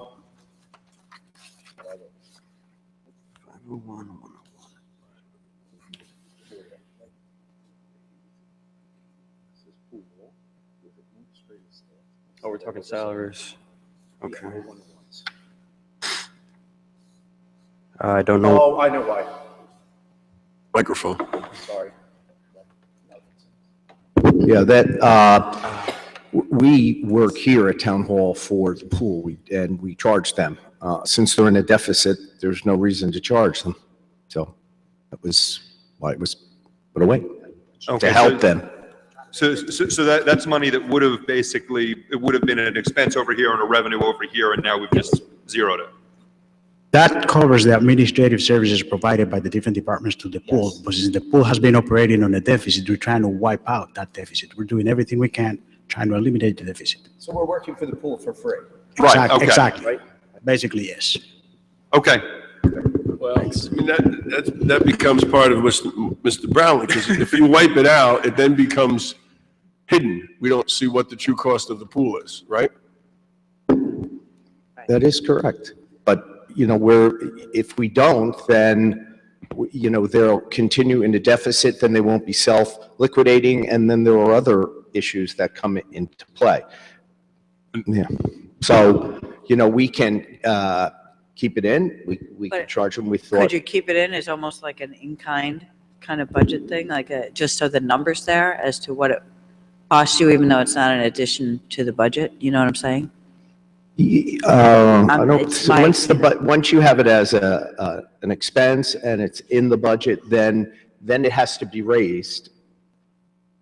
So, Yeah, I'm just trying to figure out a But way to. effectively, it has to be anyway. Yeah. we have to have a broader conversation. People don't want to raise fees, it goes back and forth. So maybe you'll have to do a different model in the future. Maybe the pool needs to come back or, be supported by the town totally, and then we just take the revenue and kind of offset it, or, it's a bigger conversation. Agreed. And I agree with that point, but I guess echoing the mayor's comment, I'm not necessarily in favor of, I know you tried to mitigate it somewhat by the in-line-ish way of doing it, but the reality is still there. And so, I know you kind of made it almost like kind of a flippant comment, we're working for the pool for free. But to me, the number still needs to be explicit. I have a bias towards explicitness. If you'd like, we'll put it right back. No problem. That's my preference. I don't know how other people feel, but that's No, my preference. I don't think it should be eliminated. I don't know. I mean, I think we have to have that conversation, what the number should be, because I'm not sure, I'm not even sure how we got to the 95. I mean, whether. Or the 120 before that. Yeah. Or the 31.9. So maybe we need to have a conversation about what is the actual cost. If it is 95, that's fine. If it isn't, then what is the number? And we should plug it in and just have to deal with that. And then because if it's sort of like what we tell people about with police stuff. If you report it, then it gets on the police docket, and then they allocate resources based on their knowledge.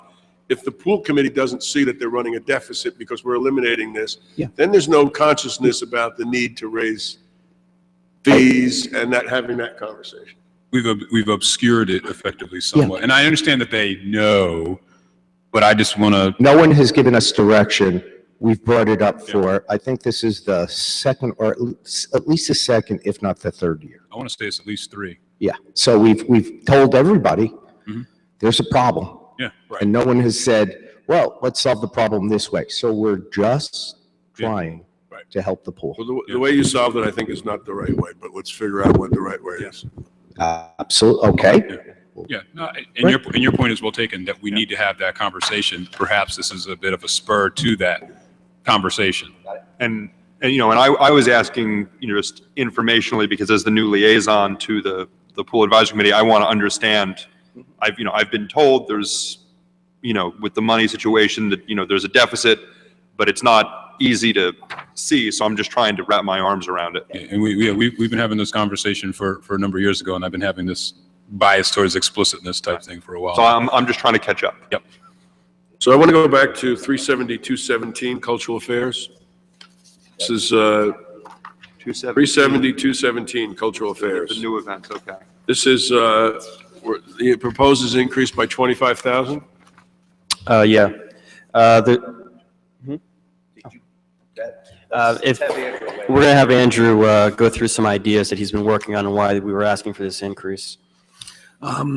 We'd like to expand programming, and I do want to say that some of this, probably a good third of that would be brought in as revenue, because if you're doing concerts and other things you're selling tickets to, it's going to bring in revenue to underwrite it. And this year we didn't have the money to do much beyond what we had planned. So among the things that we would like to do this year is expand a bit of the teen and family concerts that we're able to do. We would like to get more involved in visual arts and art displays at all the facilities in town. We, as Keith mentioned, like to do movies both in the park and at the Woodland. At the Woodland, it's relatively inexpensive once the hardware is purchased. Outdoors is it's an entirely different licensing process, and so it can actually cost several $100s per doing it, very different. We are contemplating doing a haunted house at the Woodland in October, expanding some of our arts class offerings with acting, improv classes, etc. We're planning on doing one or both, trying to do cultural festivals or events, both for for a Caribbean heritage type of festival in Maple Crest Park, as well as a Diwali festival in October with the Indian community here. And I've already begun some discussions on both of those with people in those communities. Had been discussing and would like to have the resources to do during the summer, bring in street performers in town. It would be relatively inexpensive, but would require some budget to do, and have people performing in town during the summer. The mayor dances. I'm sorry? The mayor dances. Wouldn't that, Well, you could have your agent call me. could I just interrupt for a sec? So as far as anything in any of the business districts, we have 2 special improvement districts in town, and I would rather have them put on some of the things in town. I'm not so sure I want to expend, township dollars to provide entertainment in town when you have 2 organizations already doing that. And if they, it's a suggestion to them, or maybe cooperatively do something, but that's my growing.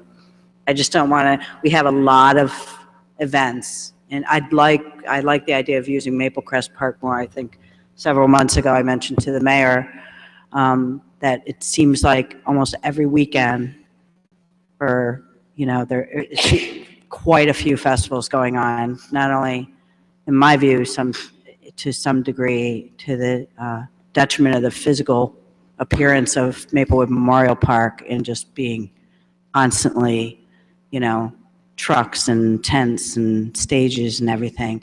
And I'd rather see them split to Maple Crest. So for that, I applaud you, but I hesitate in overloading public festivals, and so that there's something almost constantly in town, and I don't think that's absolutely necessary. So I guess I'd want more specificity about whether or not you need that big of an increase in that line item,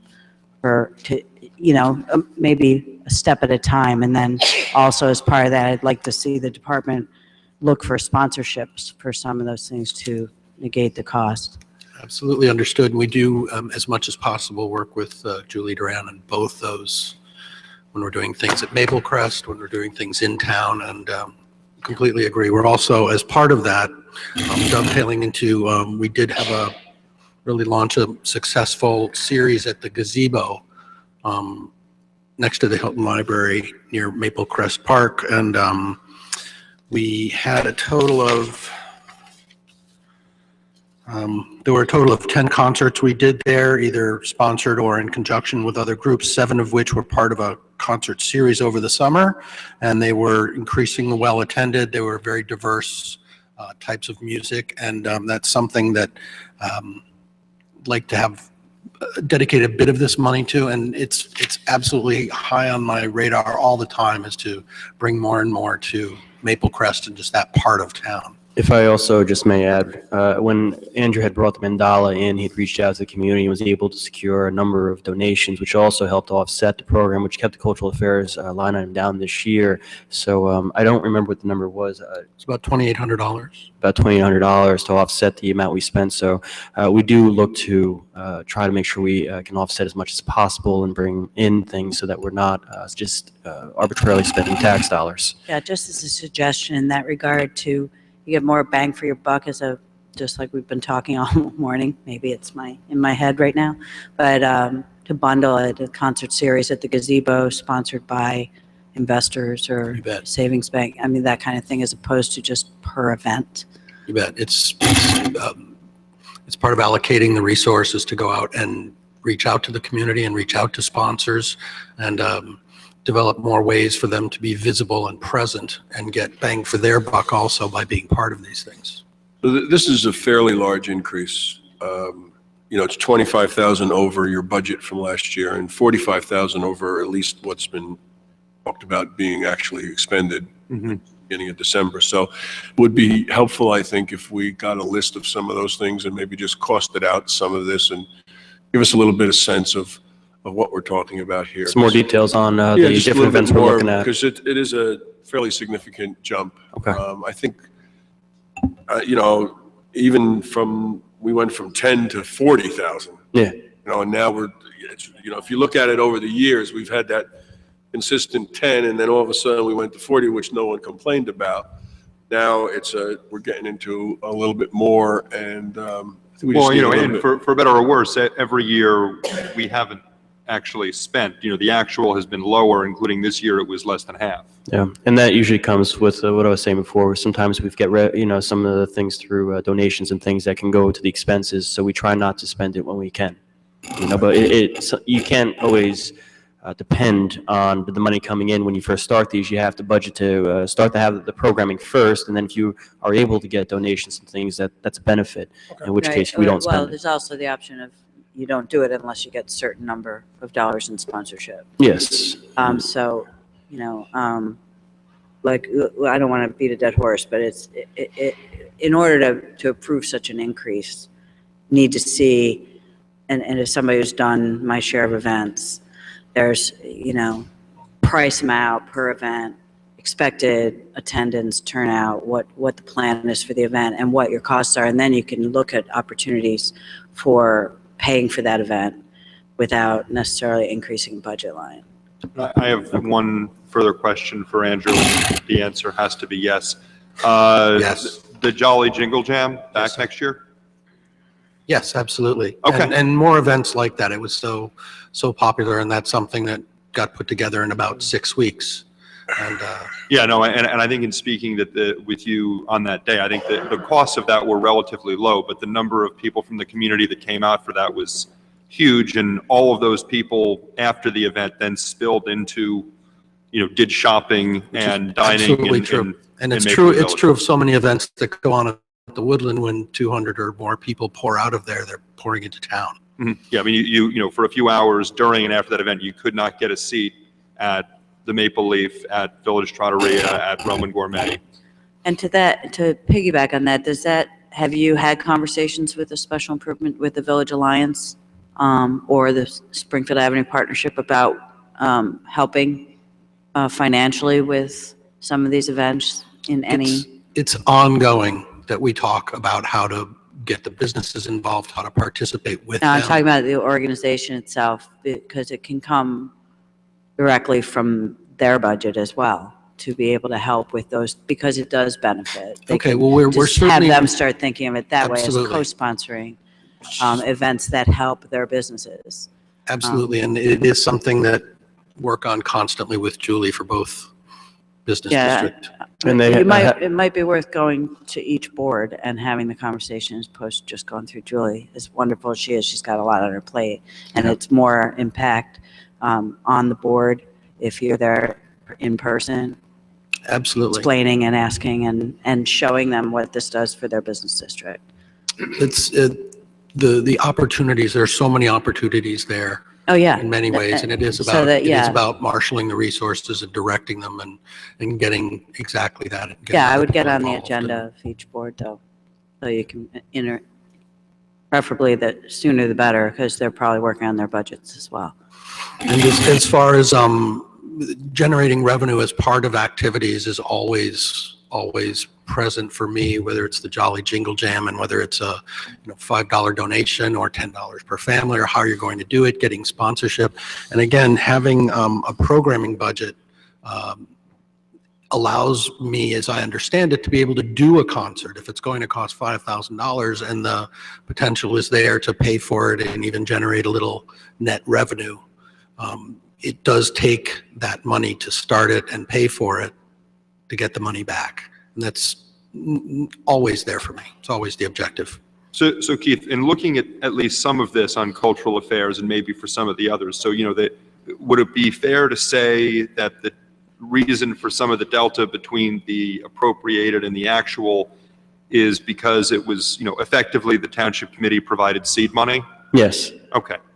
And it goes from us a majority of our program because throughout, occasionally, sometimes events don't pan out and we cancel them if you don't have enough attendance. We don't put the money forward, and that does save money at times. There are other times we have revenues come back in. Other times we have donations come back in that are either through, the donation trust account or so on and so forth. Yeah. But we don't actively try to zero that out. We try to save money where we can, but we do like to know that when we're putting a program together, we have all the funds necessary in order to move forward if we weren't to get a cent from anybody. I can and won't speak for anyone else up here, but if I had a sense that we were approving 64,000, but that 20, 25, 30,000 was likely to come back, then obviously that number looks very different. I would love to promise you that, but I wouldn't promise 20, 25,000 come back, because there also are times where we like to have a little of a gap because things we haven't planned for will come from the community to us. Mm-hmm. And there could be support or a new idea or a new program that we could be a part of that we hadn't thought of when we were doing budgets in August, and we would still like to have that ability to be able to add that to the listing of cultural events and activities that we currently offer. Okay. We're going to move to capital budget items. The first one is the main filter at the pool, or the main pool filter, not the filter at the main pool. Okay. Well, I have an update on this one. When I had put this in, we didn't have an opportunity to open it up because the issue that had come was we had a rather large leak and the filtration was not pulling enough water through. And I had spoken to a few people, and the only way to know what was going on internally was to basically shut the pool down for about a week and completely open up the system, and they said they wouldn't know what they would want to find. So I had put this together in anticipation of finding the worst. When we opened it up at the end of the pool season to find out what was going on, we found out that it's actually a very minor fix that probably won't cost us more than $2,500, and we could probably just take that out of our annual budget. So effectively, you can cross this request off. Okay.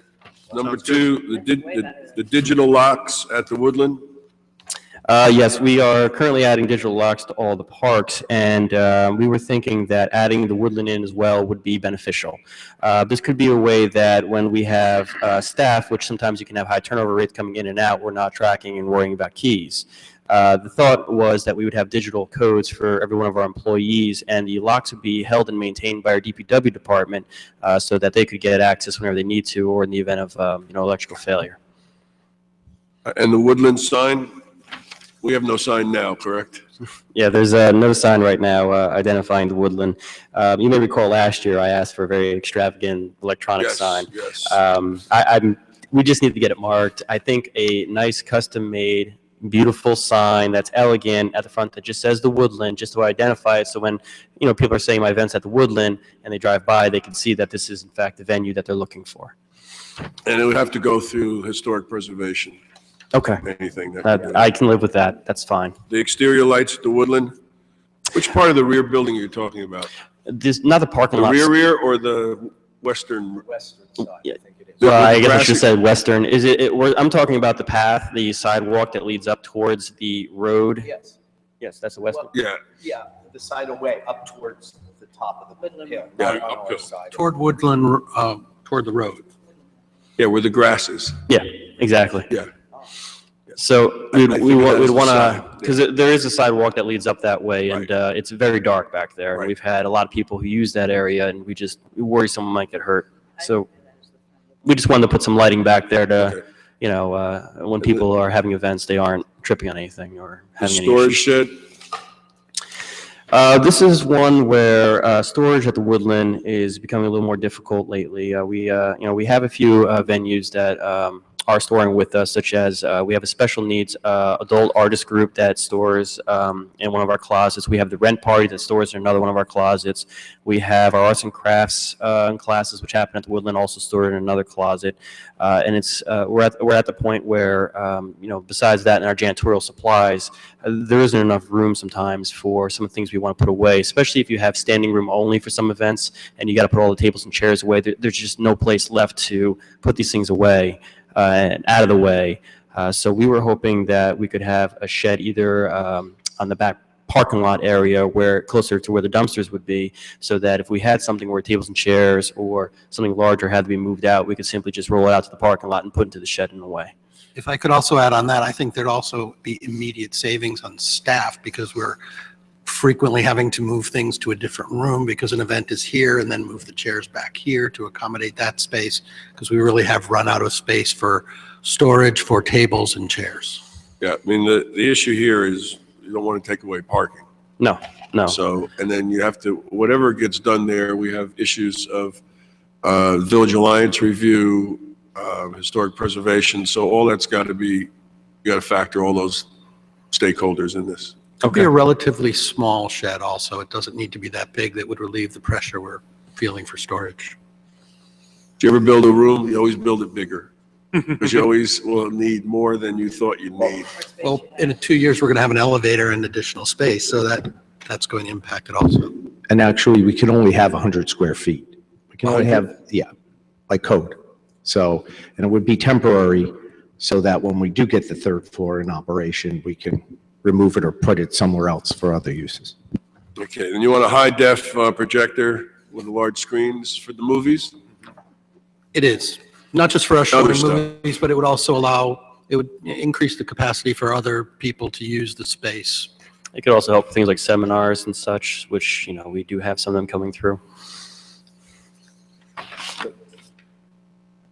We're not at the end of it, but I already had looked ahead, et cetera. Now, when you talked about said indoor and outdoor, the Woodland and the park, this is indoor at the Woodland, but I didn't see something that was outdoor at the park. But I know you mentioned something earlier. So. Well, the outdoor wouldn't be anything that we would own and bring in because you have to get the special screens they bring in because the park ones are much larger. So you would hire a company who carries the license to show the movies in the parks. They would have the actual equipment and hardware in order to show the movie, and they would take care of the whole So thing. the long and short of it is that we're not buying anything to facilitate the outdoor at the park. No, We're not for buying the something outdoor. Indoor at the Woodland. Yeah, indoor in the Woodland, we're looking for equipment. Outdoor, we're not. Once we own the Do we hardware, own the equipment that we do the pool movies with? I didn't hear the Pool question. movies, where do we get the pool movie equipment? Oh, Rent it, right? yeah, we rented that in the past. We usually accompany, I think it's the same company that we use for the larger ones, it's just a little smaller. it's possible the projector could be mobile. The screen that we're looking at for the Woodland wouldn't necessarily be, but the projector could be used in other places. Okay, and then you have lighting and sound improvements at the Woodland? Yes, this was looking towards, if you've been in the room, you've heard some of the concerts inside, the sound doesn't do quite well. So we were looking towards maybe some acoustic paneling, which could help with that. Adding some stage lighting, because although we have, small overhead lights, unless you're bringing in your own lighting and paying for your own lighting or renting your own lighting, the stage isn't very well lit. So we were hoping to be able to add lighting in there along with some permanent speakers and some, permanent sound equipment, to make sure that, when we have different types of events come through here, we don't have to keep bringing equipment in. Rather, this would be something that would be permanent, already there, and people could use. So do you have somebody advising as to how the acoustic panel should be put in so that they would actually have the effect that you want? I mean, I know the sound in the great room is pretty bad. It's usually I know Andrew was working with someone. I don't know the names. I'm going to defer this question to Andrew. Yes, I've gotten several opinions because not everyone agrees on how to acoustically modify. Yeah. Just like this room. Yeah. But the consensus is that a little bit spent on some acoustic panels to at least put against the back wall up where the balcony is, and a couple places to deaden the sound would help. And just simply having a PA system, which is really basically what we're talking about, not an elaborate sound system for concerts. You can't now, as the mayor knows from our Mandala experiences, there's not a place to just plug in a microphone and talk to the room. You have to put everything in. And same with the lights. We're talking about a very simple lighting system to just be able to light the stage. And these are also things that in the long run could be potential upcharges to renters if they want to use the facilities or bring in their own. They're welcome to, but they can also pay an additional fee for use of the building's resources. Really? Yeah, I guess, and you've said it a couple of times, and that kind of, the question I had was, the number 10,000, and Nancy, you had said, do we have people, are we getting opinions, if you will? And you mentioned you'd spoken to some people already. And I guess when I saw the 10,000 number, it struck me as seeming, I thought the number would have been higher. And again, I don't have any professional expertise in this, but it just seemed like a low number. And when you said a little bit would go a long way, my question is, would we be better served by not just, I don't know if you're saying this is sort of the minimal number and we could go a little more, but I guess I'm wondering whether this is. It is. It's really to get a basic sound system and a basic lighting system. And I guess my question is, will we be better served not just going, I know basic is good, and I appreciate the caution in terms of asking for too much money, but will we be better served by maybe going a little bit beyond the, it almost makes sense, sound like you're saying bare bones minimum. Well, it's not necessarily bare bones, but it's so subjective because a certain band or concert is going to bring in a lot of their own equipment to augment what exists, light, sound, and I think it's the responsibility, it should be the responsibility of a building to just have the basics. Because no matter what you do, it may not work for everyone, and then you're requiring more maintenance, more replacement of things, more people who understand the technology to service them. And so a lot of this is also trying to keep it as simple as possible for public to use. Okay, then I guess my sort of last thing on that is, even if it's basic and to your point, not what everyone would want, at least making sure we're spending enough that we're not buying something that's potentially going to have too short a useful life. That's certainly the objective, is to enough to make it work. And it's unnecessary, I think, for a building to have more than that, a building like this. Okay. It's not exclusively a concert hall, in other words. It has so many uses. Okay, then we have, you want to do the floors, the hardwood floors in both the parlor and the great hall? Yeah, we had we did have some success this year waxing those floors. I don't know if you've seen since the wax job was done. It's wonderful, but there are plenty of areas that, even with the wax coating and even with them looking cleaner, you've got lots of areas that are just completely scuffed up or completely missing any type of staining, or it doesn't have that consistent look to it anymore. So it looks worn. And it would be good if we could just sand these down back to the original boards and just have a stain and have the polyurethane put over top to help protect them and get them back to its original glory. I think it would go a long way into making those rooms look really sharp. Okay. Then your last capital, go ahead. Just one thing in terms of the timing, it says estimated time to complete 11/2016. Is that when you were thinking of actually having it done? Or the way I figure this is I try to figure when the budget actually gets allocated all the way until I'm able to get them done. It may actually be sooner than November, because the best time I think to do the floors would be the summer, if anything, usually around August, where you probably have less people looking to rent the building. But I always like to leave a little bit of wiggle room in case of something that I haven't put into play. Okay, and so the number wouldn't, the estimate wouldn't change appreciably because I know you're talking more than a year. So it looks like, was it 5/2014 to 11/2016? The number wouldn't change appreciably from the estimate. You know, I mean, I know that, you know, contractors not saying want to keep that price indefinitely. I did leave a little bit, like not 2 years, but yeah, I did leave a little bit of room because I try to anticipate a small increase from the point I get the first estimate until then. I'm pretty decent so far. I've only had it one time where I had to go back and ask for money so far, so I'm not too bad with that, but it's possible. I could follow up to see now that we're in 2016 if that number's changed at all. okay, just to be safe. What? You'll be getting other estimates, right? Because that seems Yeah. high to me for floors. Yeah, we always I know go. there's a lot of floor, but I'm just saying. You have to get estimate. I have to. It's over the quote threshold. Yeah, yeah. Yeah, so. And then the last capital item you have is the woodland landscaping. I'm going to guess this also probably has to go through historic. Yes. Yes. Well, actually, no, that's the building, but only the building. But I do think it's useful to talk to both the Village Alliance and the Historic Preservation when you're doing stuff there because, and the neighbor next door, even with the storage shed, because we had other issues. We started thinking about doing something and all of a sudden it exploded. Wow. So the more you have conversations with folks, people on the block. Well, I hope this one would be pretty well received, considering what we're looking to do is to get the landscaping to give the building more curb appeal so that, you know, you don't just have the overgrown or the dead bushes that are there right now, but rather completely redo it, you know, and get it back again. And if we do it around the same time we do the shed, we could certainly work that in so that all the landscaping works and flows with the look of the building and the appeal of the building. Right. So the number may end up being a little less than this. We overestimated just a little bit, depending on you know, who we talk to. But 12,500 we think should take care of the majority of what we're looking for around the building. Okay. And you have two personnel items. Both of them are merit increases. Yes. So we're not going to be discussing those individuals. Okay.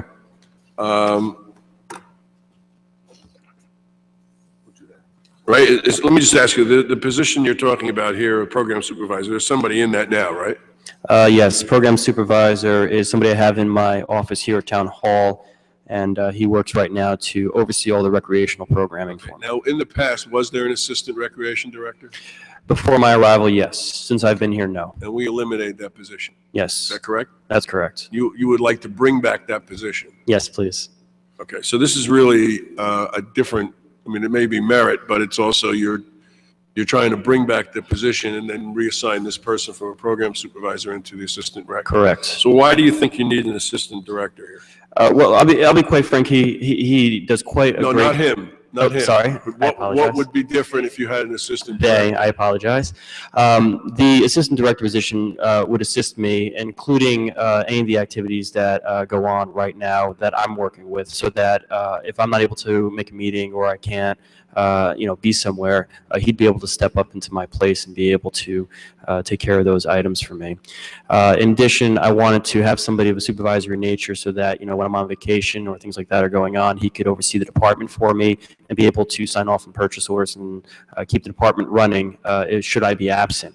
It would be somebody that I would keep aware of all of my projects, including, you know, if we are doing the tennis courts or if we have other types of construction projects, he'd be able to be there and help me with those items to make sure that we don't miss a beat on that.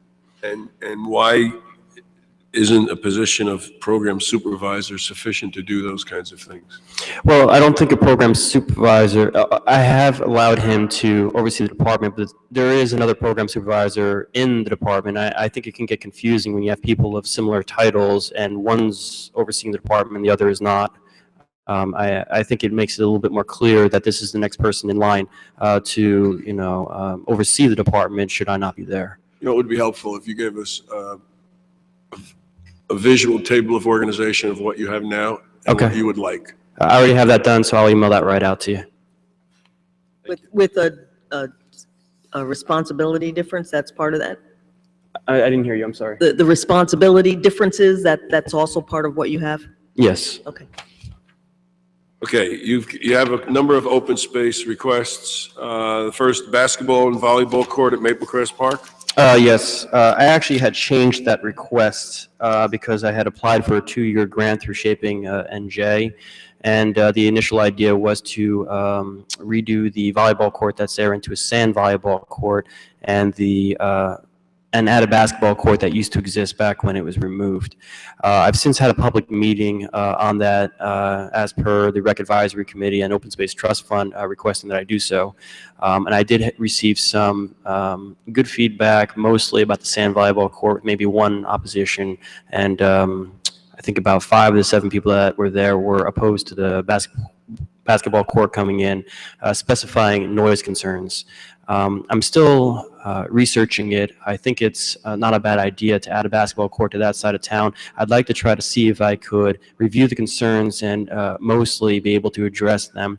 There are some people who just simply don't want it at that park, but I don't think it would be a bad thing to add to that area. Do you know why it was taken out in the first place? I've only heard a rumor that they had a lot of people from out of town going to that area, and that there were a lot of concerns with profanity and litter. I remember it even being an issue with the basketball courts at Memorial Park. The litter is certainly an issue. Just loud, playing really late at night, if I remember several years ago, just not neighborhood friendly, if you will, and it is, park. I mean, it's one thing to have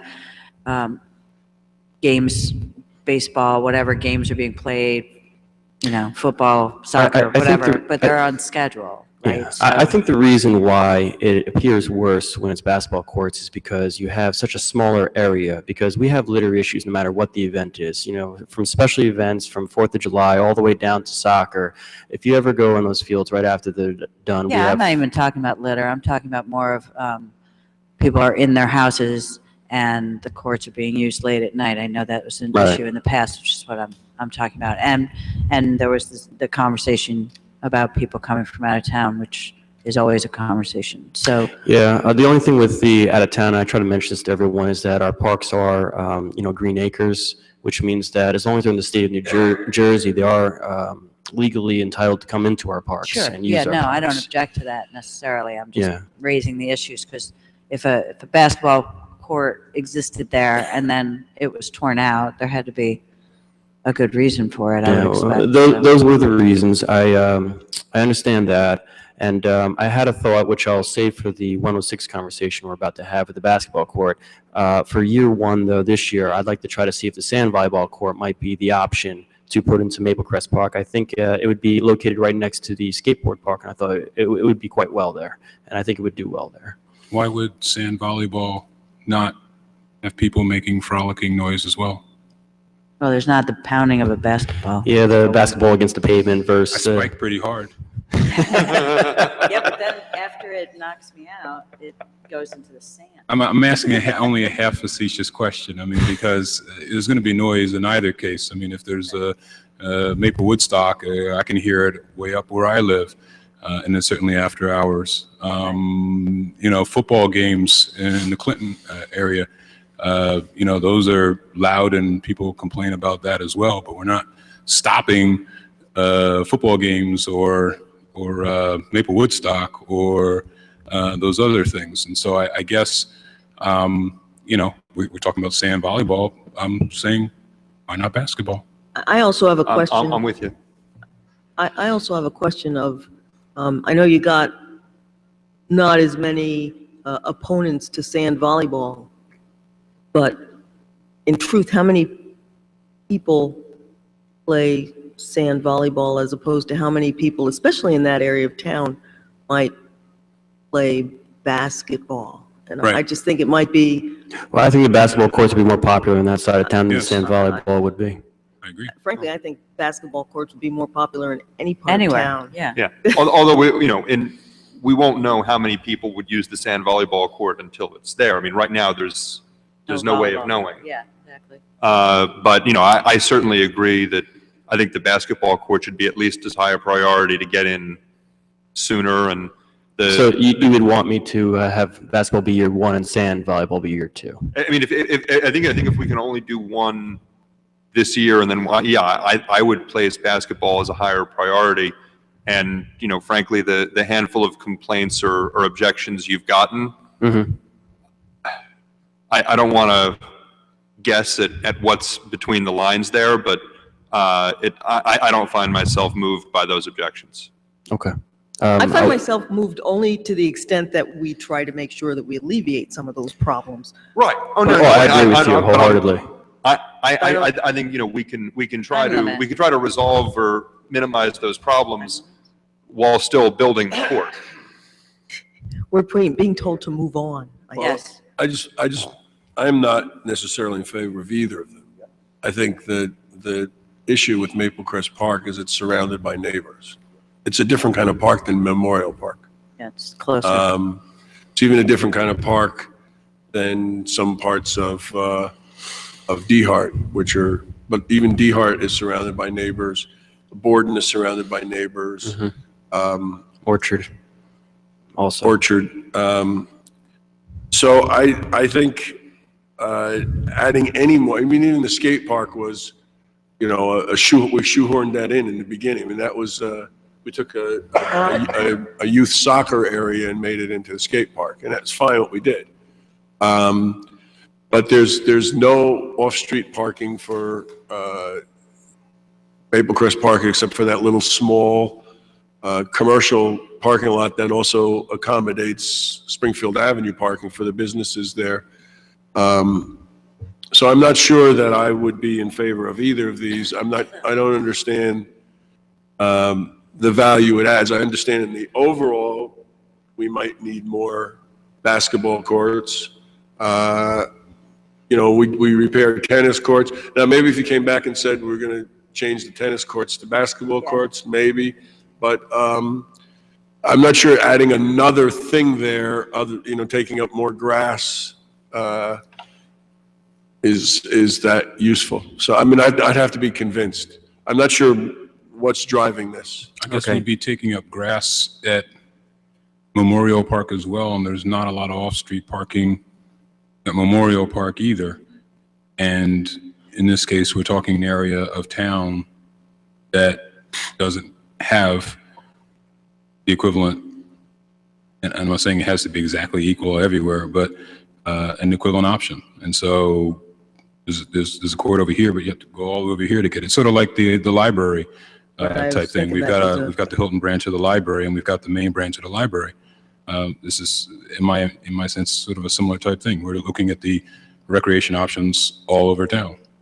So I agree with you. And maybe if we were to take one of the take those tennis courts over there, where I think you have tennis courts, we have a tennis court at D-Hart, and we have tennis courts here. And we have a tennis court in every park we have in town. Memorial, and you have tennis courts in all the parks. I don't know if you take both there's 3 tennis courts there, right? So I don't know if you take 2 or something, but maybe doing that. There's 3 tennis courts at Maple Crest currently. But I just don't see putting more stuff into Maple Crest Park. Maybe rearranging stuff in Maple Crest Park to fit a basketball court makes sense. I'm not sure the volleyball, I mean, honestly, the volleyball was, we've played volleyball up there. There used to be a Sunday afternoon sort of pickup area. We put some poles in there to make that happen. We had a number of problems with the parking. Illegal parking, illegal sales of food up there. We had vendors come up there, which we had to get out. The difference in Memorial Park is we have a lot of street parking that isn't residential parking. And what we did in Memorial Park is we made it permit parking on Park Road because we wanted to alleviate the problem we were having of people parking on Park Road. So we have them park on Donnell, and we have them park in front of the town hall. Would it be beneficial if I reached out, because I know there's a large lot behind the municipal court that I think the church owns, to see if there'd be a way to have an agreement with them for overflow parking? Would that help address that concern, do you think? What are you talking about? There's a lot that I think, there's the municipal court, and there's also a church that's right there, and there's a large Right, lot. Yeah, the lot is for parking for the court and. Oh, it's for the yeah, court? And Okay. and the merchants on, employee parking for Springfield Avenue merchants. Would there be, you think, available overflow parking there is what I'm wondering? I don't think so. I think it's used up pretty much by court people. I think I would like to explore the mayor's option of switching out some tennis courts over there. I agree. Yeah, I could look into that. I'm completely open for it. I disagree that there's not a need there, but I think 3 tennis courts is a bit much over there, whereas I think there's a bigger need for basketball courts. So I would, if you could investigate that, I think that would be good. I absolutely will, and I'll get back the information to all of you as soon as possible. Plus, more people can use basketball court than tennis. What's that? More people can use basketball than tennis at one time. You know what I mean? True. Okay, let's go to the platform tennis. These are all going to come back to us for recommend. We don't even know what the open space advisory committee is going to recommend. Library. Exactly. They have to make their recommendation. Correct. The platform tennis, we have 2 courts currently at Walter Park, and there was a group that had approached me from the community, which is why this application was late for me, that wanted to expand it because the courts get constant usage, because I don't know if you noticed or not, but platform tennis is actually a winter sport, and they are heated courts. And they wanted to expand these courts to 4 instead of 2. Some of the benefits they were saying, besides being able to have more leagues going on during the summer, is also that sometimes people even like to use these for the kids when they're doing the tennis drills, so they learn in a smaller space. It's also another area where we can use for other varying activities, such as we were considering bringing pickleball in for the seniors, and we were thinking this is a nice area where they could use this as well. What would you take away in order to put this? You have to take the parking away? No, actually, I would have it more pillars installed so it would come towards closer to the sidewalk. Either that, if that doesn't work, it would, we could also take out the bocce. Thank you, the bocce court. No. Yeah, I just Scratch the think- bocce. I just think, again, we don't have a lot of parking because you got commuter parking there in the daytime.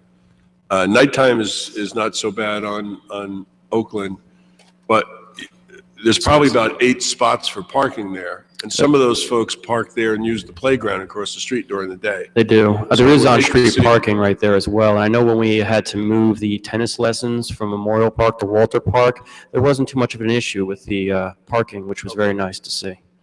Yeah, I just don't want to remove the parking lot. No. I have absolutely no intention whatsoever of taking the parking lot out. The next is pool parking lot. You're looking for open space trust fund for the pool parking lot? Yes, I was hoping. 0 on that one. Okay. I'd rather. No, I mean, we just talked about not putting more resources into the pool. We're going to get $100,000 from the developer at PSE&G, so you're just going to have to wait for that. Okay, I will. All right. Seasonal worker park attendant, is this something you do every year? Every year. Okay. Turf growth blankets, Yes. is this, we have 2 now, right? Yes, we actually are putting the ones out right now at DeHart, and I wanted to continue the trend for the winter at Maple Crest next, so that the fields there could also green up in the spring. The idea being that all the athletic fields eventually could have turf blankets and that we could close them off in the winter so that when early spring comes and we remove them, the grass would be ready to go. And that's it you have for open space, correct? That's all I had. So these blankets would be moved around, right, whenever we got cold? Yes, we, they can be moved around. My swing didn't make the cut. You're what? My swing didn't make the cut. That we're investigating. I'm still working on that, it's, no worries. It's not like you just put it up on an existing thing. There's more to it than just that. Yes. I will tell you the expression swing, I already reached out to the company and they're sending me more information and we have a meeting coming up. I have not forgotten your swing.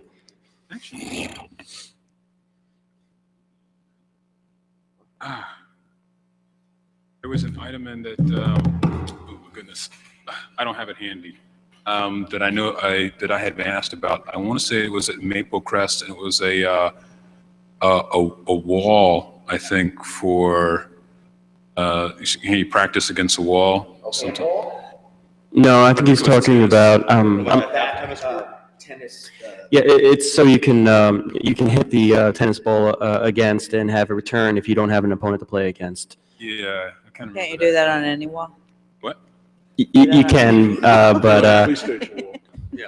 it's so it'd be inside the tennis court instead of hitting against someone's wall. Yeah, I'm sort of reacting the way she did. Oh, it didn't make the cut in a sense, because I know I was asked that specifically by somebody, and Actually, it's coming back to me now. I apologize. I did forget about it. If you like, I can do the research and get that out to you immediately if you want to review it. It wouldn't be terribly expensive either. that's what I recall. It would not be very expensive. So. No, it would probably be like $1,500 if I recall correctly from the last time I put one up.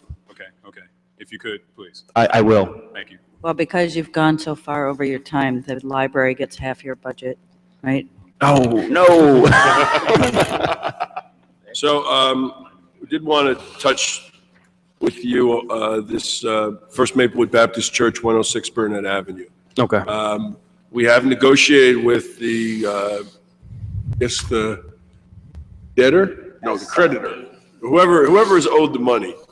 Our last bid for it was $400,000.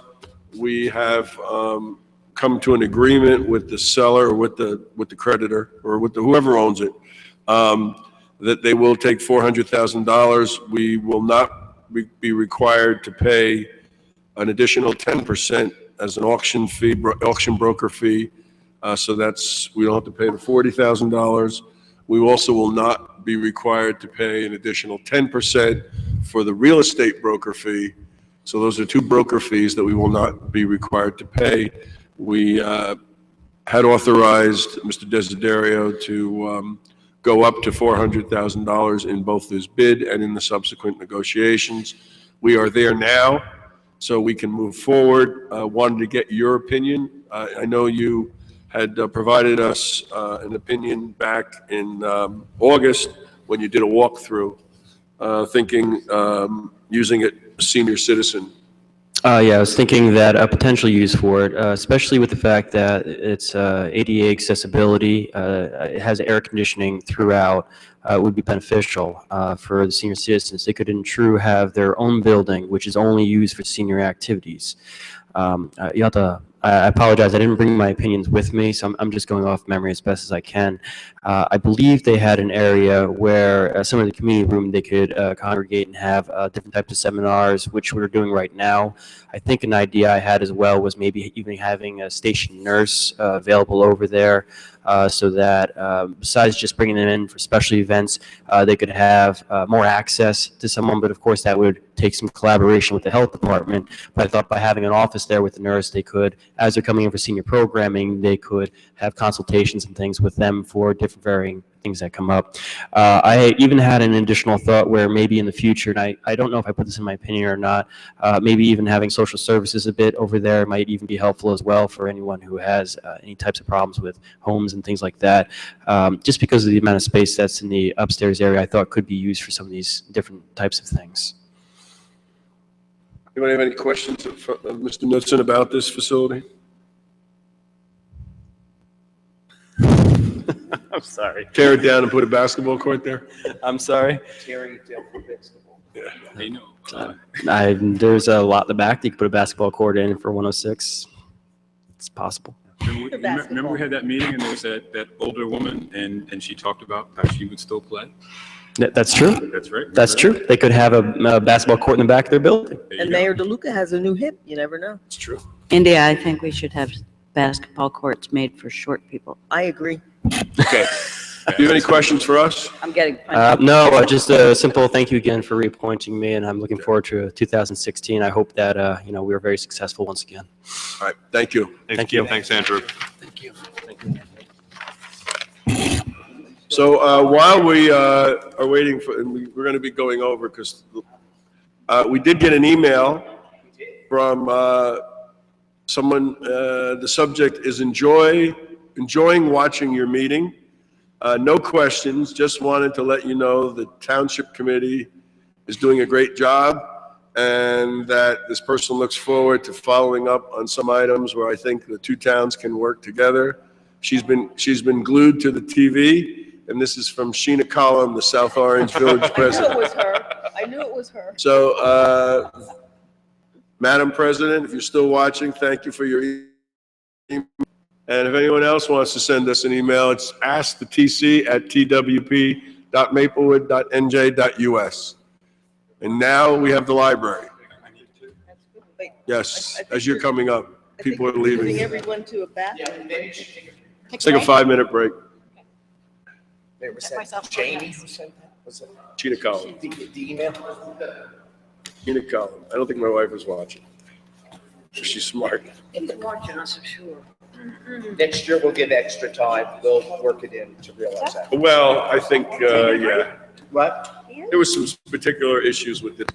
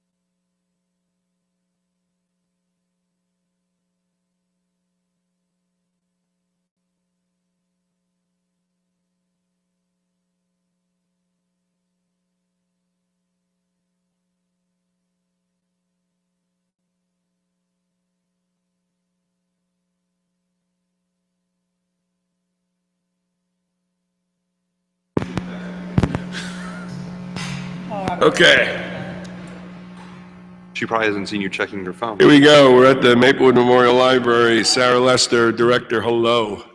Hello.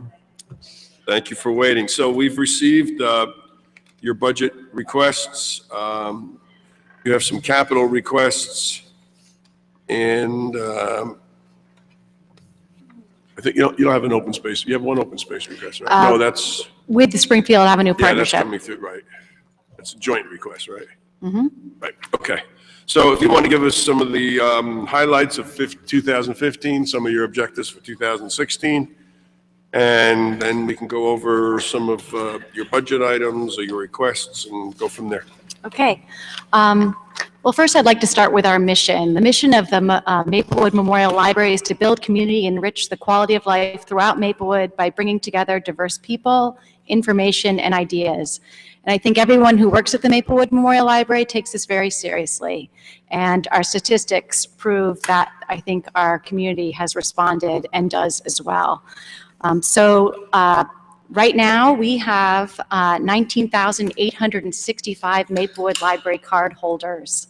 That's a very unusually high number for a community. That's more than 83%. Nationwide, that statistic is around 65%.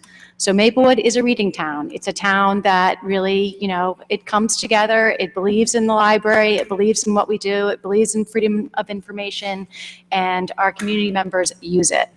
The other statistics that I want just to point out from last year is certain things have, kind of stayed the same, like our book circulation is pretty constant, but our ebook circulation has gone up 12% from last year.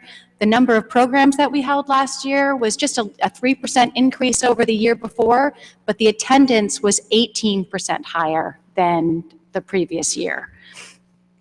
We also know that our community is using the library virtually. We had a 73% increase in our website usage. So that's 370,849 hits to our website. And then the other statistic that I was, this sort of, was shocking, but makes sense, is our wireless connections. That went up, our website increased by 32%, but our wireless connectivity increased by 72%. So in years past, and a couple of years ago, the township invested in upgrading our wireless, our wireless network at the Main and the Hilton Library, and that really paid off. People in our community are coming in and using our wireless networks and really appreciate it and also need it. The other thing that we did this year, thanks to the township, is we have Sunday hours. So we have 7-day service at our libraries, and people are coming in and using the libraries, at Hilton on Sundays. That's been very successful, and people are very appreciative. We also have been very focused on increasing our STEM programming at both of our locations. But at the Hilton Library, we have our Create space with a 3D printer, lots of other things in there, and it really has been a huge success. And we've been able to use the support of the townships and leverage that to get private grants to make that even better. So we have people of all ages doing coding classes, working with the 3D printer, doing CAD classes. And we have a regular group that now meets on Thursday nights. That's our maker meetup of adults that are working on using our 3D printer to build a new 3D printer. So that's a very cool thing that people in our community, we know we have a talented and creative community, but they really are coming out and, we think in this age of technology, that people, have this access and are in their homes. But I think, what we've seen in the library is people really crave being together to come up with new ideas. And that's one thing that I think I'm very proud of that we really do at our library. Lots of other stuff has happened, but last year we had our second annual Maplewood Ideas Festival with over 1,400 people who came to that. And that really is also because we have such an incredible community, and this really is a way that we can celebrate the people in our community. So that was last year, and I'm, skipping over a number of other things. But I think because we have been, well supported by the town, we've also been very successful at applying for and getting grants. And this is really, I really have to thank all the staff of the library for making this happen. But we know that we have to do this if we want to have innovative services in our library, and we've really stepped up to the plate to do that. And this year? Okay, so this year, we're very focused on our buildings. We've just completed, we've been guided by a strategic plan, which has also been very helpful in getting everybody on the same page and looking towards the same goals. When we do monthly reports, all of our staff have to tie what their successes and what they've done into those initiatives. And now the one remaining initiative from our strategic plan is really to work on our infrastructure and our buildings. And so the big thing that we want to do is to do a conceptual plan for a 21st century library in Maplewood. We also, one of our other goals is to bring ESL services back into our library. What services? I'm sorry. ESL or ELL services. And just this week, I was down in Trenton at the Department of Labor. So we're not the only ones that want to do this, but statewide, our state agencies have seen that libraries have been very successful at helping people get jobs, at doing literacy programs. And the Department of Labor is putting out a grant specifically for libraries for literacy programs. So we're putting together a grant right now so that we can do 4 10 or 4 12-week sessions a year, again, at the Hilton Branch Library when the library is closed on Tuesday and Thursday mornings, so that we can again have this. We get calls every day asking if there are ESL classes during the day. And right now, there aren't. The adult school does have a class in the evening, but a lot of people can't do that. So we have your capital requests. Why don't we go through those? Okay.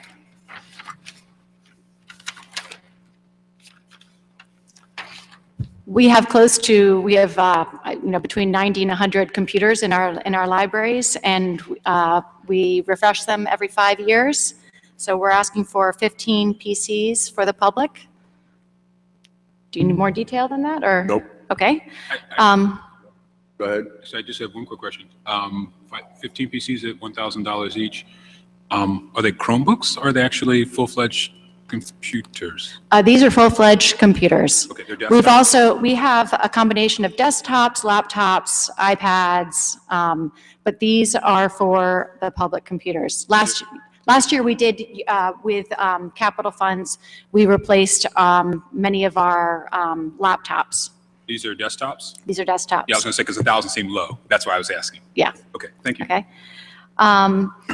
This year we would also like to have purchased 3 self-checkout stations, 2 for the main library, 1 at each of our circulation desks, and 1 at the Hilton Branch Library. We know our staff are pulled in many directions in doing, having to do different things. Operations work differently, and we also know that our public sort of expects this. People want quick service. Some people don't want to interact with a person when they're checking out materials. They want to do it themselves. And so this would allow for that. And then along with this and how people live their lives right now, our scanners only scan our barcodes off of our library cards. We'd like people to be able to bring their phones and scan their cards from their phones. And in order to do that, we need to get some smart scanners. Scan, like I have my card on my phone? Yep. What's that? There's apps to do that. Yeah. Just out of curiosity, I'm sorry, I'm asking today. If I were to take a photo of my library card and pull it up as a picture, could you scan it? Yes, with the smart scanners. We can't with the scanners that we have currently. I'm not sure what the technical reason is, but we can't. We can't do it. Yeah, but people ask. That's another That could all thing. change. Yeah. Okay, that's why I was. It just, people are running out the door, they have their phone and they have their, not, this is a walking town. They don't always have their keys. So this comes up many times. And then just because we're so technology driven, we need under miscellaneous software and hardware, every year things happen that we have to make replacements for so many things that we have in our library. The other addition this year is a print management system for our public computers at the main library. Right now, this is on the honor system where people print out and then they go up to the main desk. We now have a color printer that you can print in both black and white and color. That's a lot more expensive for us if people print out 20 copies and don't pay us, just because the toner's so expensive. So we'd like a management system in place so that people pay before they print. And we are now almost 2 years into being part of the Buckles Consortium of Libraries. So we're part of a 76 library network, and this is the $3,000 is our final share for being a Buckles member. And lastly, we are asking for $15,000 towards the cost of hiring an architect for a conceptual plan. We do not have that request. Right. We don't have that. We have the windows. You forgot the windows. Okay, sorry, turn the page. I That's a big thought you one. misstated the number. I was looking, I Okay. was like 50, says one. So this, we also asked for this, so the window replacement at the Hilton Branch Library. The Hilton Branch Library was built in 1959. The windows are original to the library. They are energy inefficient. They are bolted shut. They have been in need of replacement for many years. But we would really like these to get replaced. And so that is, it's $125,000. And that would replace for the whole facility? Correct. Okay. I just wanted to make sure. Mm-hmm. And then you have your $15,000. Which would be not a capital request. 15,000 would not be I don't think that we can. for architectural studies? $15,000 for architectural study of a new, for possible expansion. No, that would just like the soft cost. So yes, we could add it as a section 20. As a what? Yes. Yes. Architectural studies, as part of the engineering, architectural studies would be called section 120, right? Section 120? No, 20. Section 20. It's not capital. In the capital, capital. yes. So in the that was my capital. ultimate question. So then we still need that. Yes, sorry. So talk about that $15,000. What's the plan? This is not just 15. You're talking about the library foundations coming up with 15 also? Or No, the library. Library. The library, this would be part of the- matched with $15,000 from the library. So it'd be a $30,000 cost that we would be issuing an RFQ for our architectural services to do a conceptual plan for a 21st century library in Maplewood.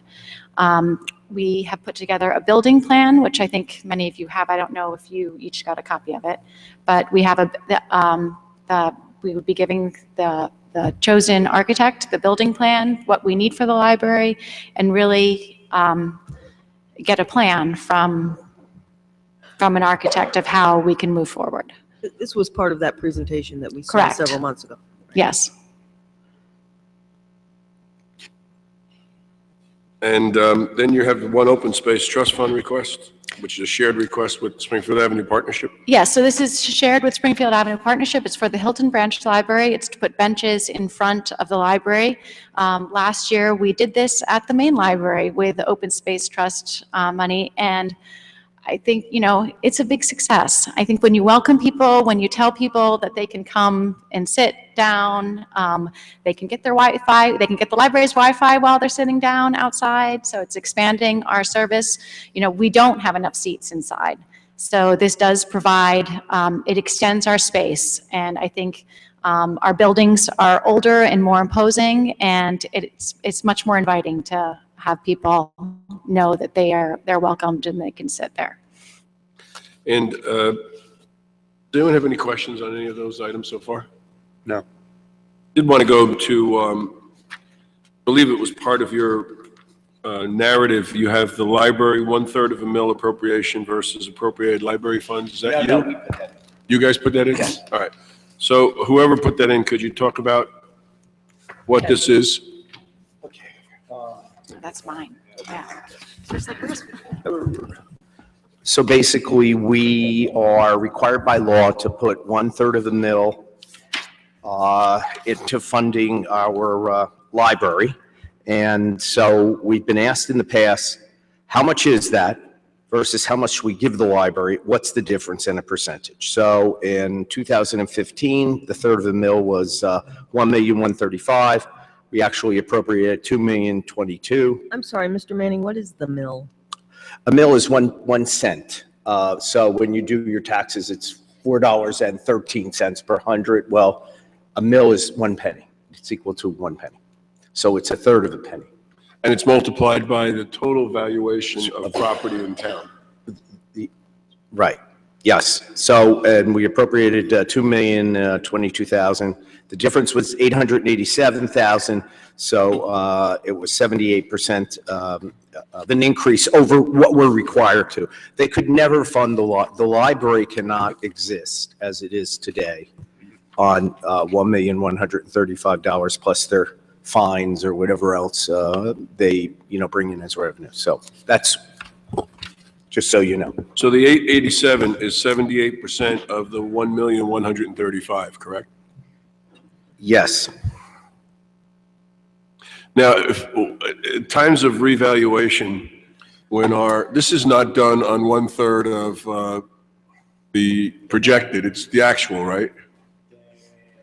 The equalized asset valuation. It is Is a third. 1/3 of the equalized asset, okay.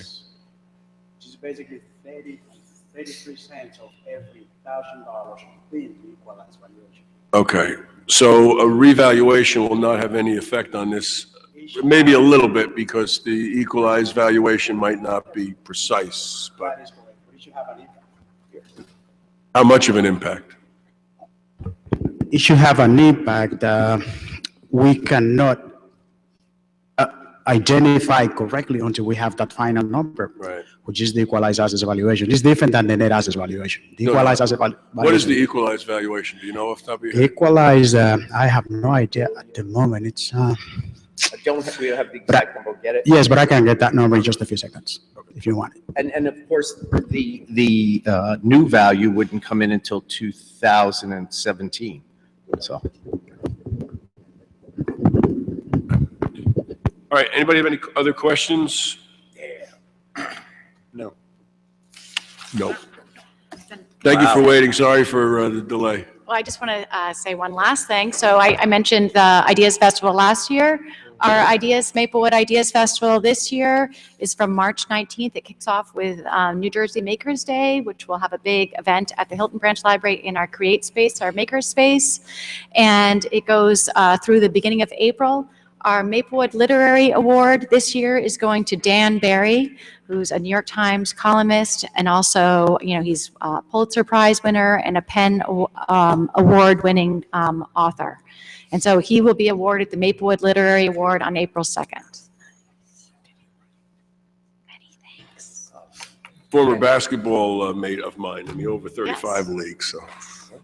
Dan Barry, yeah, that's why that was a long while ago. That was like when you said the Hilton Branch Library windows, and I'm thinking, so what, how old is that? Yeah, I just That's replaced not that old. I just replaced our 1926 windows this year. Although I'm older, and I'm starting to get pieces replaced, so. But I think the buildings that were built in the 50s weren't built the same way That's as right. our houses right. and other things that were built Or earlier. people built Or in the the people 50s. born in the 50s. People built in the 50s are different. All right, well, thank you. Thank you. Thank you all. Mr. Manning, you're up. And we're expecting a really Inordinate amount of exciting, money on time. really exciting time talking about administration All and IT. And remember, this is the time we hope you're going to send in your questions, because we're talking about IT. Yes. All right. These are all my free. Okay. Bring yours over. Well, you have, and the first part is our mission and what we strive to do every day. One of the things you may not know about our office, or my office, and me in particular, is I'm the emergency management coordinator for the Township of Maplewood. I have 2 deputy coordinators, the police chief and the fire chief. And we do have a local emergency planning committee. We meet a couple of times of the year. Unless there's an emergency, then we meet more often.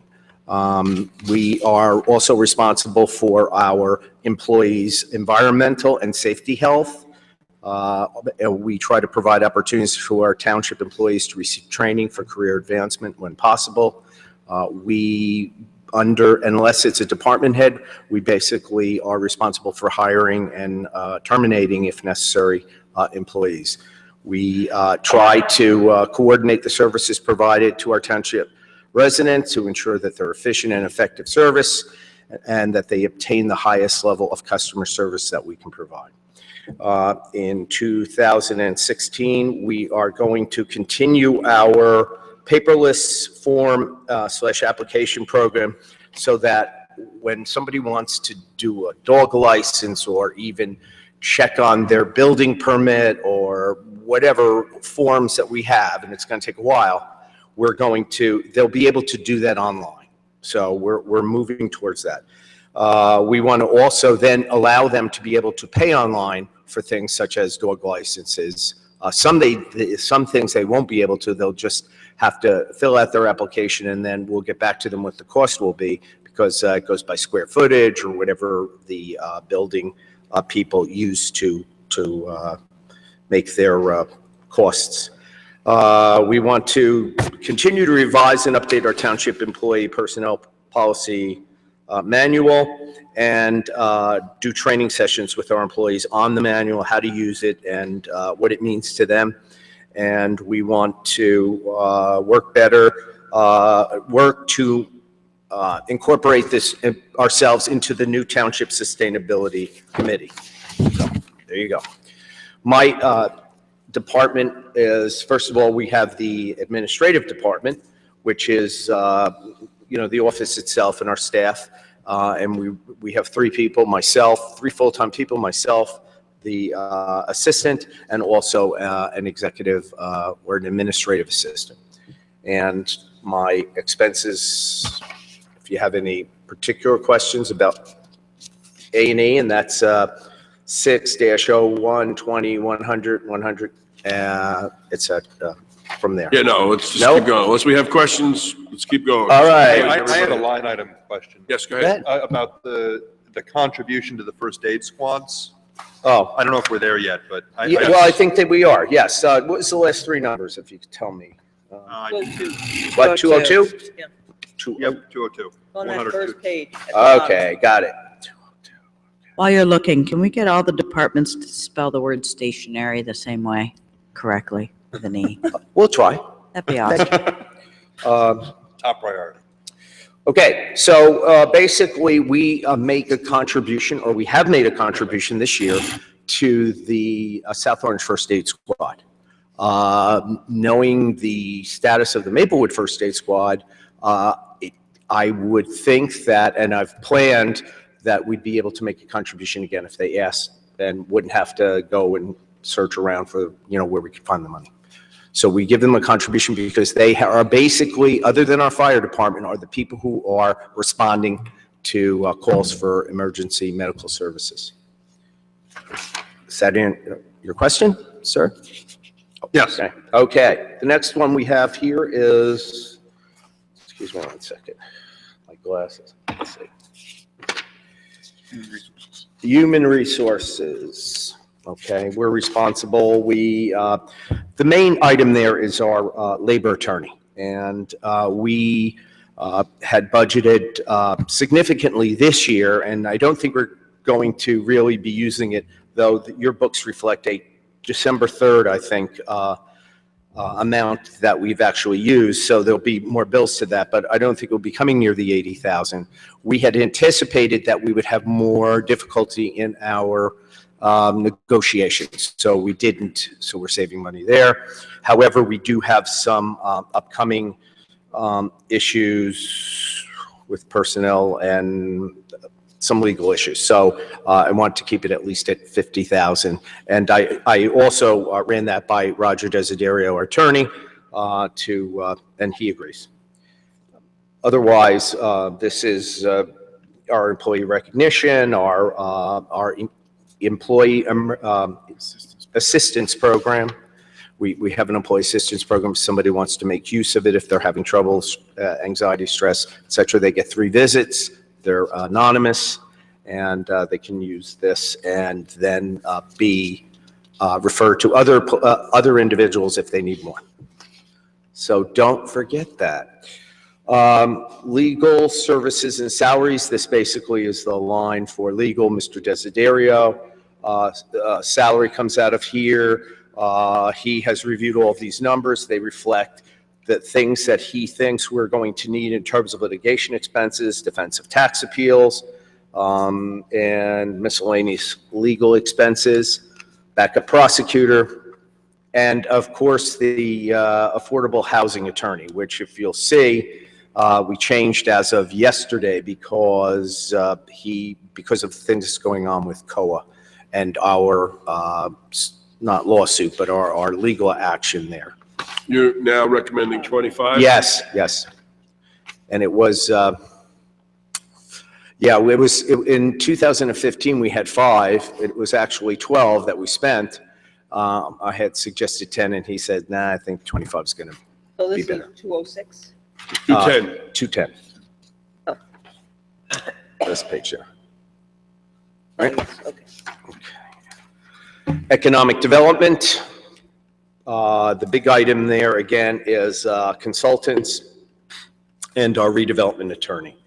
And we have, got that one that's set 170, 170? 17203. I had my things, I'll just say. Oh. So we usually keep an amount in there for consultants and redevelopment attorney, should we need them. And this year, we had a lot of redevelopment attorney work done. However, our portion of it was a certain amount, and the rest was covered by escrows. It's charged out to Yes, projects. charged out, yes. Yes, information technology. The big one here is 209, which is our network administrator. That's our third party. That's our shared service with the Village of South Orange. Village of South Orange is lead agency in an interlocal or shared service that we have, and they provide our information technology services, and we pay them for that, and we find that to be the best way to run it. And on the next one, the insurances, and I know these are yeah, estimates. these are At what point do we get a real number? Because these are pretty significant jumps. Yeah, the insurance numbers will be coming in probably by the end of this month. So a lot of these other things that are put behind mine will be coming in. So we'll be revising and we'll be getting you updated. Do you have any sense of the direction it might be going, or do you just have to wait until you get the actual bill? Yeah, yes, we have to wait. We just have to wait. I have no idea. About the same. So it'll probably be about the same or slightly higher. So that number should come down. That's what you have now. Right. Slightly higher. Well, no, we went from 2,346 to 2,700,000. Well, you went from 2,440 because you're really. All right. Yes. Right? Okay. So right. So it's 260. Yeah. I mean, it's a good number. It's a good number. That's the two of them equal a tax point. Right. Together. Right. The increase. So. But, and we are a member of the JIF to try to save money. And so we have some control over, because we're voting members, and we watch all the things. We go over all of the cases that are there, workers' comp, et cetera, et cetera. So we are aware. And we also work very heavily. Mr. Correa runs our safety committee, and we've had extremely good results from our safety committee, particularly in the area of workers' comp. Yes, so we've been going down in the amount of cases and the timeout and what have you. Historic preservation, well, that we take care of historic preservation. They have a $3,000 budget. They basically go to some conferences. Sometimes they need legal advice, etc. So we kept that even. Emergency management service. This is going to have to be corrected because we're going to have to probably go up on this a little because our AEDs, we want to expand our automatic electronic defibrillators. Ms. Fritzen runs this program, and to get additional training for people so that they are able to use them in our building. So some have to be replaced. We want to put them in additional places, and we want to do some training, and that might cost up to $6,000 additional dollars. The nice thing is we have a lot of employees that didn't fit into the first class that really want to take it. So we are trained, so if any of you have to succumb, we'll be there. We appreciate that. Okay, any questions? What? Yes, well, you're welcome to be trained, yes. Let's go to your capital request. Okay. I'm sorry. You're talking about big things, and this one's so small, I almost hesitate to ask, but the farmer's market.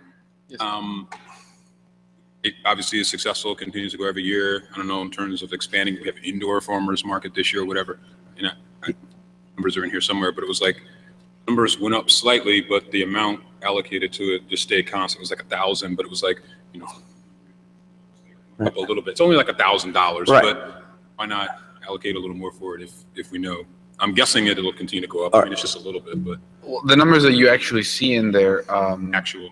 well, we actually generate a revenue off of because the spots that we have available for the vendors, they pay for that. Okay. So we cover all of our costs, which is 15, that you see allocated in the budget. And then we usually generate about $2,500 worth of revenue that allows us to buy the banner that you see on Springfield Avenue, the bags that we give out. Here, where it says on 226, 2640.95. Actually, he actually earned in excess of the 1,500. Yes, correct. Mhm. Okay, never mind. And Yeah, that's there is brought a in as a little- revenue. There is a little. That's why you see it in negative, yes. So it was a $2,600 revenue, and Right. So in terms of capital, any other questions regarding the operating? No? Okay.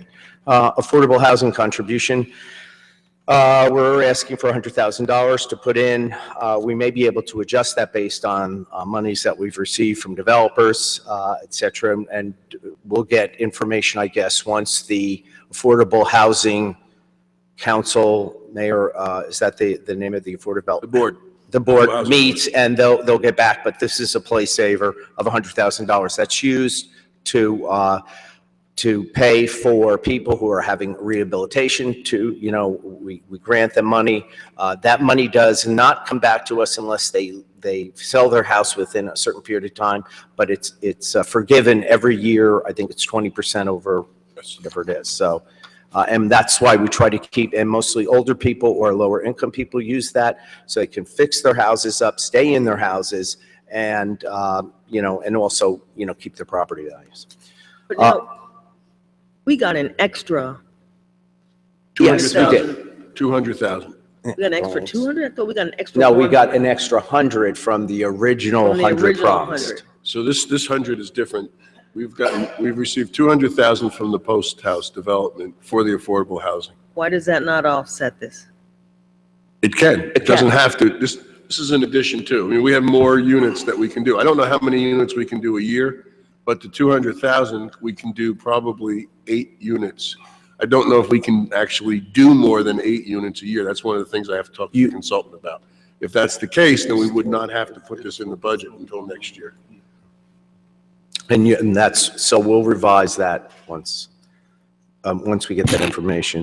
The next one I have is that fiber connection, town hall to the Maplewood Police Department. It's fairly expensive, but it does allow us complete redundancy. So we will have backup there. They'll have backup here. And it will, in case of emergency, and we had to go somewhere else and set things up, we would have access to our information. And that's a one-time cost, right? Yes. Okay, I mean, Yes. and will there be sort of annual cost to maintain that or service it, or? Well, that would be very minimal. Okay. It really is just the upfront cost. Okay, so the 88,000 we're looking at, that's, that gets us the system, and then in the future, it's whatever cost to. Correct. Okay. There are repairs to the line or, I do want to add one thing, is that this particular connection would assist the police department in some of the public safety cameras that they have in the surrounding areas. Right now, the way that they operate, they have a wireless connection from the cameras around the park, and in the whatever intersections around us that they have, that it's an additional charge for an additional wireless account with Comcast. So they will be able to tie in here and then run from here back to the police. So there are some savings that could be generated from. Yeah, fiber optics has imagine like a bigger pipe. Right. In a sense. So now you're able to basically use some of that excess capacity to address some of these requirements here. So. Are they requirements or desires? say what? Was this required improvement or something we No, just want? this is part of our IT strategy. Our IT strategy going forward. It's not required. It's what we're looking to do, one of our goals. And then we have I'm sorry. every. Could you sell me on this a little more? Because I don't, it's a really big number, and I'm not quite sure it's something we absolutely need. Well, so just to give you an example, even though I wasn't here, take, for example, a storm like Sandy. We were fortunate that our IT infrastructure wasn't damaged during that storm. But let's say that it was. That is all the information pertaining to all of the township's documents. It contains confidential information, plans, things that take care of the day-to-day activities of the town. If for some reason we were to lose that information, we would have the ability to connect to the police station that has a room specifically to store this information for us. If that were the case, we would be able to take computers that were not destroyed, set them up somewhere else, and continue our operations right away. If we didn't, or if we don't have something like this in place, then we have to figure out how to minimize the lost time of running the operations that we have to do in order to really ensure the delivery of public services. So this would help with redundancy in our operations, and it would also do the same for the police department. And they are, the amount of information that they store and need access to just to operate on a daily basis is immense. Does that include the court system? Does that include the court? Oh, okay. I was going to say also, just from an IT strategy standpoint, you don't want your backups to physically be in the same place as your primary storage. You know, it's the joke that, you got your backup, and then your backup is in the same place, and boom, it goes, now they're both gone. But, well, that wasn't very helpful. So when you have them physically disparate, then you've got this fiber optic. So now the information is continually being backed up in both locations. So yes, if this goes down, now you can just connect to there and have the same data. So that's, the physical disparity is different. Now, this is, again, notwithstanding the whole cloud discussion I was having earlier, which basically addresses the same issue. But for now, notwithstanding the fact that there's still, well, is there any kind of state or federally approved infrastructure by which police departments could store that information in the cloud? Without that sort of guidance, we're kind of constrained by the physical things we have now, and this is the way we're going to address it. But I just don't want to lose that for future. Right. And also, this is something that the schools do, for example. All the schools are connected through fiber. All schools what? All the schools and the Board of Education are connected to each other through fiber optics. And the last one is our IT equipment life cycle. Again, we keep computers for working for 5 years, and then we really have to replace them. They're no longer serviceable. They can't run some of the programs that we have because the new software just doesn't, it doesn't allow to either store it or run at the speed it needs to. So that would be for, how many approximately do we get? We purchase about anywhere between 12 to 15 computers a year, and this also, we'll also use this money to buy things like additional hard drives for things that we need, or if any other IT project that requires the purchase of IT equipment or hardware, it assists us in that.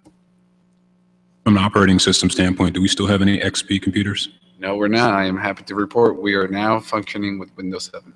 Windows 7, okay. All right. Are we? It was a long transition, but we're all up to Windows 7 now. Okay.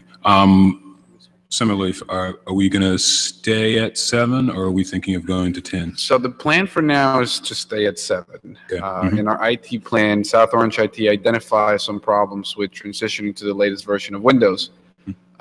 We are waiting for them to see what kind of kinks they can work out with that, because there is an opportunity for us to upgrade for free to the next operating system.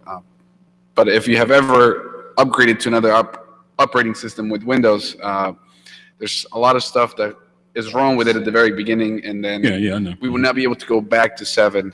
We would have to do the entire process. The way Microsoft defines upgrade is not the way the rest of us define upgrade. Yeah, For but I the just want to time make sure we being- weren't on XP anymore, since Microsoft isn't even supporting anymore, so. For the time being, we will stay at 7 until we determine that it's better or more efficient for us to be. Thank you. Okay, are there any questions for our administrative team? Any email questions? Nothing. Okay. So we will conclude the hearing. I do want to deal with 2 items that I mentioned in an earlier email, but also just remind us that we will be back here on the 23rd, dealing with the Village Alliance and Springfield Avenue Partnership, the Community Coalition on Race, YouthNet. We'll be hearing the Finance, Tax, and Sewer Office, the Clerk, the Open Space Trust Fund, Public Works and Recycling, Engineering, Planning, and Zoning. We will have Tom Malavasi come back, even though it's a day after he leaves. I was going to ask that. He will be coming back. He will be here. We'll talk about capital and we'll talk about revenue. And also, not to be forgotten, because I did, is tax assessor. Tax assessor, always. Typically, that's a pretty easy one, but now we have things we have to do with next year, so Okay. I will add that. Okay, before we adjourn, would like to, I had sent an email around recommending that we appoint Robin Morey to the Open Space Trust Fund. Robin has been involved in the town for a long time. She's involved in College Hill. There is one space open. The Open Space Trust Fund is meeting Tuesday night, so that's why to bring it sort of on an expedited basis. So I wanted to see if there was interest in moving forward with her nomination to the Open Space Trust Fund. You need a motion? Yes. So I moved. move. Second. Any discussion about it? Please call the roll. Mr. Limbrick? Yes. Mr. Adams? Yes. Mr. Brownlee? Yeah, Mr. Larrier? yes. Wait a minute. Lucas? What happened? How'd you do that? Tricky, huh? Yeah, and then you answered as I Mr. went around the Brownlee, and room. I sure did. we're not, Yes. Because I'm used to being third. I just got used to being. All right, and did you ask me yet? I couldn't do the alphabetical. Come on, let's go, because we want to get out of here. Where are we? Ask him. Did the mayor vote? Did the mayor vote? Mayor DeLuca. Mayor DeLuca. Yes, okay, motion carries. Okay, the second item is, we need to give direction to our staff regarding the purchase of 106 Burnett Avenue. We talked about this the other night at our Township Committee meeting. We talked about this today. You had the information. We have successfully negotiated a price of $400,000 for the property, all in, nothing in addition. And what's our pleasure? Should we move forward? I hope we say yes. Yes. Okay. We will need a motion to do 2 things. One is to authorize Mr. Desiderio to conclude the negotiations and bring that to us in the form of a resolution. And second, authorizing Mr. Manning to move ahead with a bonding ordinance. Is that correct? Yes, so are we going to put a 5% down payment through the Open Space Trust Fund? Yes. And then, because I'll alert them so they know, and then Yes. each year until it's done, we'll get a, Yes. okay? Do you have a sense of how long we can extend this Usually- out? It is the purchase of the building, it can go up to 20 years. Yeah, but typically, typically we haven't, it's been anywhere between 11 and 15. So, Right. I think what would be good is, you know, we bring in about $3,008. $308,000. 108,000, yeah. If we could do like about a 10% of that and figure out how many years we could. Yeah, carry okay, something like we'll that, work yeah. it out. Okay. So, we need Which a will motion be to- different. We'll do a separate a bond ordinance for this particular thing. Correct. Yes. Right. And you've Okay. already alerted them that we were looking at this. Well, You've already in the mentioned it. summertime, yeah. Yeah. So I'll have to. Yeah. We need a motion to instruct Mr. Desiderio to move forward with the purchase and and also instruct Mr. Manning to move forward with the Can bonding. that all be in one, or does it have to be two separate? No, it can be one motion. So moved. Second, okay. I was going to say the whole thing. Okay, please call the roll. Ms. Adams? Yes. Mr. Brownlee? Yes. Ms. Larrier? Yes. Mr. Lambert? Yes. Mayor DeLuca? Oh, I'm sorry, did you call me? Yes. Oh. Motion carries. Anything else? Motion to adjourn. Second. All in favor? Oh, yeah, is there anybody, there's no one here in the public, so we don't have to ask anybody. Thank you for joining us. We'll be back here on the 23rd. We will be having our regular meeting on Tuesday, January 19th. Thank you.